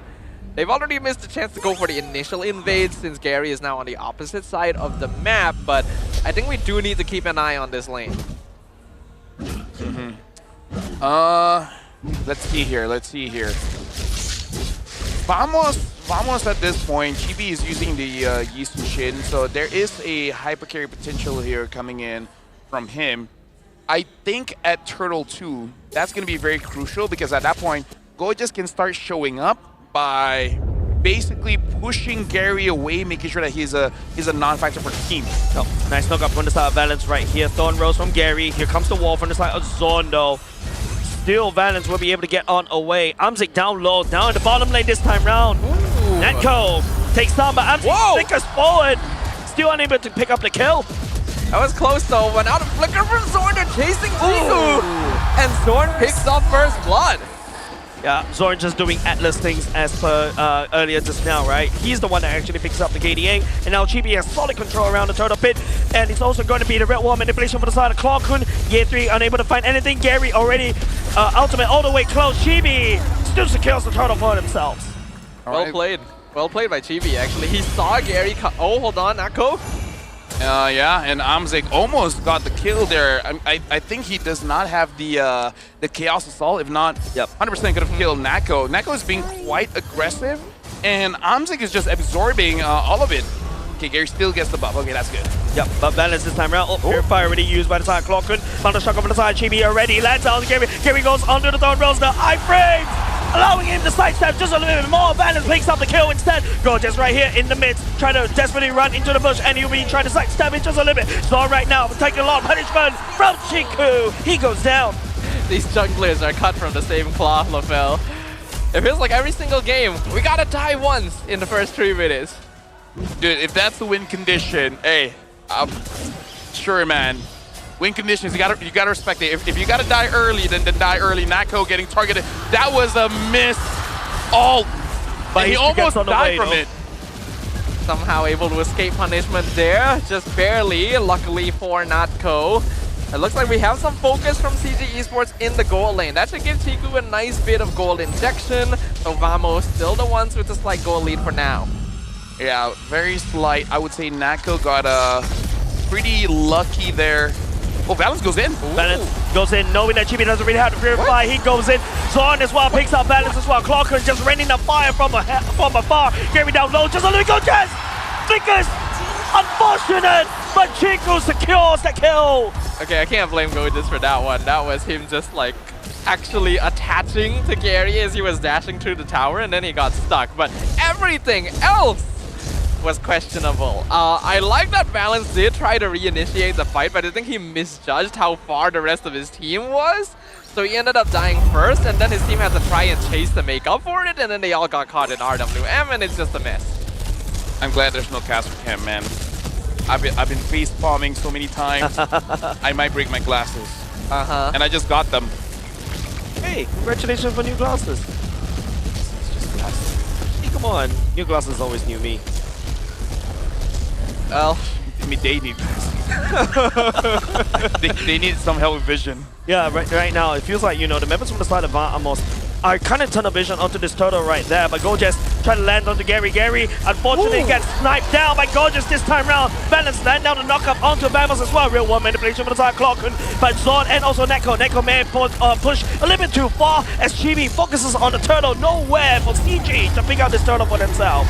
Okay, actually a solid fight there from Vamos. Really nice tectonic charge initiation into the big AoE from Clockun as well. And Natco didn't overstep too far. Knew when to back off to make sure that they could secure that turtle. Vamos now has a very clear early advantage. And if they can continue this pressure onwards, it will look very good for them. Yeah, it was very good that Gojas understands his assignment. Doesn't matter his own KDA. Make sure that he stops Gary. Oh, Tsunami Slam, Gojas. But Gojas will slam onto Balance itself. Here comes the brilliance from the side of Amzik. Nothing can be found for the side of CG. At least they didn't die there. Yeah. Because Valence was already caught in a bad situation. Able to use the Tsunami Slam to save himself. So I think at that point, CG, just be thankful nothing was really lost there. Yeah, I'm actually really impressed that Balance survived that on 1 HP. Well played on Amzik to make sure they could zone them out as well. But the tower does eventually go down. We can see right now that Vamos just straight up has more rotational pressure on the map because of the way their heroes work, and especially since Gojas is getting involved now, CG needs to take this a little slower. Yeah. Shout out to Mirko. He's watching this, and I'm guessing his reaction is more or less the same as mine.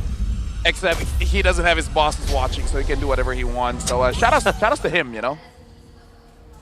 Always a good time when it comes to Mirko. Always a good time when it comes to teams here in MPL Malaysia as well. We are approaching the 7-minute mark, and Vamos still holding on to a 1.5k gold lead. When we look in terms of late game scaling though, CG are the ones with the advantage. They have a Lunox and a Kimmy.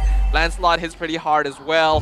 Whereas Vamos is quite wholly dependent on Chibi and a little bit of Clockun as well. So if they're not able to end the game early, just like before, things will get tricky.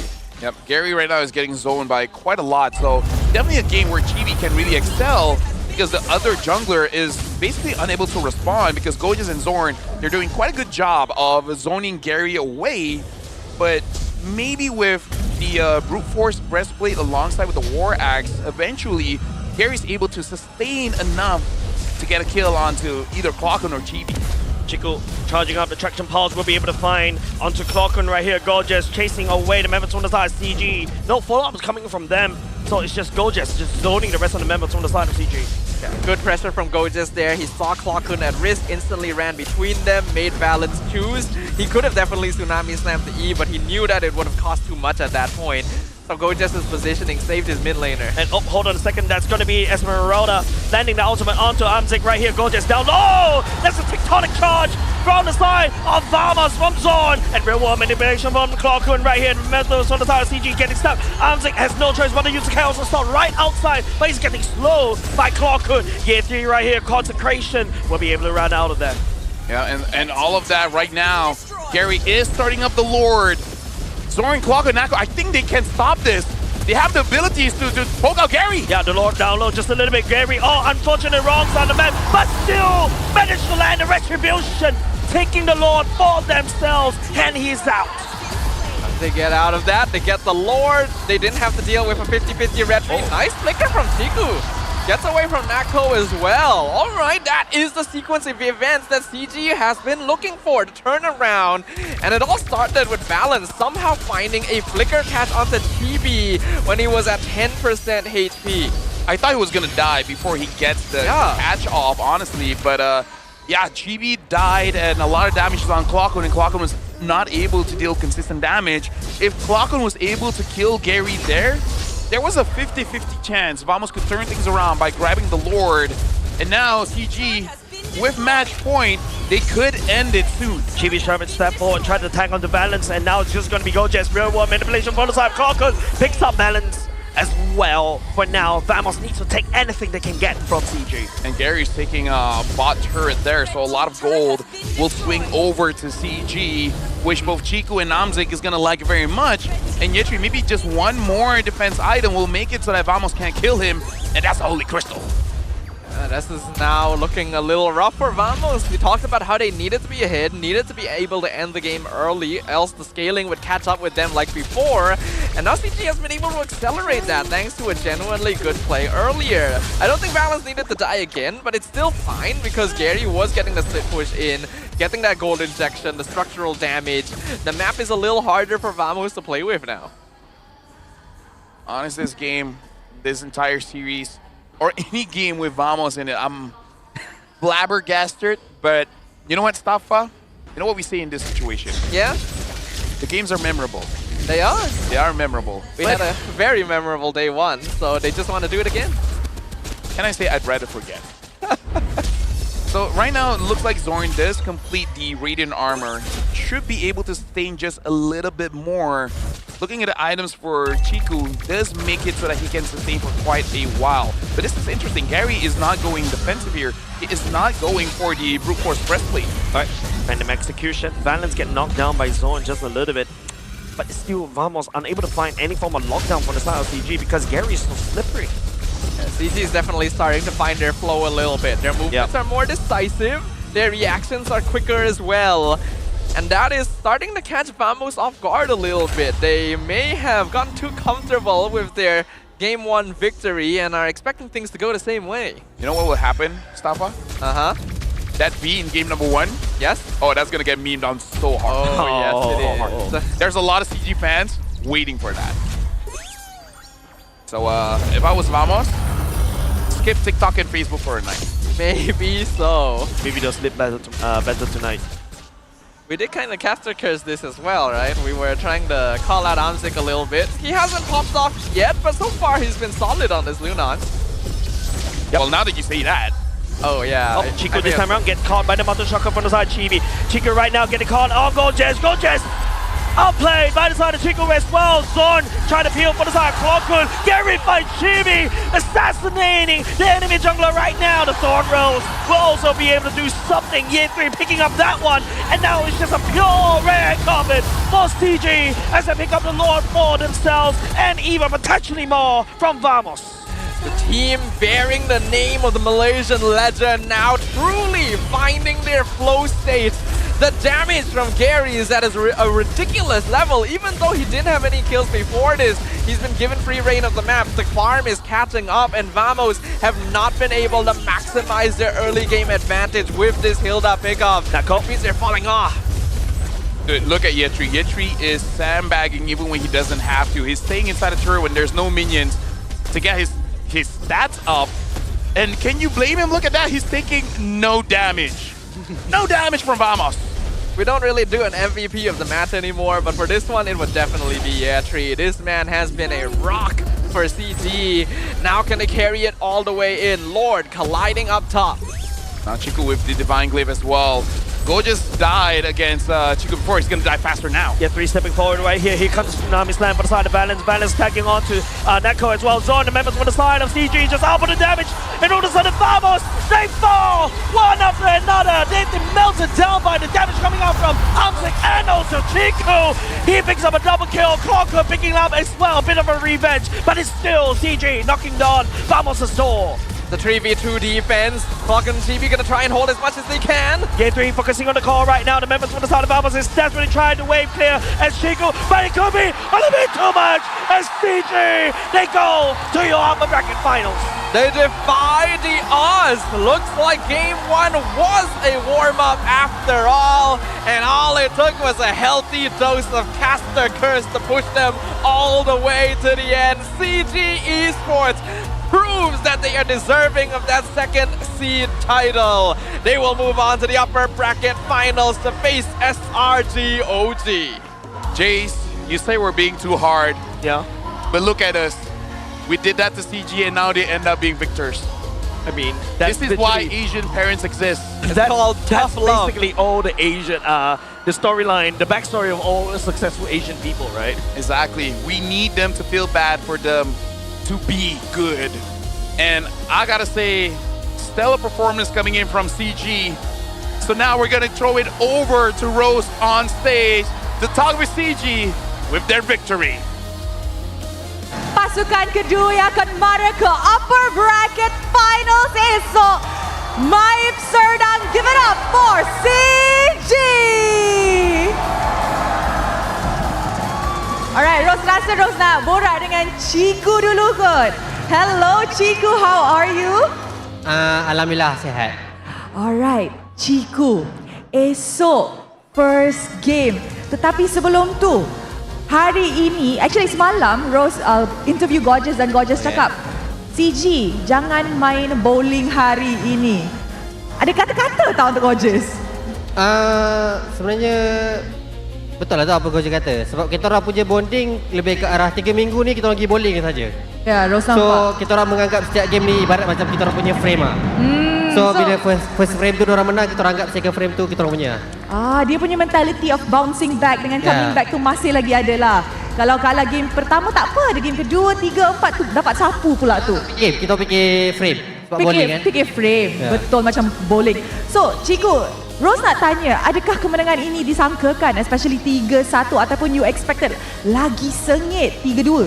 Sebenarnya kita orang target 3-0. Cuma first game tu kita orang nak tengok lah diorang berani bawa cheese track ke tak. And then memang diorang berani bawa. So sebab tu the next game kita orang start the band. Faham. Speaking about the cheese track, since coach tak ada di atas pentas tapi Chiku ada. Selepas game pertama di mana Vamos keluarkan Sun Gold mereka, kenapa you guys decided to ban it in the second and third game? I know it's because it's really good. Tetapi, adakah kalau dorang dapat pick this hero in the future, bila korang ketemu lagi, you guys dah ada cara ke untuk counter? Tak tahu macam nak cakap. Sebab kalau jumpa lagi, boleh jadi lain. So, kita orang tak nak cakap apa-apa. Tapi you rasa Sun Gold ni is a very good hero? Ya. Untuk Gold lane? Dia kuat pressure. Adakah Amzik akan main Gold Sun soon?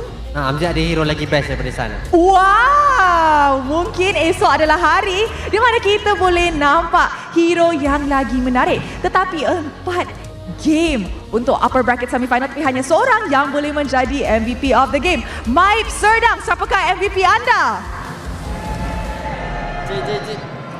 Alright, kita sama-sama tengok MVP in 3, 2, 1. MVP jatuh kepada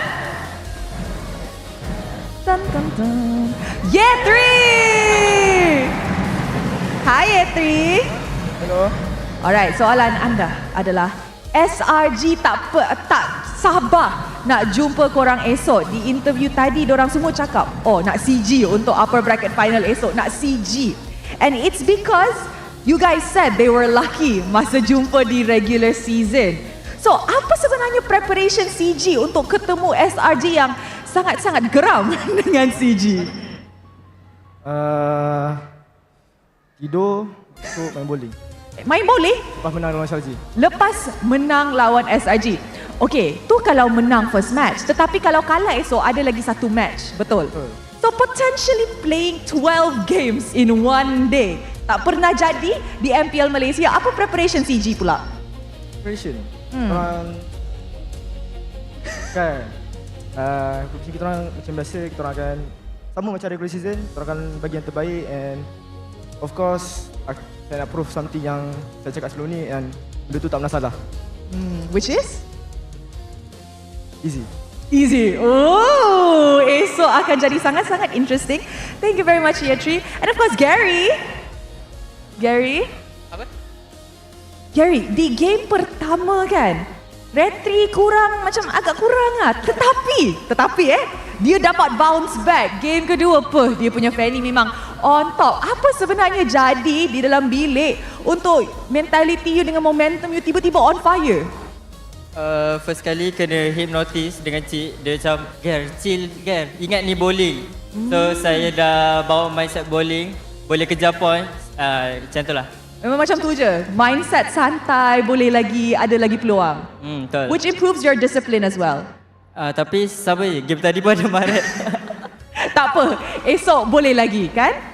Alright, mungkin Valence, is there anything that you want to say, especially invite your fans tomorrow? First match kot esok.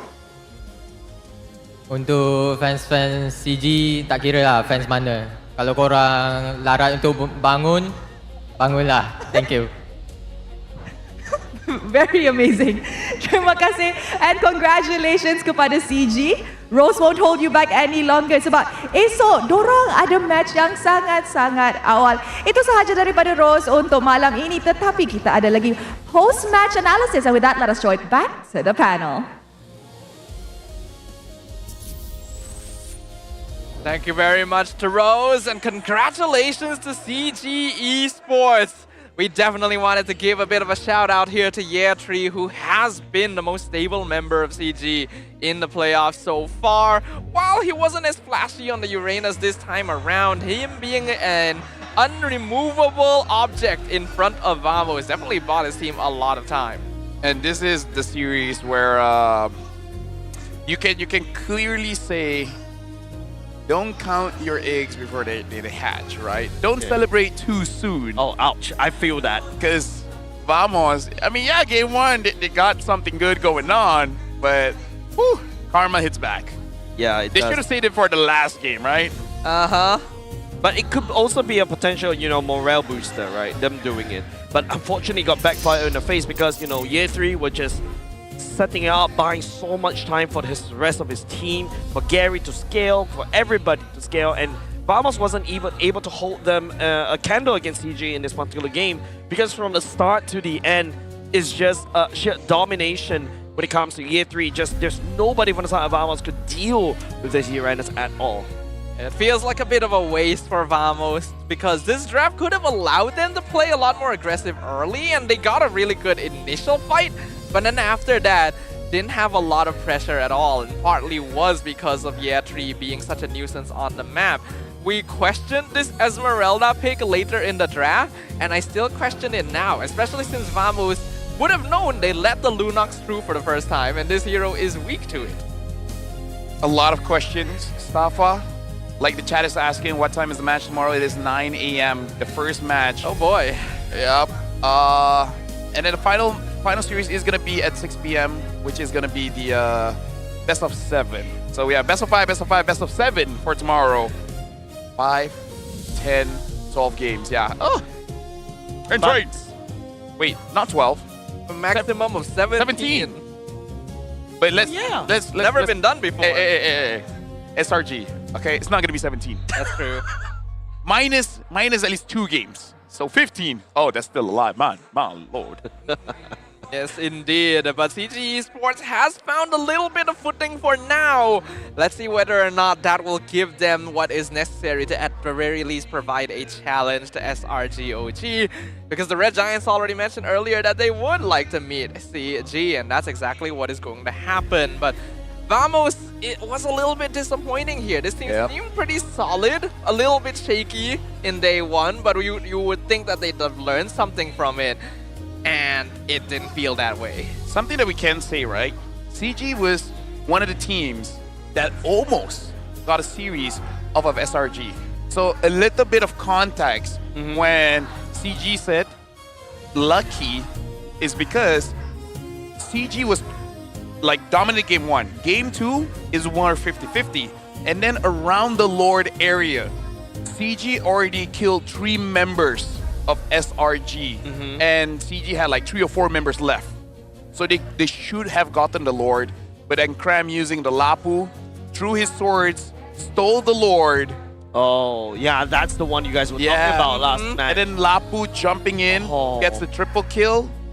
And then after that, SRG won. If CG got that Lord and maybe just don't fight the Lapu or able to kill him before he kills them, CG could have been the only team to win against SRG. And that's why they said, lucky man, he just got the Lord. And even say that, and also potentially breaking the perfect run coming out from SRG.OG, right? So really, really all eyes on CG right now, right? Yes, it's a very shaky showing in game number 1, but it feels like, you know, after the rest of the members just woke up their idea, and then after that start, you know, working together as a team, somehow even Vamos just doesn't feel like a threat going into the last 2 games. I mean, I don't know. It was 7:30 when they woke up.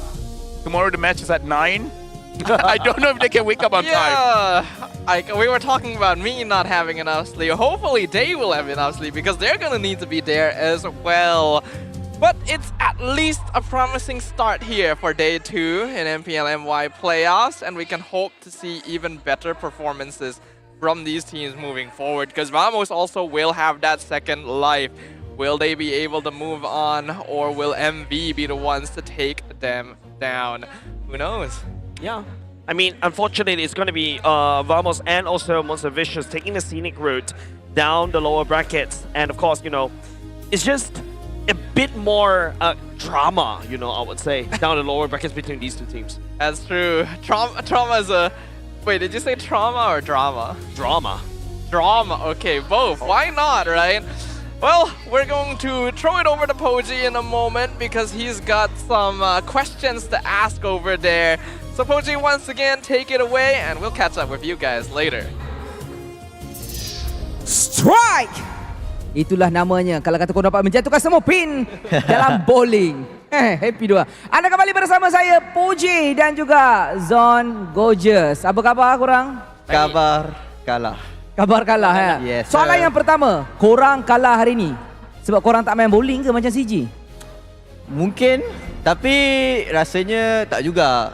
Kita orang kalah sebab diorang dah stop main bowling lah, sebab dah tak lalu kan live bowling dekat diorang. So mungkin diorang ambil nasihat saya lah. Mungkin they need to thanks to me lah. Ataupun mungkin korang kalah sebenarnya korang sengaja tak nak jumpa SRG awal. Betul juga. Dia macam ni, kalau jumpa SRG, kita orang kena bangun 9 pagi. Bukan bangun 9 pagi. Pukul 7 pagi tu dah kena sampai. 6:30 nak kena gerak. So kita orang kan gamer mana bangun time tu. So esok CG jumpa SRG, diorang turun. Esok kita bangun lambat sikit, warm up sikit. Jumpalah CG malam tu. Wow, okey. Tapi dekat game 1 recall Wii awal sangat recall Wii. Dia suruh. Lepas tu ciduk rata padam. Tak ada. Apa yang berlaku sebenarnya? Tak recall V, kita orang tak kisah menang kalah. Kita orang rasa kita orang nak recall V lawan siapa-siapa, kita recall je sebab kita orang rasa macam alah, recall je kan. Ada je tim yang tak recall pun kalah juga. Tak recall kalah. Baik recall. Yeah. Maksudnya recall lagi penting dari menang. Jangan macam tu. Dia dua-dua penting lah, cuma kita orang unik. Okey, ataupun sebenarnya korang untuk game hari ni overconfident. Sebab korang menang dengan diorang dekat regular season, dekat playoff underestimate diorang. Macam mana Jess? Tak, sebab kita orang tak nak mau bagi. Dia point dia tak nak mau bagi. Kekal dengan jawapan tu? Kekal dan stick dah takkan berubah. Okey. Tapi okey, nak tanya juga. Atlas, pemilihan Atlas. Zon, boleh kongsi tak? Apa logiknya Atlas? Sebab banyak netizen yang komplain, patch zaman bila? Zon ni download MPL 2018 ke? Diorang tak baca patch. Sebab Muntun dah buffkan Atlas. So saya nak tunjuklah dekat Muntun yang Muntun buff hero yang betul ni untuk saya tunjukkan dekat MPL. Lepas tu kalah. Tapi kalah lah macam ZK semalam pakai Atlas pun kalah. Cuma tadi kita orang hampir menang. Tapi maybe memang Atlas lah orangnya. Tapi korang kena faham satu benda. Ini adalah satu fakta yang kita kena akui. Korang menang rotation, korang menang farm, korang menang goal lead di sepanjang semua game. Tapi end up bila berlaku team fight, benda yang tak sepatutnya berlaku. Kesilapan demi kesilapan. Actually apa masalah kat dalam kom? Korang tak sync ke? Apa ke? Sebab macam sekarang korang gelak, korang macam whatever, kita kalah macam tu. Macam tak ada perasaan macam macam tu. Apa yang berlaku sebenarnya? Apa yang berlaku Jujurnya kita orang mungkin terkena sikit boleh cakap terkena dengan kita orang punya gameplay sendiri sebab kita orang boleh cakap memang ready untuk playoff ni, which is kita orang dah tahu nak buat apa, cuma maybe kita orang punya timing lawan CG ni betul-betul off waktu kita orang nak ambil team fight lawan dorang. So boleh cakap sebab CG pun power sebab dorang dah boleh baca timing kita orang tu. So bila timing kita orang tu off, dorang pula on, let's go, jumpa besok nanti. Faham. Tapi untuk game ketiga tak silap saya, ada Atlas dan juga Zusin. Which is ada satu hero yang boleh kontrol betul-betul dekat mid lane. Korang ada Zusin, korang ada Atlas. Tapi korang kalah wave juga. Tak boleh nak handle dorang punya baksia tu. Actually, kat mana silapnya? Geram. Sebagai seorang peminat, penonton, penyokong. Kat mana masalah Vamos ni? Kat mana Jess? Mungkin kalau nak senang kata, masalahnya adalah rezeki tak berpihak kepada kita pada malam ini. Rezeki tak memihak. Saya memetik kata-kata daripada seorang TikToker lama. Dia pernah cakap, sampai bila nak cakap rezeki. It's not about rezeki anymore. It's about the game. Korang road to M7 kali ni, takkan cakap tak ada rezeki kalah. Try again next time. Sampai bila? Jawapan rezeki tu hanya dijawab untuk interview sahaja.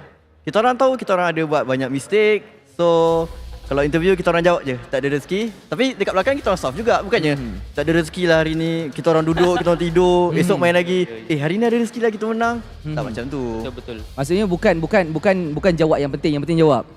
Yang penting betul. ada jawapan. Yang penting jawab. Yang penting ada jawapan. Yang penting ada jawapan. Okey. Tapi saya tertarik dengan game Nathan tadi. Amzik tu, sebab kita kena faham Amzik anak murid Ciku. Mindset dia push turret.